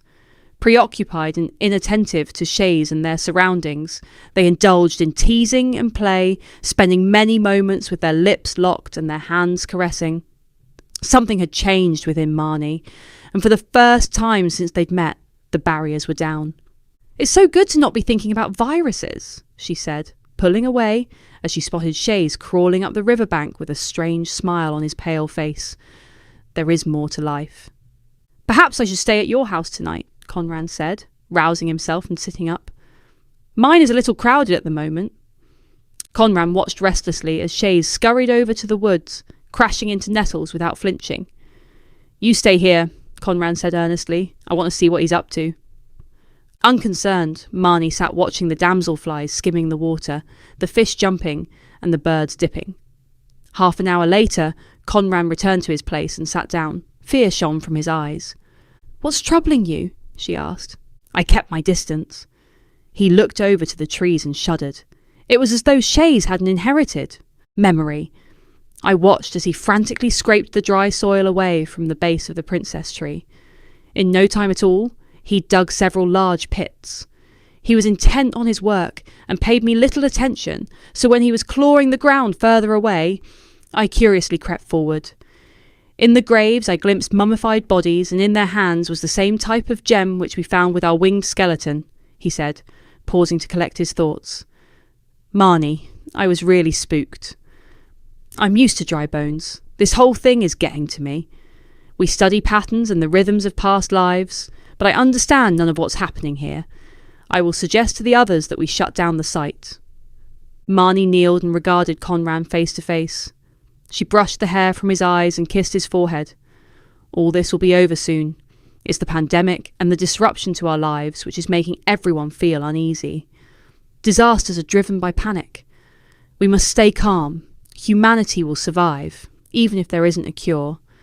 It's not in a pathogen's interest to completely wipe out the host, and now we have interventions which, at the very least, will slow it all down. Life is dynamic and malleable, but Shez, if discovered, will become a novelty like Bigfoot. He would be incarcerated, prodded, and tested, and then his kind will be wiped out. Allow things to be as soon we'll be thinking of everyday matters like how to pay the bills." A musky earth smell caught in Marnie's nose, and she looked over Conran's shoulder to the wood beyond. Shapes flickered behind the trees, dipping in and out of the shadows.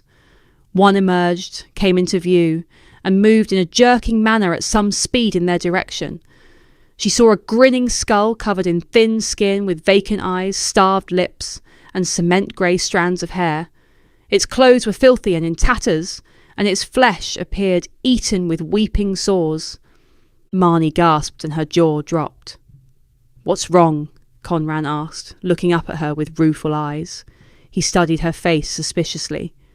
Marnie, constructing an image of hell in her mind, scrambled to her feet, ready to act swiftly.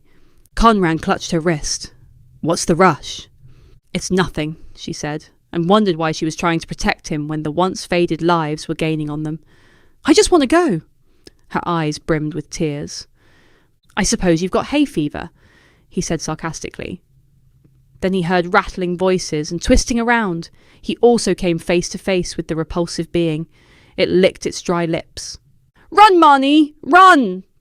Staring directly ahead, they raced back the way they came, barely stopping to breathe, sensing and expecting something to pass them by or pounce. Later, walking back to Marnie's house, they were alarmed to see people suffering from quarantine fatigue venturing back out. They wanted to issue a warning, but feared they were on the edge of sanity and would not be believed. "People forget so quickly and willingly," Conran said. "My mind is already rejecting what we've just witnessed." "It was real," Marnie replied, "but hopefully only a few. Perhaps they were the privileged immune as they were mummified, waiting to wake into a better future. You know, you said humanity would never be completely wiped out by a virus or a germ," Conran said. "A zombie infection would destroy us, as death from contact is 100% certain, and they seek out their hosts. I admit it would seem as though some bizarre trickery has taken place, and perhaps in some way the dead can come back to life, but I doubt they are out to murder us all. I pray to God I haven't made a mistake. Welcome back, story lovers. Thank you for your continued support. Please remember to like, subscribe, share, and watch my shorts, as this all helps with the algorithms." Chapter 28. The sweet melody of the past 2 weeks spent with Marnie played in Conran's mind as he walked down the path to his front door. After convincing the others involved with the archaeological dig to leave the site alone, he resumed his role as Marnie's lab assistant. He already missed her company, the careless tumbling into bed after a hard day, the intimate touches, her kisses on his lips, and the whispering of reassuring words. Conran heard lively music coming from his back garden and decided to investigate. Tem had his back to him, humming and watering a forest of potted marijuana plants. A large gym had been erected on the grass, and the girls with their hair neatly braided were playing more or less unattended in a paddling pool. Not only were his squatters trespassing on his life, but they were also undermining every law possible. A million hostile words invaded his skull. Tem, sensing his presence, turned to face Conran. "Don't worry, nobody's going to bother with this, and there's a huge demand at the moment," he said confidently and masterfully. "We have to amuse ourselves somehow during this lockdown." Conran could see Tem had noticed his mask of calm rage, but annoyingly saw him ignore it and return to the care of his plants.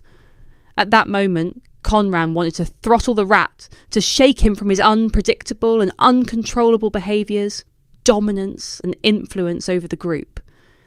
Conran continued to stare coldly at the youth's back and meditated on the dangerous mistakes being made, weighing them up against his love and addiction for Marnie.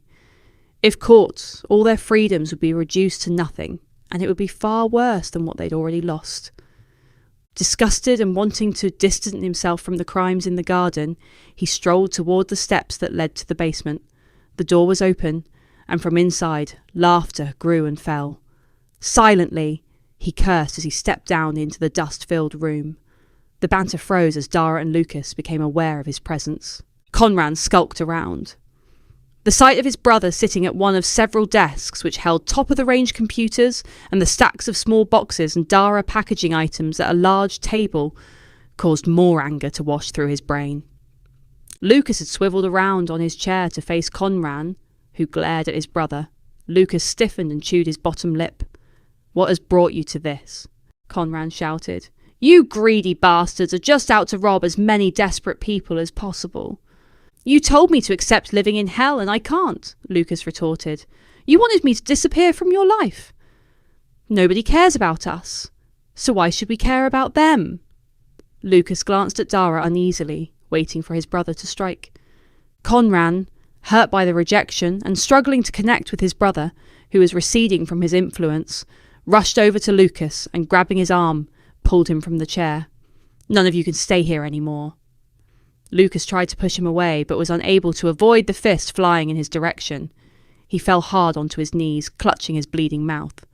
Hearing the commotion, Tem walked into the room. His calm and authoritative demeanour made him hard to attack. He stood between the brothers and began to mediate a way out of the awkward and ugly situation. "There's no need to go whipping into each other," he said, with a triumphant gleam in his eyes. His arms were held out and his palms were motioning downwards. "Conran, much has happened since you were last here. Let me run through some stuff with you before you judge us too harshly." Ignoring Lucas as he staggered to his feet, Tem moved over to the computer chair and tapped the keys. "Put in your bank details," he said to Conran, who, defeated, pained and confused, followed his instructions. "You think you are being taken advantage of, but the numbers tell a different story," Tem continued. "The money has been split equally amongst our group, and you still have enough to buy this place rather than rent it. If you want us to abort our plans, that's fine, but keep in mind it takes time to find a basement and set things up. What about ordinary people? Are they receiving help, or is it just the rich?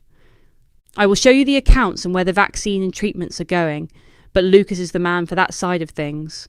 Mostly it is going to the world leaders and players, but it is also reaching those it would have never got to if it were left entirely in the hands of the government. They only ever intended to help this country, the homegrown elite and their allies. So we really are taking control? It's up to you. We line their pockets or our own," Tem said seriously.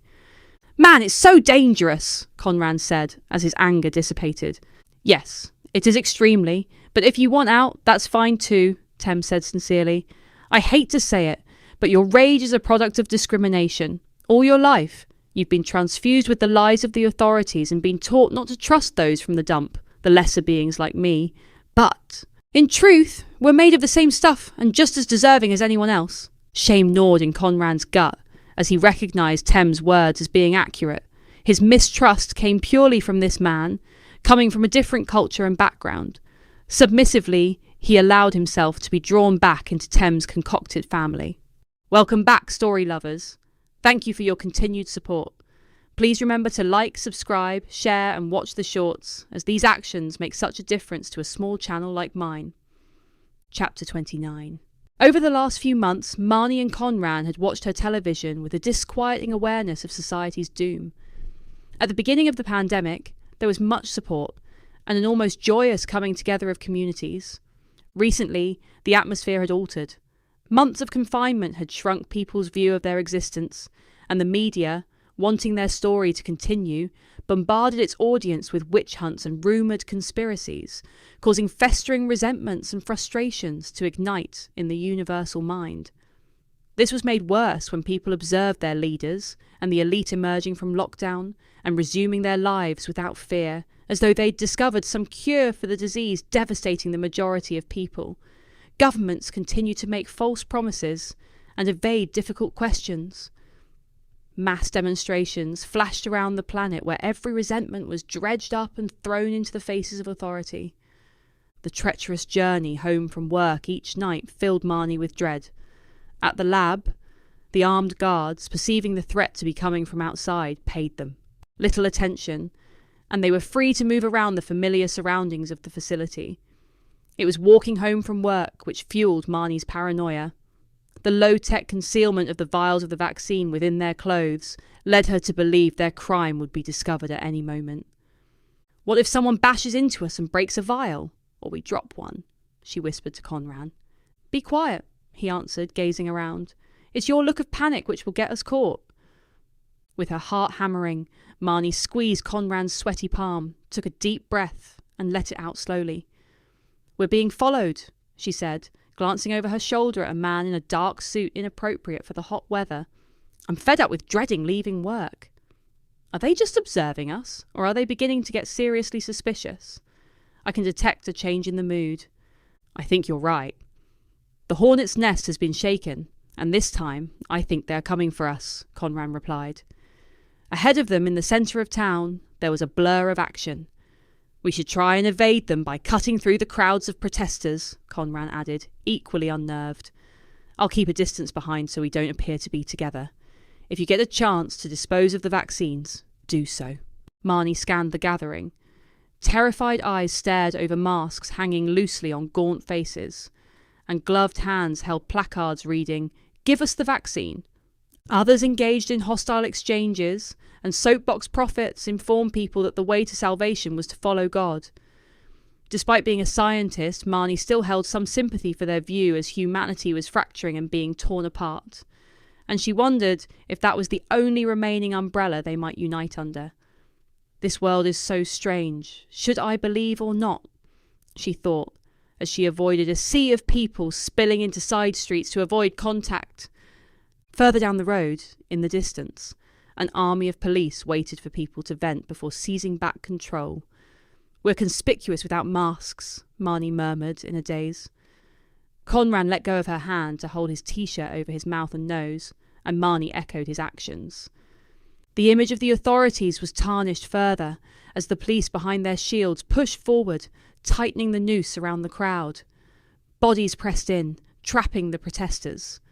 As people screamed, panicked and struggled to escape, Marnie and Conran reached the periphery, where her street lay only a few steps away. She glanced over her shoulder and saw the men in suits milling about near the thinning edge, searching the crowd, trying not to draw too much suspicion in their direction. The group in the centre of the action were attempting to flee, but were being crushed or hit with heart attack guns. They fell to the ground as though they were being sucked into a sinkhole. Hoping Conran was following, Marnie forced her way through a gap and came upon a line of visor-faced police. The man directly in front assiduously inspected the healthy-looking woman with his hard eyes. "I'm a health worker coming home from working at the hospital after a long shift. That's my street," she said, nodding in the direction of the empty road. "I just need to get through," she pleaded. His intense expression died away and was replaced with a benevolent smile. "I'm sorry, madam. You've been caught up with these degenerates, but my orders are to hold the circle until people agree and are ready to disperse without trouble." "But my partner and I were just trying to go home," she said, looking around, expecting to find Conran standing behind, believing he must be somewhere close by. "We're not part of the demonstration. It's a terrible mix-up." A shouting, drunken man approached and arrived at the policeman's side. "Your face isn't covered.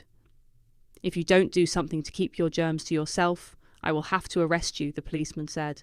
"I don't need a mask." "I'm cured," he slurred. The man, his courage fortified with alcohol, rambled on, speaking on many other subjects he knew nothing about. "You police should go home to your wives and leave us in peace." "What do you mean you're cured?" the officer added, his mind focusing on every detail. "The immunity to this virus is short-lived without precautions. You could become reinfected unless you've escaped from the dump." No, he said, as if the whole world should automatically know every aspect of his life. "I live in the tunnels, and we were all vaccinated and given medicine. We're all fine. So there is no need for any of this." The policeman turned his back on Marnie, and she slipped around him to freedom. On the other side, she looked for Conran to usher him to safety. "Who gave you the vaccine?" the policeman was asking the drunkard. "I saw the man here." I'd never forget his face. He and his friends saved us all. The man twisted around and pointed to a tall blonde man circling as though looking for someone and calling a name. "That's him." The policeman spoke into his radio and Marnie disappeared. Welcome back, story lovers. Thank you for continuing to support this channel. It is greatly appreciated. Please like, subscribe, share and watch the shorts. This chapter is a spine tingler, so beware. Chapter 30. Conran regained consciousness. He raised his head slowly, rubbed his stiff neck and ran his fingers through his mop of hair, now caked with blood.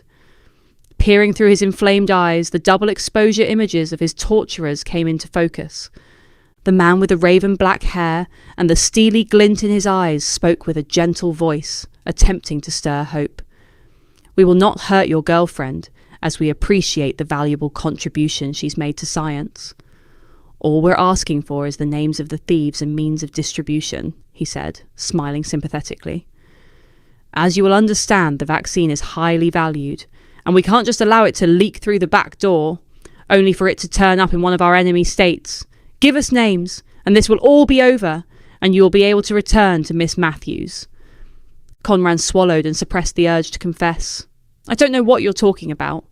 I'm a lab technician." He had dumped his vials, but if they checked his home, which they would, it would all be over. There was a long pause. The muscular, bald-headed man with the pock-marked face paced the room, deep in thought. He came up behind Conran and breathed into his ear. "The thing is, we know what's going on, and your constant lies reveal you do too," he said in a deep, scratchy voice. "It's up to you if you live or die." If you collaborate with us, you and your girlfriend might survive. The pattern was clear. One offers comfort, the other pain, a dichotomy of words and actions designed to extract information. I swear I know nothing. I just clean up after others and go home, he answered with a shudder. It's treason betraying our secrets, the man roared. Conran's head exploded and splinters of pain fired into his brain. His head was pounded and flew to the side. Rotating back, his vision flickered as he scanned the bare and brutal room. I'm determined to mark this day with your agonised cries. The hammering voice fractured the pretended peace. A strike to the ribs left Conran gasping. If I have anything to do with it, you'll never emerge into the daylight again. Okay, I'll give you the names, he said at once, and wondered why the words had sprung from between his lips. Conran sat pensively distraught, waiting for the man, driven by the thrill of violent action, to escalate his blows until he was pummeled to death. James Durant is one of them, he mumbled. The room filled with convulsive laughter. Seriously, the man said, placing his hands on the back of the chair and breathing on his neck. You honestly think we don't have the names of everyone working in the facility? Look, mate, the dark-haired man interjected. If you want to avoid an escalation of violence, you're going to have to tell the whole story. Give us some real information. Conran's thoughts strayed. The guards were unhinged. There was no point looking for signs of an ending or a way out. He was destined to die in a secret basement under an innocuous-looking police station. Under the next blow, blood vessels ruptured. He fell off the chair and lay in a heap on the floor. Conran existed somewhere outside of his body as he was kicked and stamped upon. Above, he thought he heard doors banging, the heavy footsteps of people running, and shrill, panicked screams which burrowed painfully into his brain. The sounds were amplified as fleeing people tried to escape down the stairs to the basement below. The ear-splitting noises entered the room, and in the fog sight of his peripheral vision, he saw a blue-white blur and recognised the shape as belonging to Shays. Conran slid under the desk to conceal himself from the corpse, cold legs of the living dead he and Marnie had seen at the dig site. At least it will be quick when they come for me, he thought, as he listened to the speed and ferocity of the frenzied attack. He heard squelching screams and flesh being pulled from bones. The hideous noises engulfed him with fear. His sore body flinched when warm breath brushed his temple. I can't offer you protection from my ancestors, Shays whispered. Get out. Is Shays shielding me, or do they have no appetite for my flesh?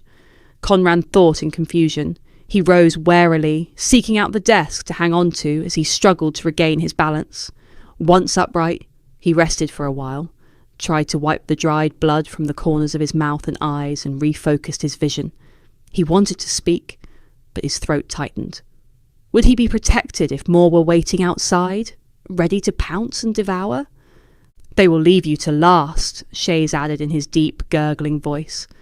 My blood runs through your veins, which may deter them for some time, but there are no guarantees. Go to the riverbank. Conran paddled through pools of blood and shredded remains through the gap where the door had been and staggered up many stairs. Outside, the armed forces had gathered and were firing at the flesh-eating creatures, but the living dead continued to grab, claw, and tear anything which moved. Conran's head hurt, and everything seemed a harsh white light. He had no strength to walk, so he stood with his back against the wall, listening to the mayhem as he dripped, with blood and sweat in the humid gloom. The brutality of the grotesquely distorted action was beyond anything he'd ever witnessed. Peering hard at the carnage, he noticed with each kill and the devouring of flesh, the creatures from the graves gained substance and life. Something in Conran erupted. He held his face to the sky and, with his eyes shut, laughed hysterically. Why, God, would you send us this new plague? Welcome back, story lovers. Please remember to like, subscribe, share, and watch the shorts, as all these actions help my channel reach a wider audience.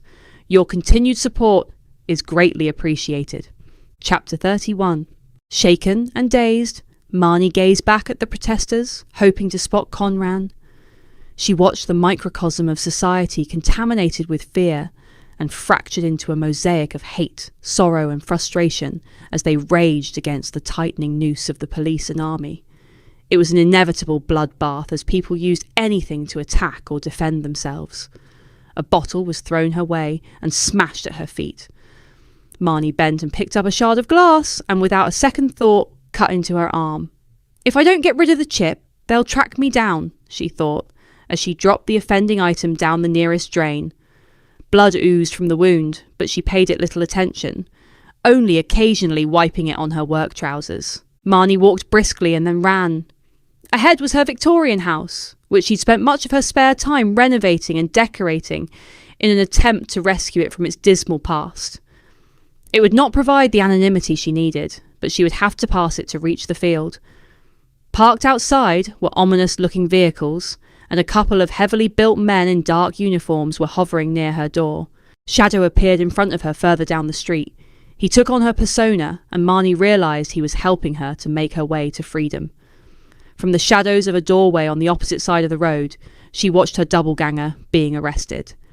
Then she turned and vanished down an alley. Once out of sight, she took her phone from her pocket and called Lucas. "Conran has been taken by the secret police," she spluttered frantically. "They're on to us."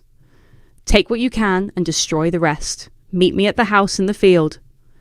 "Oh shit! We're coming!" Lucas replied in a panicky voice. "Wait there, don't go anywhere else." Once he'd hung up, Marnie consulted her phone for the latest news and saw the protests were worldwide and were being suppressed with equal savagery. I must also destroy any evidence or means of being traced, she considered, dropped her phone to the ground and stamped on it several times until she was sure it was sufficiently broken. Marnie crossed the boundary road and entered the tangled field of weeds. Silence dropped over her as she tore through the stems. Not far from safety, her meditations were interrupted when she noticed an acrid smell in the air, and glancing up, she saw wisps of smoke floating above the grass and flowers. Her heightened senses picked up a tinkling noise. Marnie ran in the direction of the sound. As she approached the house, she heard loud knocks and bangs. Flames frantically licked the edge of the roof, and the essence of all her hopes evaporated. Sadness and disappointment welled up inside when she realised her sanctuary was burning. A squealing reminded her of the baby monsters inside that Conran had spoken about. I must hold it together for a bit longer, she considered, and without faltering, she took off her lab coat and covered her head, wrapped it around her mouth and rushed to the back door. She kicked the remaining wood from the frame. An almost unbearable heat blew towards her as flames flickered in her direction.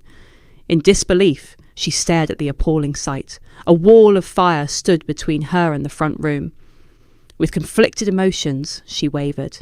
Should I risk my life when Chase's offspring were probably already dead or gone elsewhere? She heard a grim screaming. Before she could answer her question, she found herself at the sink, soaking her white cotton coat in water. In an attempt to gain control of the unpredictable situation, she threw the wet fabric over her head, embraced what needed to be done, and leapt through the flames. Confronted by a cloud of choking black smoke, she fell to the floor and slid under the dark shroud to the middle of the room. Looking up, she saw the blue-white phantoms hanging in the shadows. They were curled up, hanging together onto anything remaining in the centre of the room, their bodies twitching as they shrieked for help. All around, wood burned, and synthetic materials melted. Marnie pushed a coffee table and positioned it beneath the writhing cluster. Climbing onto the smooth surface, she raised her arms and yanked hard at the nearest limb. 3 of the slimy creatures dropped hard onto the ground. They scuttled blindly around in confusion. She grabbed one, wrapped it in her wet coat, and jumped back through the veil of fire.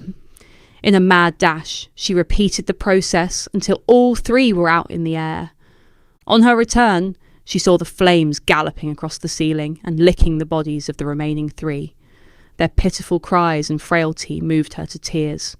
If this was deliberate, then it would have been a severe judgment and punishment of their kind, Marnie thought. She ignored the horrendous background banging and crashing, and her eyes dodged away from the death traps which surrounded them, the falling beams, exploding glass, and flecks of burning curtains swirling in the draught, and leapt back onto the table. Once the last of the creatures were down, she rushed to collect them one by one and take them to safety. Coughing, choking, and spluttering, Marnie collapsed onto her knees. With needles of pain piercing her brain and swelling despair, Marnie lay on her back with her eyes shut, not wanting to look at the house or the strange misfits whom she feared she would find dead. A gentle rippling of air crossed her face. Sitting up, she cast her eyes about and saw Shays gliding down. He landed softly. "I see you didn't squander an opportunity to please me," he said, announcing his presence. He touched one of the creatures with his long, taloned fingers, dirty from digging, and they all responded, screeching into the air. "You saved them," he said, with a crooked smile on his face. "The house which brought us all together has gone," Marnie muttered, her voice cracking with emotion. "I will lead you and my helpless ones to a new home where they belong." He squatted beside Marnie, and in silence they watched the blaze consume every last timber. Lucas, Tem, and Dara, with his 2 daughters, came striding towards Marnie, the remaining flickering flames and the ashes of their refuge. They spent some time sharing sullen thoughts and happier memories of the derelict building for which Tem and Marnie cared vehemently. "I will forever hold on to how this place rescued me and gratified my lonely, aching heart," Marnie whispered. Not long after, without a word, they walked into the last beams of sunlight crossing the field as Shays, with his young, led them to their new sanctuary. Welcome back, story lovers. Please consider liking, subscribing, sharing, and viewing the shorts, as all of these help greatly. Chapter 32. Marnie awoke on the riverbank after a rough night of broken sleep, riddled with the anxiety of being followed by their nemesis and the urgent need to find Conran. Nature seemed extra noisy, and the syrupy sun was high in the sky. Flushed and with sweat already dripping beneath her clothes, she sat up. She shielded her eyes with her hand and longed to be back in her house. She looked around the place where Conran had held her tightly. The surroundings appeared serene, but beneath the surface lay something sinister. If the dead return, would I sense their presence? As was her nature, Marnie had an urge to leave them all to their separate destinies. I would be safer alone, with shadows searching for Conran. Dara was slumped on the grass, comforting Lily and Prudy, who were picking up on the adults' insecurities and fearing the strange creature and its plague of young huddled into his side, crying and pleading to return to the dump. The man looked grim, exhausted, burdened, and racked with indecision. None of them believed there was any safe place. There was no neutral ground, no normal. Their unseen, malignant enemies were thinning their solidarity. None of them was willing to speak out on matters of concern. Lucas was sitting, running his fingers through his untamed hair, and then chewing on his nails. He was also wavering in doubt, trying to make up his mind what he should do. They exchanged glances. "We should be looking for Conran," he said dismally. "I know, and we will," she replied. "Where's Tem?" "He went off to find a place to hide his laptop and excess of material goods," Lucas said sarcastically. "In the woods," he added. Marnie glanced towards the shady trees. "We have plenty of money in the bank, but it's too dangerous to spend it," Tem said cheerily, emerging from the darkness, displaying his usual outward lightness. Shares, impatient for everyone to get going, jumped about the riverbank, avoiding eye contact with his ugly brood, copying his every move. "This is the shadow of tomorrow," Shays gurgled, and his beady eyes sparkled. "There will be a different world. Come with me, and I will explain," he continued, as if sensing their reluctance to move. Marnie, Tem, and Lucas rose. "I will stay here with the girls," Dara said. "You must come," Shays said angrily. "You're not safe." "We might join the others from the dump," Dara uttered weakly. Nobody had the will to challenge his decision. As they passed, they flashed soothing words and smiles in the direction of the distressed children, and then moved rapidly to the edge of the bank. Shays and his young plunged into the water and dived down as though at home in the environment. Marnie, Tem, and Lucas undressed their undergarments, which Lucas stuffed in his rucksack. They all jumped. Marnie broke the surface and gasped with the shock from the cold. Then she allowed the refreshing water to wash over her head as she submerged and once again found herself in a magical world lost to time. They swam between columns, statues of the ancients, and over the vibrant colours of the mosaic floor below. This time, Marnie didn't linger, but followed Shays, his body shining like the moon in the darkness. The group trailed behind for some time, disoriented, weaving through the labyrinth of artifacts. Eventually the floor beneath curved upwards until they were standing on the firm ground covered with golden sand. With her body as heavy as lead, Marnie caught up with Shays. She watched his young race across the ceiling and up the walls of the chamber, and was determined to ask some difficult questions. "What are those beings you released from their graves?" she asked bravely. "They will terrorize the living who are already suffering so much." "They're my people, and our guardians. They showed us the power in the water serpent's venom and protected my kind from those who wished to destroy us. Could you take the stones from their mouths so they hibernate again while my people recover? They sleep for thousands of years. As each one rises, they wake another. We offer sacrifice, and they must feed. Once their hunger is satisfied, they will return to substance, be of real flesh just like you, and the killing will stop," Shays said matter-of-factly, as though the massacre was an acceptable part of life. "Shez, you must stop them. This is wrong," Marnie said, grabbing his thin, slimy arm as fear stirred in her guts. "They only destroy the damaged and twisted souls, your enemies," he hissed vehemently, pulled away, jumped onto the wall and scurried around a corner. "You can hide here while danger threatens. Our new home. I've provided all you need," his voice echoed back as he disappeared. Shaking with fear and cold, Marnie waited for the others to catch up. Together they took a few paces when the ground vanished from under their feet, and they plummeted into an abyss. Grains of dirt rained over them as they dropped. Marnie heard herself scream, along with the cries of Tem and Lucas. Marnie landed on soft sand and lay in distraught silence, wondering if she was dead or alive. Her head was pulsating, but every other body part seemed to be working. "Is anyone hurt?" she called carefully, hauling herself into a sitting position. In the limited light coming from far above, she saw a confusion of shapes buried in the sand. "Get off, you dick! You're suffocating me!" Tem shouted, pushing and wriggling out from under Lucas, who scrambled onto his knees. In grabbing distance of Marnie was a bag. She pulled it close and investigated the contents. Inside she found a lamp, matches, dried food and bottles of water. "He planned this all along," Marnie muttered. "If it wasn't for his babies, I would think he even started the fire." Confusion set in as she tried to light the lamp, only to keep failing. "I can't believe it. I trusted that evil creature, saved his revolting offspring, and in return, he tricks us when we most need help." "We've been well and truly fooled," Tem said, taking the lamp from her and igniting the flame. "He's more human than we thought." He held the light up and examined the open wound above. "That's quite a drop. If it wasn't for the dust, we'd probably all be dead." "I can't see any way of climbing back up," Lucas added. Tem swung the light around, and they saw they were on a wide ledge with a bottomless trench to their left. The walls made of crumbling rocks appeared fragile, and the sandy platform was furrowed and undulated unpredictably. Periodically they heard an unearthly whistling and felt a blast of air. "Which way should we go?" Marnie asked. "We can't stay here," Tem said, holding up a wet thumb to gauge the direction of the breeze. "We need to go forward. Perhaps there's a way out."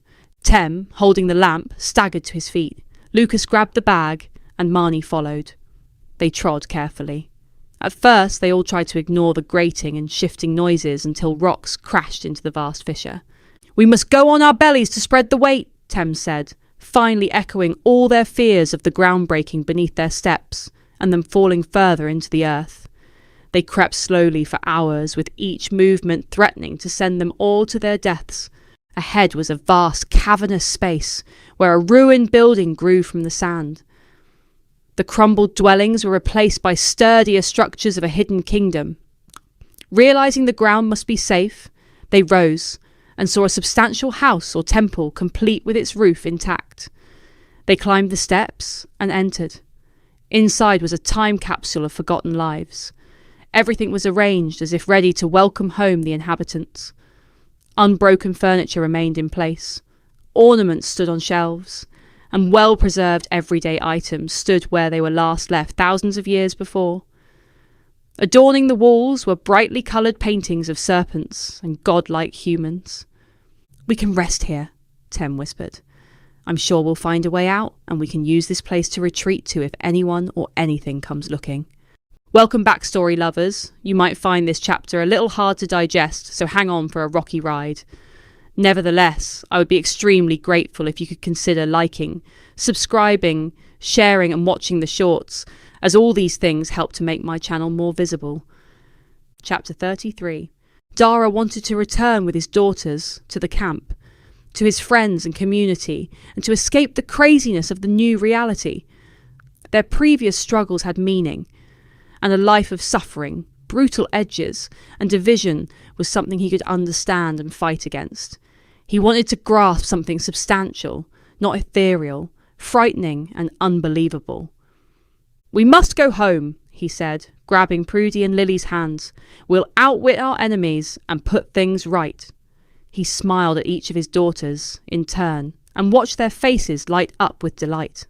Find out what happened to the others who were freed. Regroup and reorganize. They turned their backs on the freshness of the clean water and headed for the cooling shadows of the trees. "It's best if we keep out of sight and make as little noise as possible in case the bad people have followed us here." He squeezed their hands for reassurance.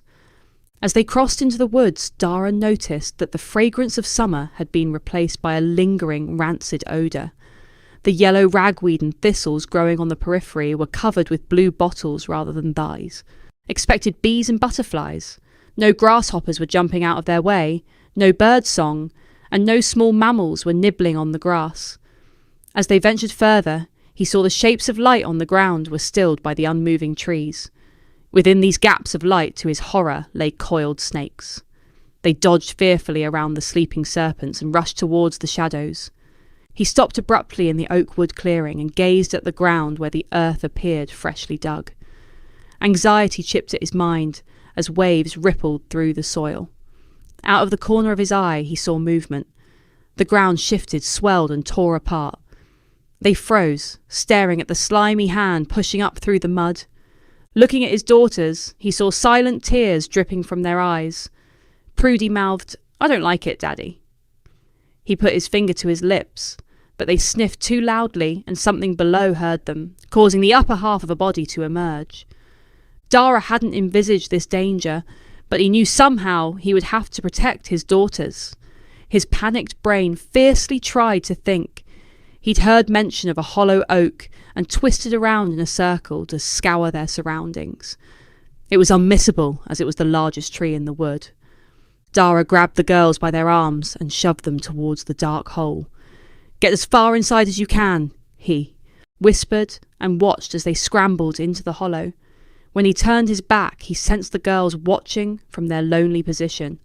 "Get right in, and don't come out until I say," he whispered loudly. "If I remain frozen and watchful, I might be able to sneak away and hide," he thought, as his eyes fixed on the moving ground. Time fell like slow raindrops as he continued to wait and wonder how to deal with the unfathomable situation. Slowly, he stepped backwards, trying to return to denser wood, but deep within the ground, the living dead seemed to sense the vibrations of his footsteps. The earth quaked and cracked all around. About 20 zombies rose and all turned their attention in his direction. Dead, pus-filled eyes regarded him from expressionless, inhuman faces, revealing nothing but hunger and the desire to feast on living flesh. The ragged mass of filthy decay, boils, split, oozing skin, black blood and bone, approached with alarming speed. He picked up a stone, threw it to distract them, then tried to run in the opposite direction. Slimy hands shoved Dara violently in the back. He stumbled and scrambled back to his feet. They circled him and then packed tightly around him, preventing any means of escape. Desperately, he tried to remain standing by, thumping out at anything he could reach. Soon, he was on the ground, curling into a ball and trying to protect his head. The living dead were persistent, biting and clawing at his skin. He prayed to whoever may be listening, "Lord, keep my girls out of sight." Dara was flung onto his back, and the dead pressed on his chest and sank their teeth into his neck. He could feel his lungs bursting and he coughed blood. Dara was disoriented. He wanted to stand but couldn't feel his legs. Warm blood was seeping and pooling beneath his back. Delirious, he mumbled, "This will go on until every last one of us is dead." Then he saw himself as a young child with a head full of dreams, and lastly, his daughters safely hidden in the tree. His life was then reduced to a red smudge on the soil. Welcome back, story lovers. Thank you for your continued support. Please consider liking, sharing, subscribing, and watching the shorts, as all of these help make my channel more visible. Chapter 34. Conran stood in no man's land with his back against the wall of a looming tower block. Despite the muffled hearing in his left ear, he wanted to escape the intensity of screaming, screeching, and savage cries, which were amplified by the pain pulsating in his head. The hollow madness and nerve-shaking unpredictability of this new world was all-consuming. There was no point of reference, nothing was normal or in any way as it had been before the virus struck. There were few options, and not many places for a broken man to hide. The small terrace houses were lonely tombs for the dead and dying, and the streets were awash with blood and torn limbs. He touched the cold facade of the tower block. I must climb high, he thought, get as far away as possible. The brutalizing symbol of inhumanity, where the unwanted in society were abandoned, and where even the living dead might not think to venture, seemed the safest option. Conran pushed open the heavy metal doors, escaping the dreary day and scrawling wind. Ignoring the overwhelming fatigue thumping in his pulverized head and holding his broken ribs in place, he battled his way up the steps as he feared the flesh-eaters would be lurking in the lift. He expected the smell of urine, booze and dope, but the virus had wiped even those crutches away. In a state of delirium, he crawled up the steps of the remaining levels and was confused when he found he was unable to go further. Dripping with exhaustion, he glanced around. His disembodied mind was unable to work out the sequence of events, and he struggled to understand why he was peering down a corridor with no obvious ascending stairs. It was impossible to focus on anything. Holding onto the wall, he pulled himself up and staggered to the nearest flat. Weakly he knocked, but the door swung open. Inside was a cheerfully decorated, light and airy modern room. It was an open-plan space with a kitchen area leading into a sitting area. Conran's eyes fixed on a bottle of water on the countertop. His dry mouth watered, and his jelly legs slid him towards the container. With a trembling hand, he raised the liquid to his lips and gulped down every drop. On half-turning back into the main room, he spotted a figure lying on the sofa. The man's face was blotchy purple, his mouth gaping, and the flesh, visible beneath the thin blanket, was mottled, festering, and turning black. Gawping at the being neither alive nor dead made Conran nauseous. The man lifted his swollen lids, and the two strangers regarded each other piteously. "Leave me to die in peace," he mumbled. "I don't want any more trouble." "I just need to lie down for a bit," Conran said in a whisper. "Then I will go." The man feebly raised his arm and pointed to a door. Conran followed the direction of his finger and found a bedroom. He collapsed on the bed and lay on his back, mulling over a faint memory, something about a statue. Listening to the rumble of a distant storm and smelling smoke in the still air, he stopped feeling anything and fell asleep. "Life is a dream," the words echoed around Conran's sleeping mind. "I must remember this. I can mould everything to how I want and cheat my brain away from the horror." He found himself in the local museum, which was closed to the public. The place was empty and pleasantly serene. "What are you doing here?" a balding man with wire glasses whispered. "How did you get in?" "Through the window next to the fire escape." "That was neglectful of me. Why are you here?" "I need to understand the past to determine what is happening in the present. I'm Conran, a student archaeologist. This is the archive room. Where we study artifacts, the main exhibition halls are through that door," he said, pointing to the exit. "I remembered something," Conran said with uncertainty. "It's in one of these drawers." The head of antiquities regarded Conran with a cold stare which was not all unkind or unsympathetic. "I know why you've come." He ran his fingers down the stack of drawers until he reached the middle, where he slid open a tray. Amongst other statues, lying on a soft surface, was a stone figurine, which looked like a miniature version of Shays. You responded to the siren's call and were driven in this direction to find answers. May I hold him? These creatures are neither male nor female, the researcher said, handing over the cool lump of marble. It looks simple, but has a value far beyond what you could imagine. It stores the information of the past like a hard drive. You mean it makes you see, really see? The man nodded his head. It contains answers if you can decipher the code in its amber eyes, he said, laughing. Be warned. If the leaders discover you with it, you will be dead. As he feasted on the detailed artifact, it cracked, and pieces broke off until the whole object shattered and turned to dust. Something was coaxing Conran back to reality. The vibrations of thunder, the ringing in his ear, or the sudden breeze blowing through an open window. He was unaware of the time and how long he'd been sleeping. Soaked in sweat, he sat up and checked his injured body. He felt a little refreshed and had regained some strength in his feeble limbs. I must leave the confines of the city and return to the river, he pondered. Conran sauntered into the front room. He intended, if the man was still living, to say farewell, offer water or whatever he needed. When he looked down at the sofa, he expected to see a heap of decayed mush. Instead, to his horror, he saw a beast like Shays sitting on his haunches like a gargoyle with wings outstretched as though ready to fly. It hissed at him and looked ready to leap and tear his flesh with its sharp claws. Startled by the inexplicable entity and shaken to his depths, Conran darted out of the flat, slammed the door, and despite his injuries, rushed down the stairs. Outside the light was dying, and the wind whistled around the tower blocks. Rapidly, he moved under these shroud of muggy gloom and headed out of town. He was surprised to find the streets deserted.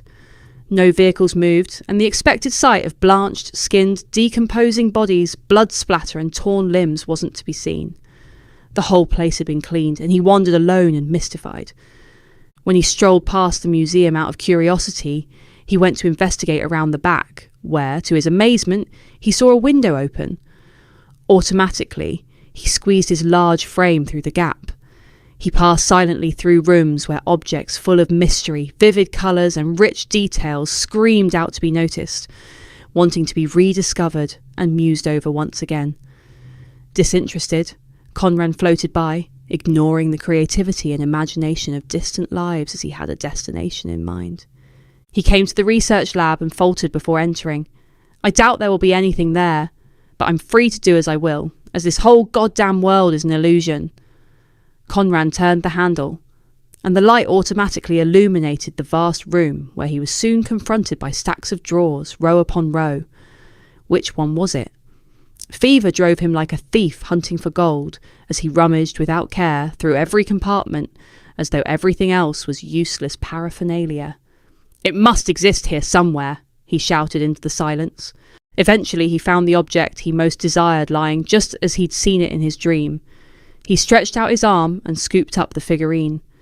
In his hand the white marble was cool, and the amber eyes radiated light as Conran gazed into their depths. Echoes of the past entered his mind in the form of voices and pictures that told the story of a virus that devastated an ancient civilization. We thought we had the sickness under control, a disembodied woman's voice came to the fore, speaking words any modern person would understand. Then some of those who recovered mutated, those with a certain something within them. They were once people belonging to our god Dogo, the great serpent whose poison gives us our gifts of second hearing and second sight. Our children became monsters, needing to eat off the dead, a man added. As our loved ones died or mutated, we accepted our old civilization would not return. The invisible evil was wiping us out, destroying all we'd achieved. Tell me of your god, Dogo, Conran asked. Dogo is the god of healing, death and transformation. The umbilical cord which connects us to this world and the others. His archangels protect us and ensure our rebirth. When the enemy of God inhabited the air we breathed, many voices complained. We believed we'd offended Dogo, as he sometimes appears two-headed and, although it benefits us, may also direct punishment against our tribe. There is a danger when he changes his skin. To appease him and prevent our complete annihilation, we made a pact with our God to let us sleep until we are woken, and in return we will consume the flesh, strength, and absorb the knowledge of those who came after in his honour. Take back what belonged to us. Walls of confusion and shock pressed in on Conran, causing him to bite into his knuckle to get back to the reality of pain and to shake away the unwanted memories he didn't own. You were an advanced civilization that was completely wiped out. Conran spoke his thoughts aloud. We suspect some part of us survived within your people, and using a residual memory, tried to recreate the wonders of our world. Your inventors and artists, they would have believed they were of the same substance as you. It is our turn now, they said in unison, as Conran shoved the object into the blood-stained pocket of his trousers. Then, out of the corner of his eyes, he saw something glint in the open drawer lying next to where the statue had rested. It was a coiled gold amulet depicting a serpent biting its tail, the symbol of eternal life. Sensing he needed God's protection, he slipped it over his hand and gazed at it, twisting around his wrist. The small, unblinking gem eyes coldly regarded him as though it was infiltrating his mind, sharing its reason and wisdom. Time had melted away, and he saw a square of darkness in the small window on the far wall. Conran stood straight, noticed his pain was gone, his mind calm, and his whole being bloomed afresh like a flower. As he walked back through the rooms, he viewed the objects differently and remembered the importance of the simple things that remained in his life, mostly the warmth of friends and those he loved. Welcome back, story lovers. If you prefer long-form videos or wish to listen while you fall into a cosy sleep, go to the playlist and click Invisible Choker, and each chapter will automatically flow into the next. You will find the playlist on my channel page. Again, all the usual, like subscribe, share, and watch the shorts. Thank you for being at my side on this journey. Chapter 35. Marnie rose from the hard marble floor with a sense of urgency boiling inside. Her rest was not only impaired by the uncomfortable conditions, but also due to the disquieting realization that their ordeal had gone on too long, as it seemed as though they had been underground for weeks. The battery in Tem's phone had died a long time ago, and the lack of daylight left them unaware of the time. Lucas and Tem had wasted much energy trying to find ways back up the sheer rocks to where the ground had collapsed, while her instincts told her to head down. She picked up the lamp Shays had left them and held it up over the sleeping men. Tem was scowling and muttering in his sleep, and Lucas had grown a fine red beard. Restlessly, she turned her back on them and ventured further into the temple-like building. They'd explored it all before in a careless manner, mostly to look for useful resources, but she wanted to study the place further to see if she could find any links between the past and present. One decipherable clue could end their misery. On every wall there were stone relief carvings of snakes. Some had wings, and others had 2 heads or horns like dragons. There were pictures and statues of them, emerging from their skins. Others slithered in one direction like the rippling flow of a river. In the centre of a vast hall, she stopped and pondered over a large marble representation of the Tree of Life, complete with small figures trying to climb. Immortalised around its trunk spiralled a massive white serpent with staring, cold cunning in its pink eyes. Is it the guardian of the underworld, a link to life, or something that brought terror, Marnie considered? Although it was fascinating to ponder the remaining essence of past lives, there was nothing to reveal an alternate way out. It was alarming to see that wine and oil containers still contained their contents, and the festering mildew grain stores remained intact. The previous inhabitants had left in a hurry, or perhaps their remains were still there, and their hard toil was now meaningless. Whatever happened, something disastrous had taken place. Poison gas or a virus. Marnie wanted to live, but anticipated the worst. The isolation from the world above was a nightmare. Marnie perched on what appeared to be a stone throne and meditated on a means of escape and Shadow's absence. He only comes when I'm deprived of human company. If I leave the others, he might return. With hunger gnawing in her stomach, she gingerly retraced their steps back to the place where they'd fallen into the cavern. Vulnerable, she stood in the thick dust on the edge of the gigantic bottomless channels. In the limited light, she glanced around and listened to the sad moaning and creaking of the earth. To her left were narrowing high walls, black smudged into black, but when she turned her head to the right, she felt a faint breeze and tasted a mingling of stone, water, and mossy moisture. Warily, she proceeded along a ridge which headed downwards past the city. With her mind locked in the moment, and with her thoughts centred on finding an escape route, she scanned the ground to avoid the potential hazards, ever aware of the treacherous drop to her left.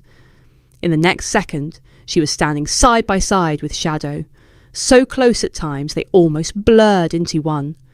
With her companion at her side, she was no longer frightened and savoured the thrill of risk and potential discovery.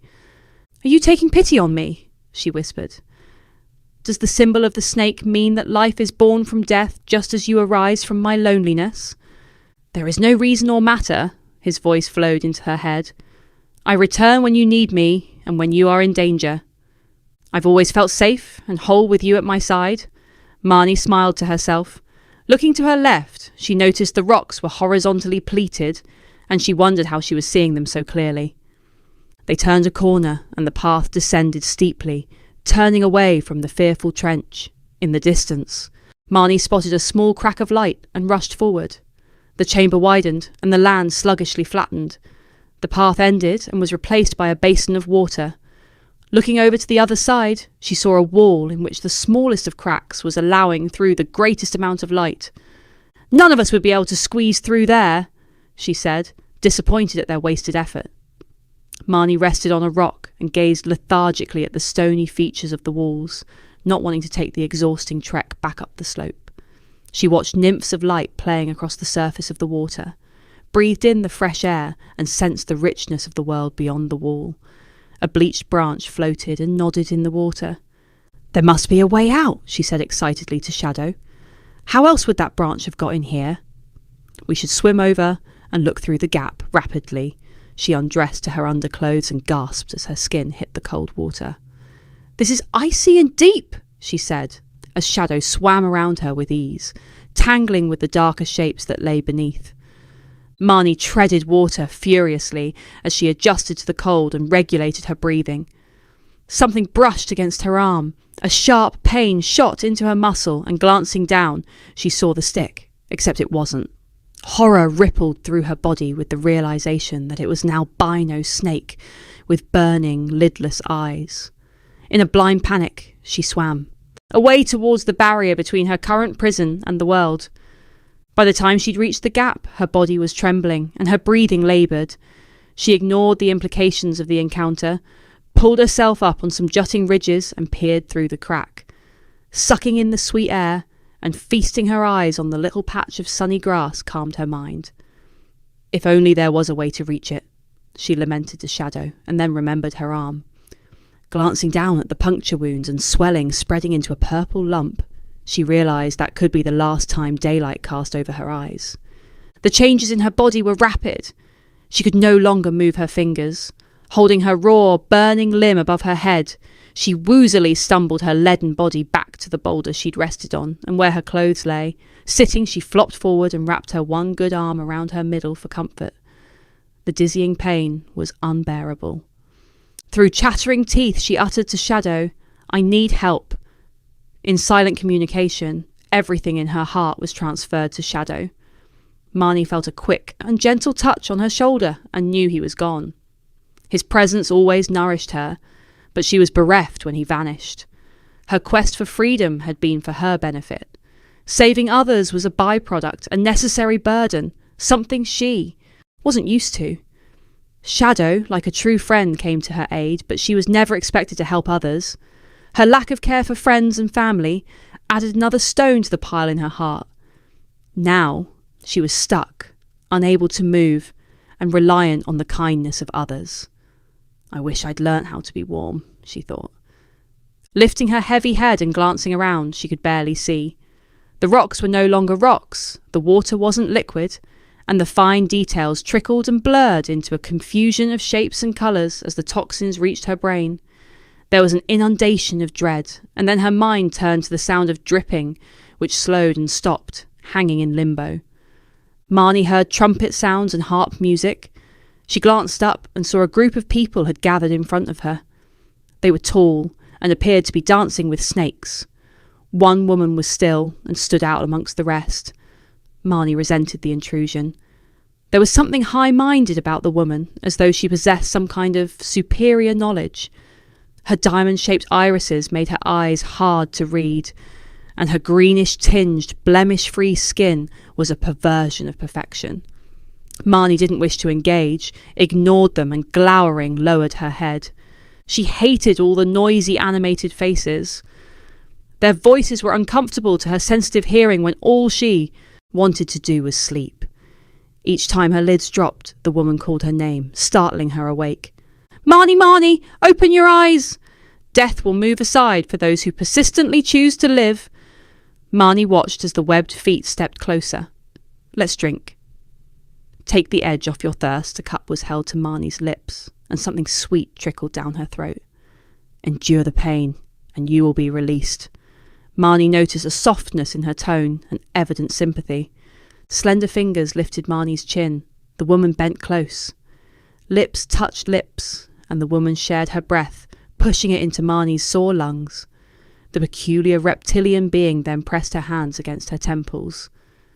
"Your seeing and hearing will be sharper. You will understand. Break the seal which covers your heart. Shed your old skin. Feel the life which comes from death." Tears flowed freely down Marnie's face, and as she looked down in shame, she saw a monstrous rattlesnake curling around the woman's legs. "All your life, the truth has been waiting coiled in a corner of your soul.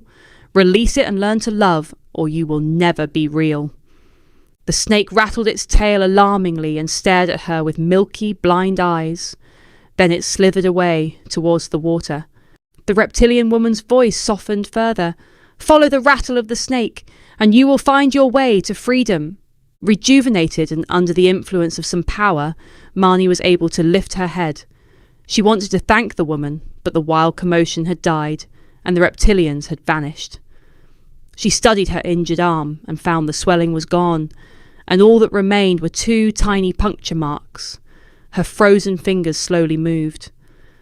A shaft of light crossed in front of her, and a fresh breeze brushed her cheek. She heard voices and, glancing up, saw herself leading Tem and Lucas down the slope. In an instant, her twin vanished, so she called out to distract her friends. "We must dive down and follow the rattle of the snake," she shouted.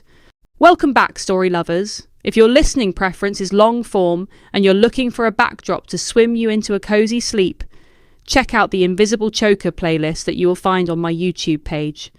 If you click on it, each chapter will flow into the next seamlessly. As always, please like, subscribe, share, and check out the shorts. Chapter 36. Conran picked up a stick and drew a circle in a patch of ancient soil on the riverbank. The scientist sat within the boundary, feebly hoping that it might keep the enemy out. He reached his hand into the still waters and gazed at his ugly, swollen face and blood-stained, crumpled clothes. A dragonfly danced over the surface. Its beauty was too painful, and he thrust his hand towards it with the desire to crush it within his fist. The creature fluttered from his grasp, leaving Conran content to sit with his legs crossed and head in his hands, sobbing. "I must find Marnie because she won't be searching for me," Conran pondered. "Out of her sight, I would be forgotten. It's not her fault. With her traumatized and lonely childhood, she never learnt about relationships. At least I had a brother." Conran's overcast mind teemed with intrusive, dueling thoughts, as part of him wanted to sleep, and the other wanted to take action. He was desperate to keep his love intact. He couldn't believe Marnie was a bloodless, heartless person. Rather, he thought behind the cold persona, her heart was brimming with love, and now and again he had caught the spray of her swelling passion. The dam between them could and would be broken down. He refused to believe people couldn't change. The tides seemed certain and predictable, but within the waxing and waning of the water there were great variations in mood. His mind drifted back to when they'd first met, when he was her part-time assistant at the lab. They'd both enjoyed the peaceful working together, the quiet respect, and the subtle gaining of knowledge about each other's needs. "I'm the last one who should pass judgment. I've committed the biggest crime of all in setting the virus free and polluting the world garden. If I'm eaten alive, it's nothing more than I deserve. The thought caused him to weep more, and the desire to be loved deepened. Conran startled and stopped weeping when he heard soft footsteps moving lightly around him, then paused in front of him and stood over him, waiting. He'd moved beyond fear and acknowledged the arrival of death. He looked up, expecting to see a harrowing sight ready to bear down on him and devour his flesh. Blinking back his tears, he raised his head and saw his enemy, who surprisingly greeted him with a friendly smile. He recognised her as the princess excavated from the oak tree. Her ancient tattered gown was renewed to perfection. Billowing in the breeze, the fabric of her dress was unstained and untorn, full of bright splashes of colour. Her beauty was real, her skin was unblemished, her hair thick and lustrous, and her eyes bright. "I suppose you've come to continue your methodical slaughter," he said, resigned to his fate. "I see some justice in that." "The killing is done," she said softly. "It would now be abhorrent to me and my tribe. It was a necessary part of the transformation. Every plague wipes out inherited weaknesses to refresh and strengthen those who remain. What was an advantage to those in the past is not an advantage today," she said softly. "During the Great Freeze, it was important to lay down fat to keep warm, but in an overwhelmingly hot climate, it is important to be thin. Our culture, part water-based and part land-dwelling, lived with the cold. We like it cold. Warmth came, and with the melting of ice, the virus emerged, destroyed most, and mutated a few, leaving the rest of us to sleep," she continued with no visible signs of hunger. "In the awakening, we too had to transform like a caterpillar from its cocoon.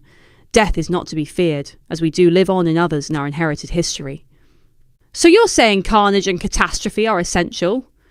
That evolution needs a clean-up. Otherwise, we would all completely die out." Conran pondered cynically. "That's not a new idea, but suffering. What is the point of all the pain? It doesn't help us grow. It causes us to wither, shrink, and die. The universe isn't interested in individual cells, only the survival of the whole body. We're all made of the same stuff. Tiny, tiny beings, as small as a virus in the vast consciousness." The woman turned and casually walked away. Conran watched her as she strolled towards the woods. He shifted his position uncomfortably and stood. The woman's words moved about restlessly in his mind. He was dissatisfied with her answers. They weren't enough for all the horror that had swept the globe, which frightened individuals had been forced to endure. Scowling, he followed her movements as she stepped into the shadows. Why was I on the wrong side of death 1 minute? And then, within a day, I find myself a survivor.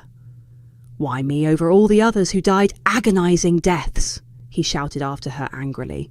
Luck and inheritance.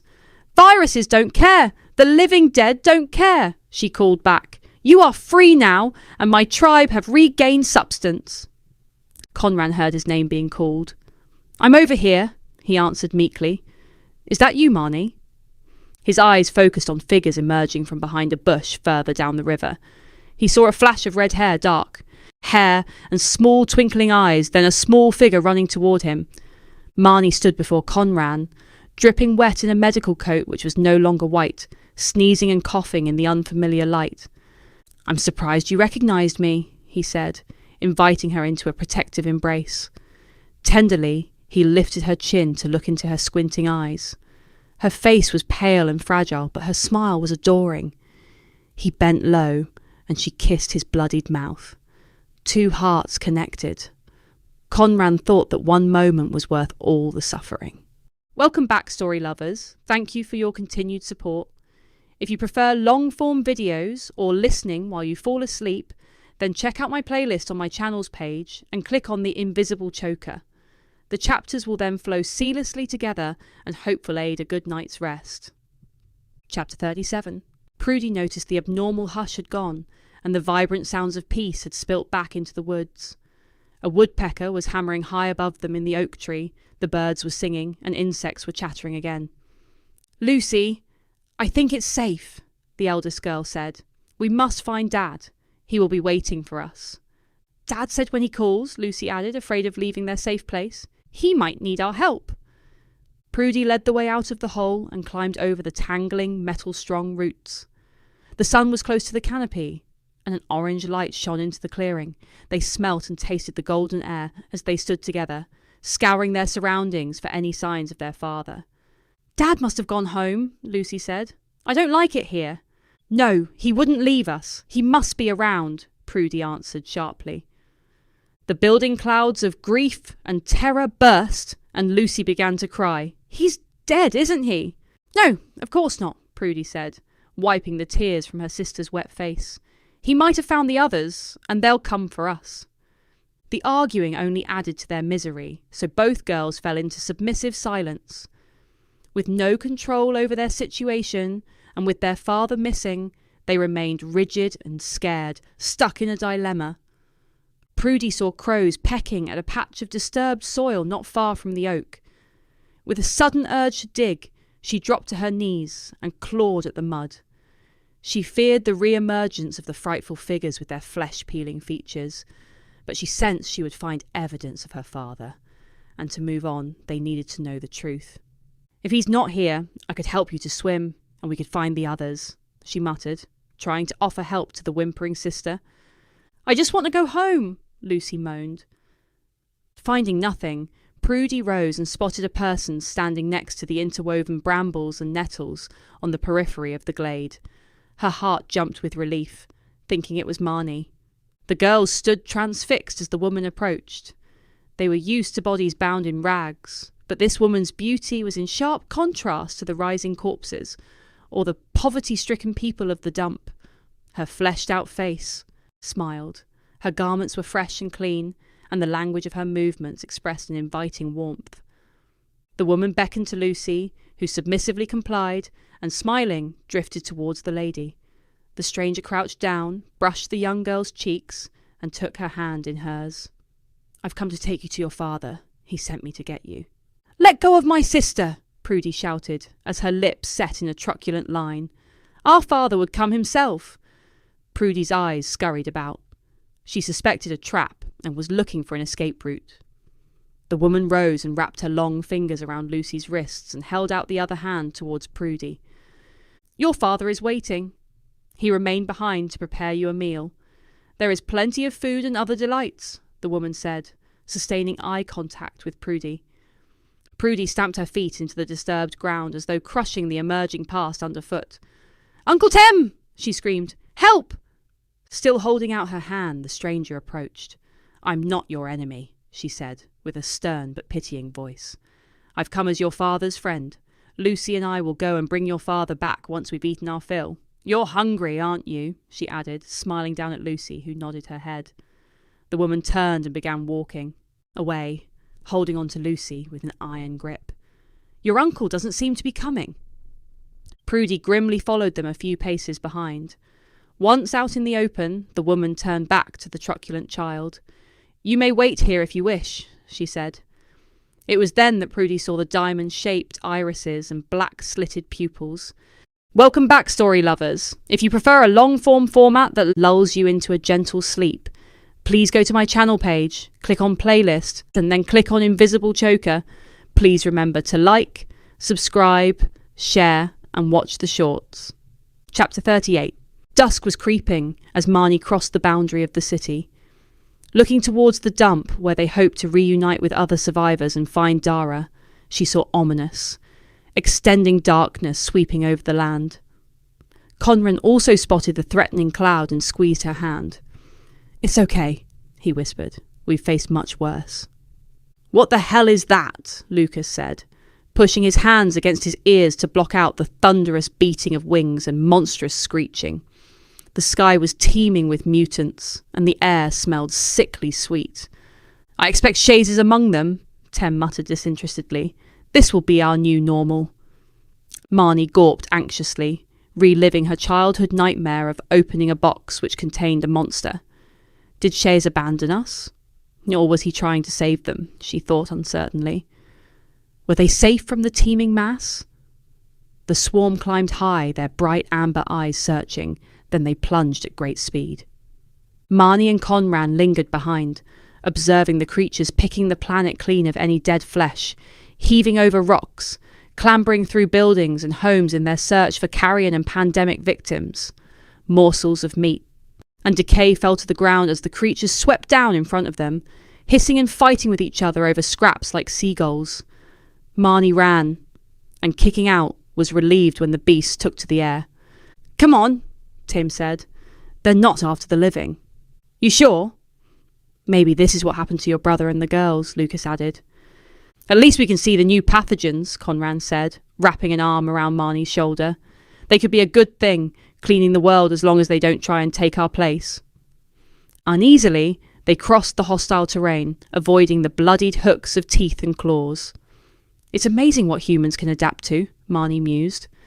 When they arrived at the site of the dump, they saw that the mound of rubbish had been flattened and cleared. The place had transformed into a building site with bulldozers, cranes, and diggers everywhere.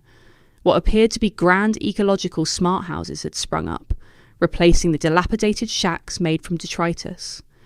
Society's only survivors, a motley group of outsiders and slaves, had been forced through the dying membrane of civilization into a position of importance. An elderly, white-bearded, toothless man of an indeterminable age stepped forward, followed by a gathering of adults and children.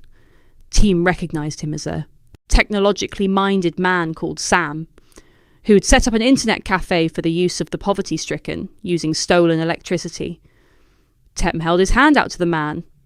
"Hi, Sam," Tem said, smiling. "Have you seen my brother and the girls?" "No, mate, sorry," he said, patting the youth on the top of his arm and quizzically examining the others.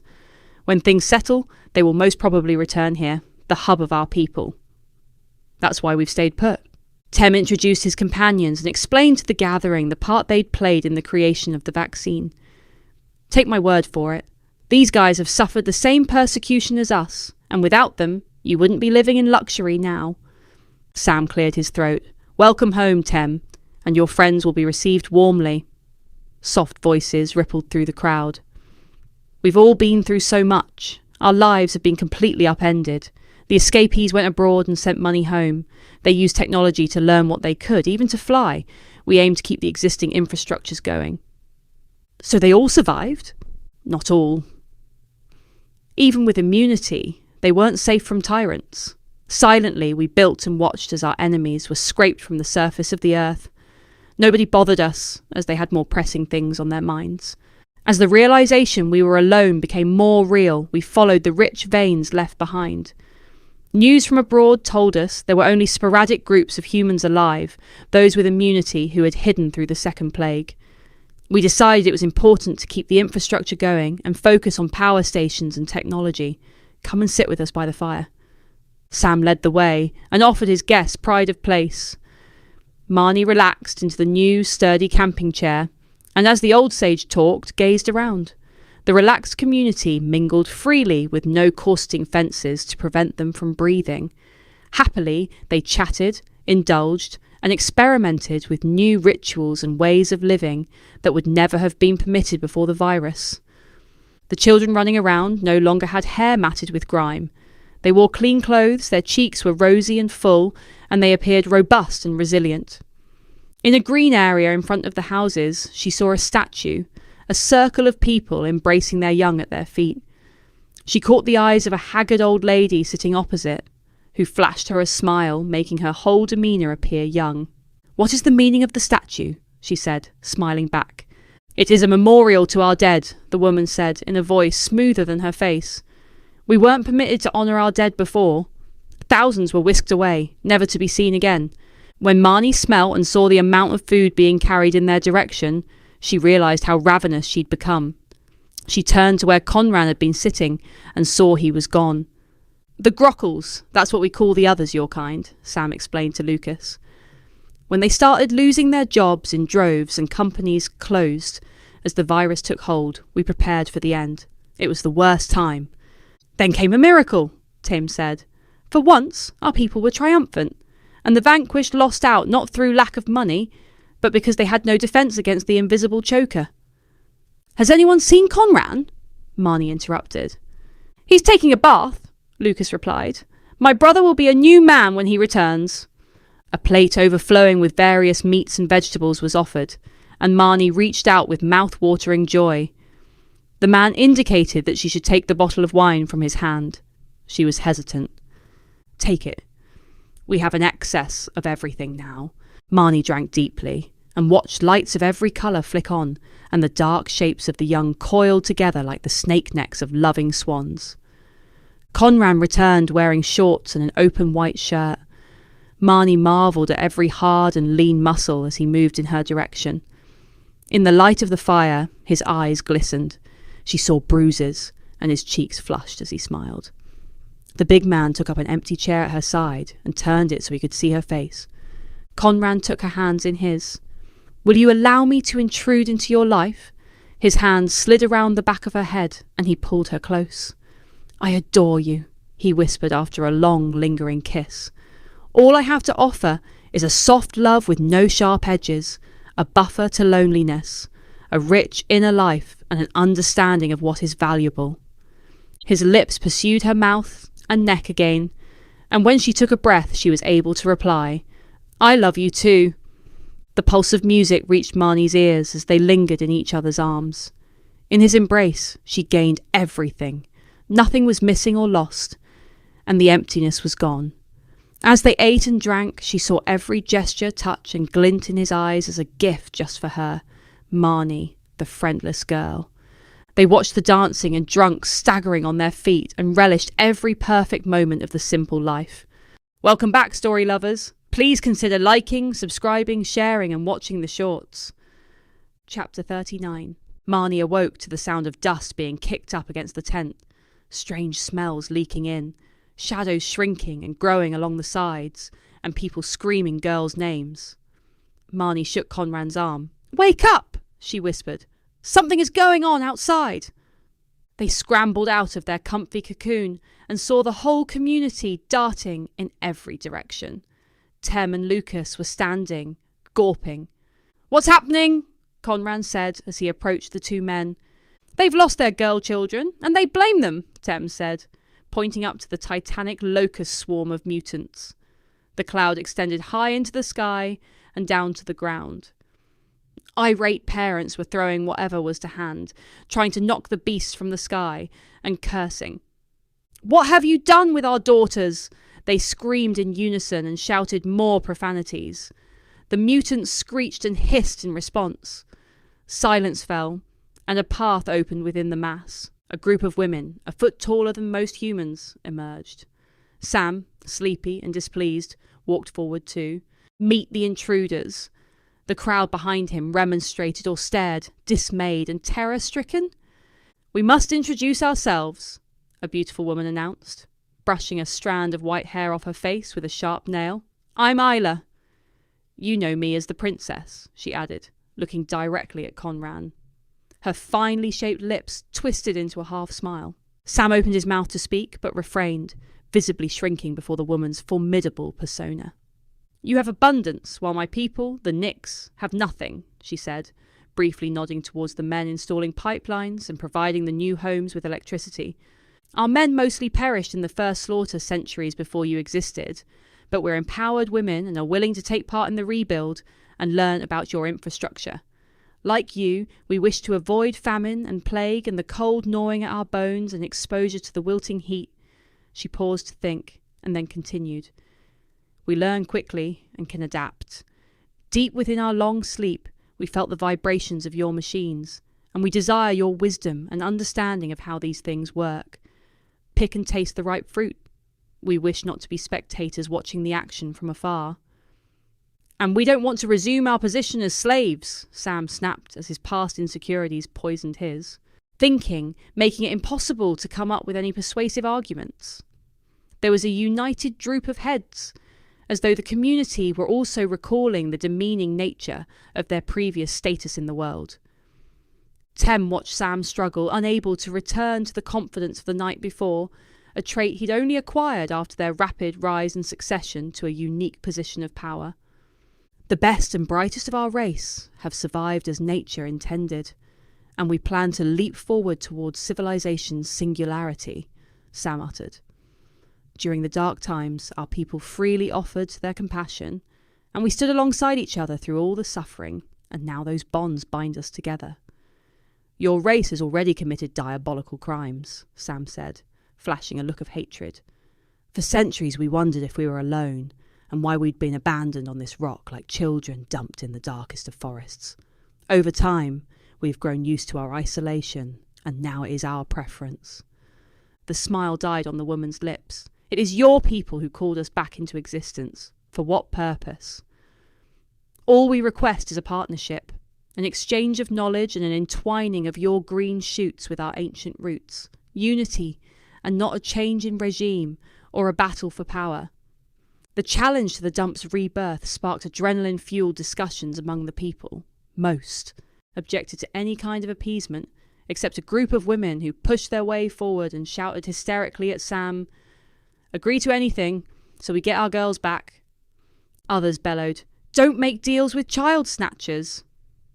"Your children are safe, and we want peace, but we can turn our offspring against you at any time," she said, looking up to the gargoyles watching from above.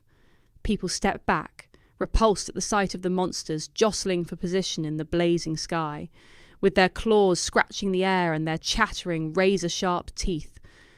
A dead rat dropped at Tem's feet, and looking up, Marnie thought she saw Shays hovering close to the woman, and wondered what information he'd shared with his people. "Do something, Tem," Marnie said, tugging at his sleeve. "That woman saved my life. They are different as we were different, but they have gifts they can teach us." In unison, they glanced over at Sam, who was downcast and defeated. His role as a leader was no longer gratifying. His pleading eyes met Tem. Tem edged his way forward, and as he approached the old sage, he sighed and walked over to a chair. He clasped his hands together and resumed his demeanour of serious contemplation. "Ripping children from their parents' hearts and the murder of the innocent is the worst possible and most unforgivable crime," Tem said majestically and authoritatively. "You've inflicted intense pain." Tem paused and licked his dry lips. "Hunger leaves no choice, and it was a necessary part of our miraculous rebirth. The weight of dark memories of death and murder weighs heavily on my people, but our suffering and slaughter did not come directly from you," Tem said, as he thought that the most important thing was to hold on to the fragile balance of peace. "We have no appetite for war, but your actions are an incitement, and we have the technology to wipe you out." Shays landed between Tem and the woman. His amber eyes deepened to an orange red and darted around the gathering. His gaze steadied and centred on Tem. "I was born and raised in your world, but my perceived deformities meant I was kept hidden. I made friends with outsiders, and all that had been buried was revealed. On this journey, I too learnt about compassion, the fine-tuning of a person's heart which enables them to stand by the side of those suffering, ensuring they are not alone." The monster spoke with a sincere, sad expression on his face. There was silence where the crowd pondered his words. Then people mumbled to each other, and while others internally wanted to run and search for their girls, they all waited for Shays to continue. "I will ensure the return of your children, and then maybe we will be able to sit together and come to a mutual agreement," Shays said, his lips curling slightly as his eyes remained unsmiling. "Understand, we also have powers and knowledge to share, which will be of equal benefit to your kind." Later, Marnie and Conran wandered happily through the soft, flowing mist of the early morning, where the occasional puncturing of beams of light promised a day of glowing autumnal splendour. Conran led her up to the door of a large, newly built house. "We could live here together and start a new life away from old memories," he said, hopefully wrapping his arm around her shoulder. "All we need to do is collect the things we want from our old homes and move." A couple with bowed heads and lowered eyes strolled by, and Marnie could taste and smell their sadness. "I don't know. I've lived in my house all my life," Marnie protested. "We deserve a new beginning, and the support of caring people," he said softly. "There are still those out there whose main purpose in life is to hunt us down. Please, no. More hiding. Say you will join me in this adventure. If it is ever safe to return to your home, we will." Marnie raised herself onto tiptoe and, reaching up, kissed his cheek. "Of course I will." "I would like nothing more." The murmuring background noises turned into loud chattering and erupted into a crescendo.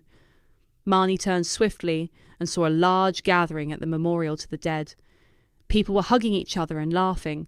They broke away and ran towards the open field, calling their children's names. Conran grabbed Marnie's hand and rushed in the same direction. They passed Tem, who flashed his familiar beaming smile at them. Lucas ran up and joined them. "This is such good news," he muttered. Shays was true to his word. Whatever desperation these people were reduced to, their children had remained the brightness in their lives, Conran said, as they stood watching Lucy and Prudy run into Tem's arms. "Sorry, bro, for my shallow-mindedness," Conran said, turning to face Lucas. "You know all that negative stuff I said before. You're welcome to stay with us for as long as you want. It's okay. I've got my own place now, and besides, you were right to chuck me out. I was a lazy git."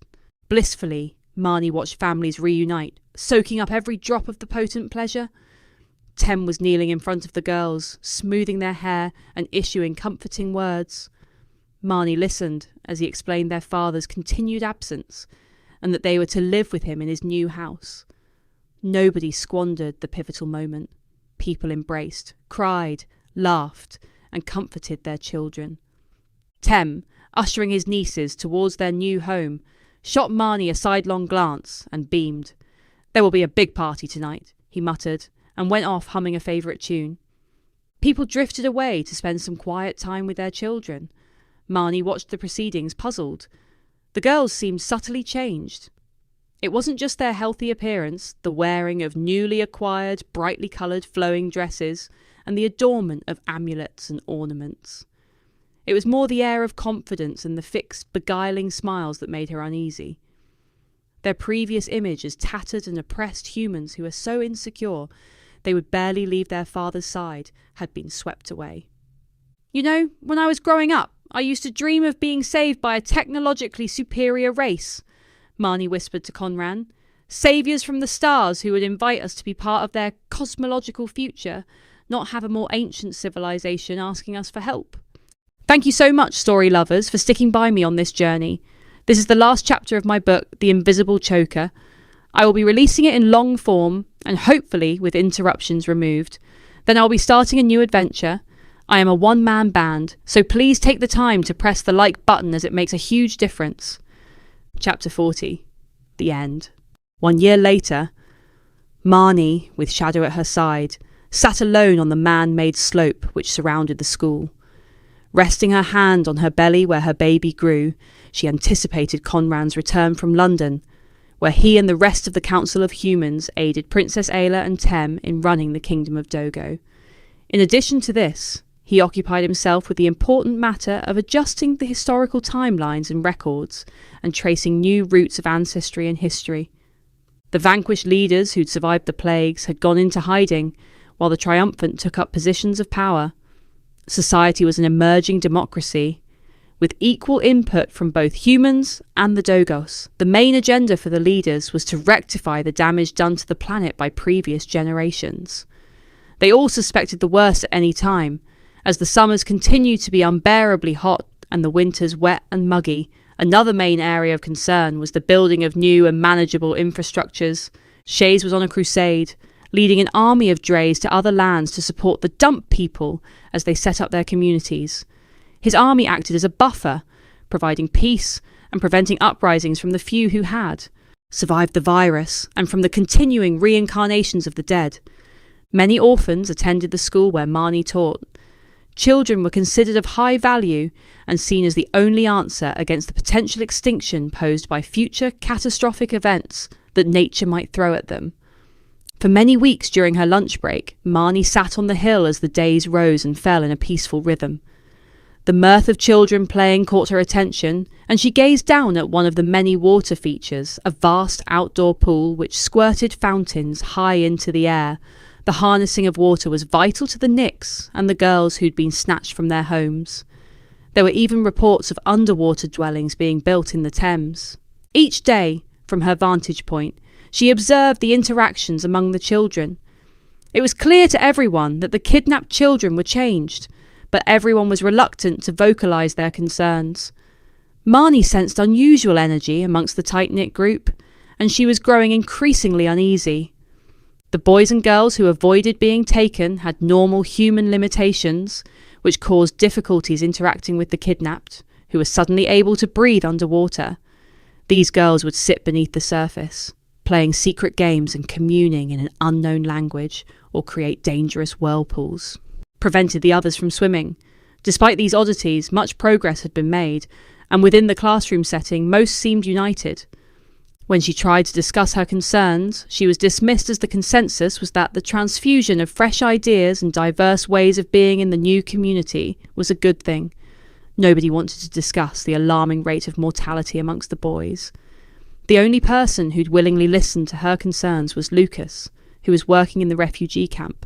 Most of the time, Marnie, not wanting to cause trouble, pushed these thoughts from her mind and diverted her attention towards her imminent arrival. From below, she heard someone yell out. Marnie's eyes stopped wandering and she concentrated on the mad splashing in the pool. A boy was struggling to keep his head above water as wave after wave pounded over him and forced him down. Another adult had been alerted to the crisis and was swimming towards the frantic figure. Marnie picked up her things and rushed down the bank.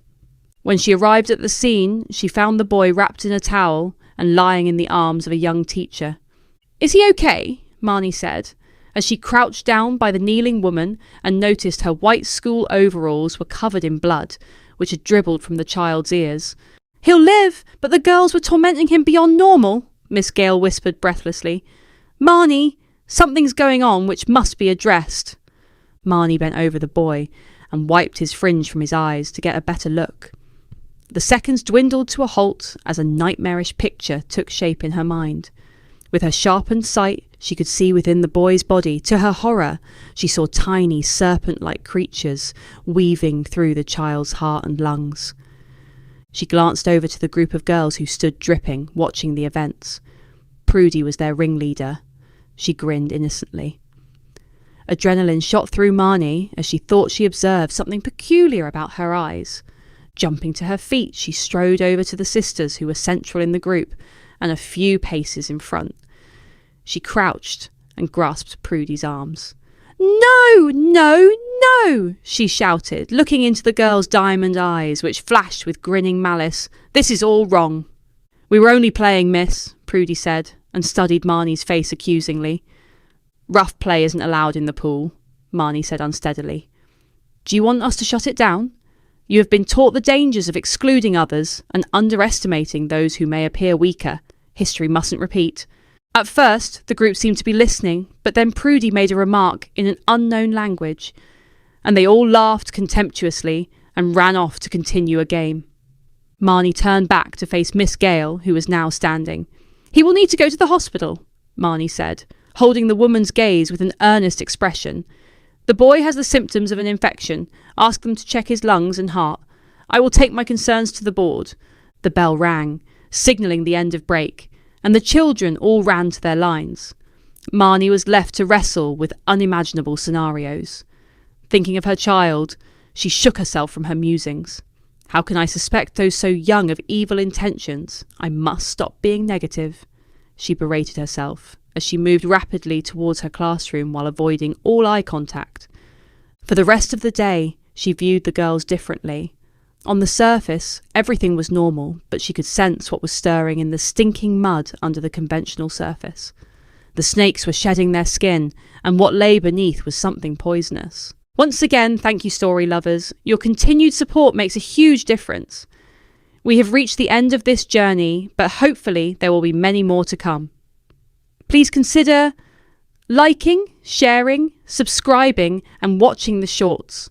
You can find my books in all your favourite online stores under E.M.G. Wixley, or follow the links provided.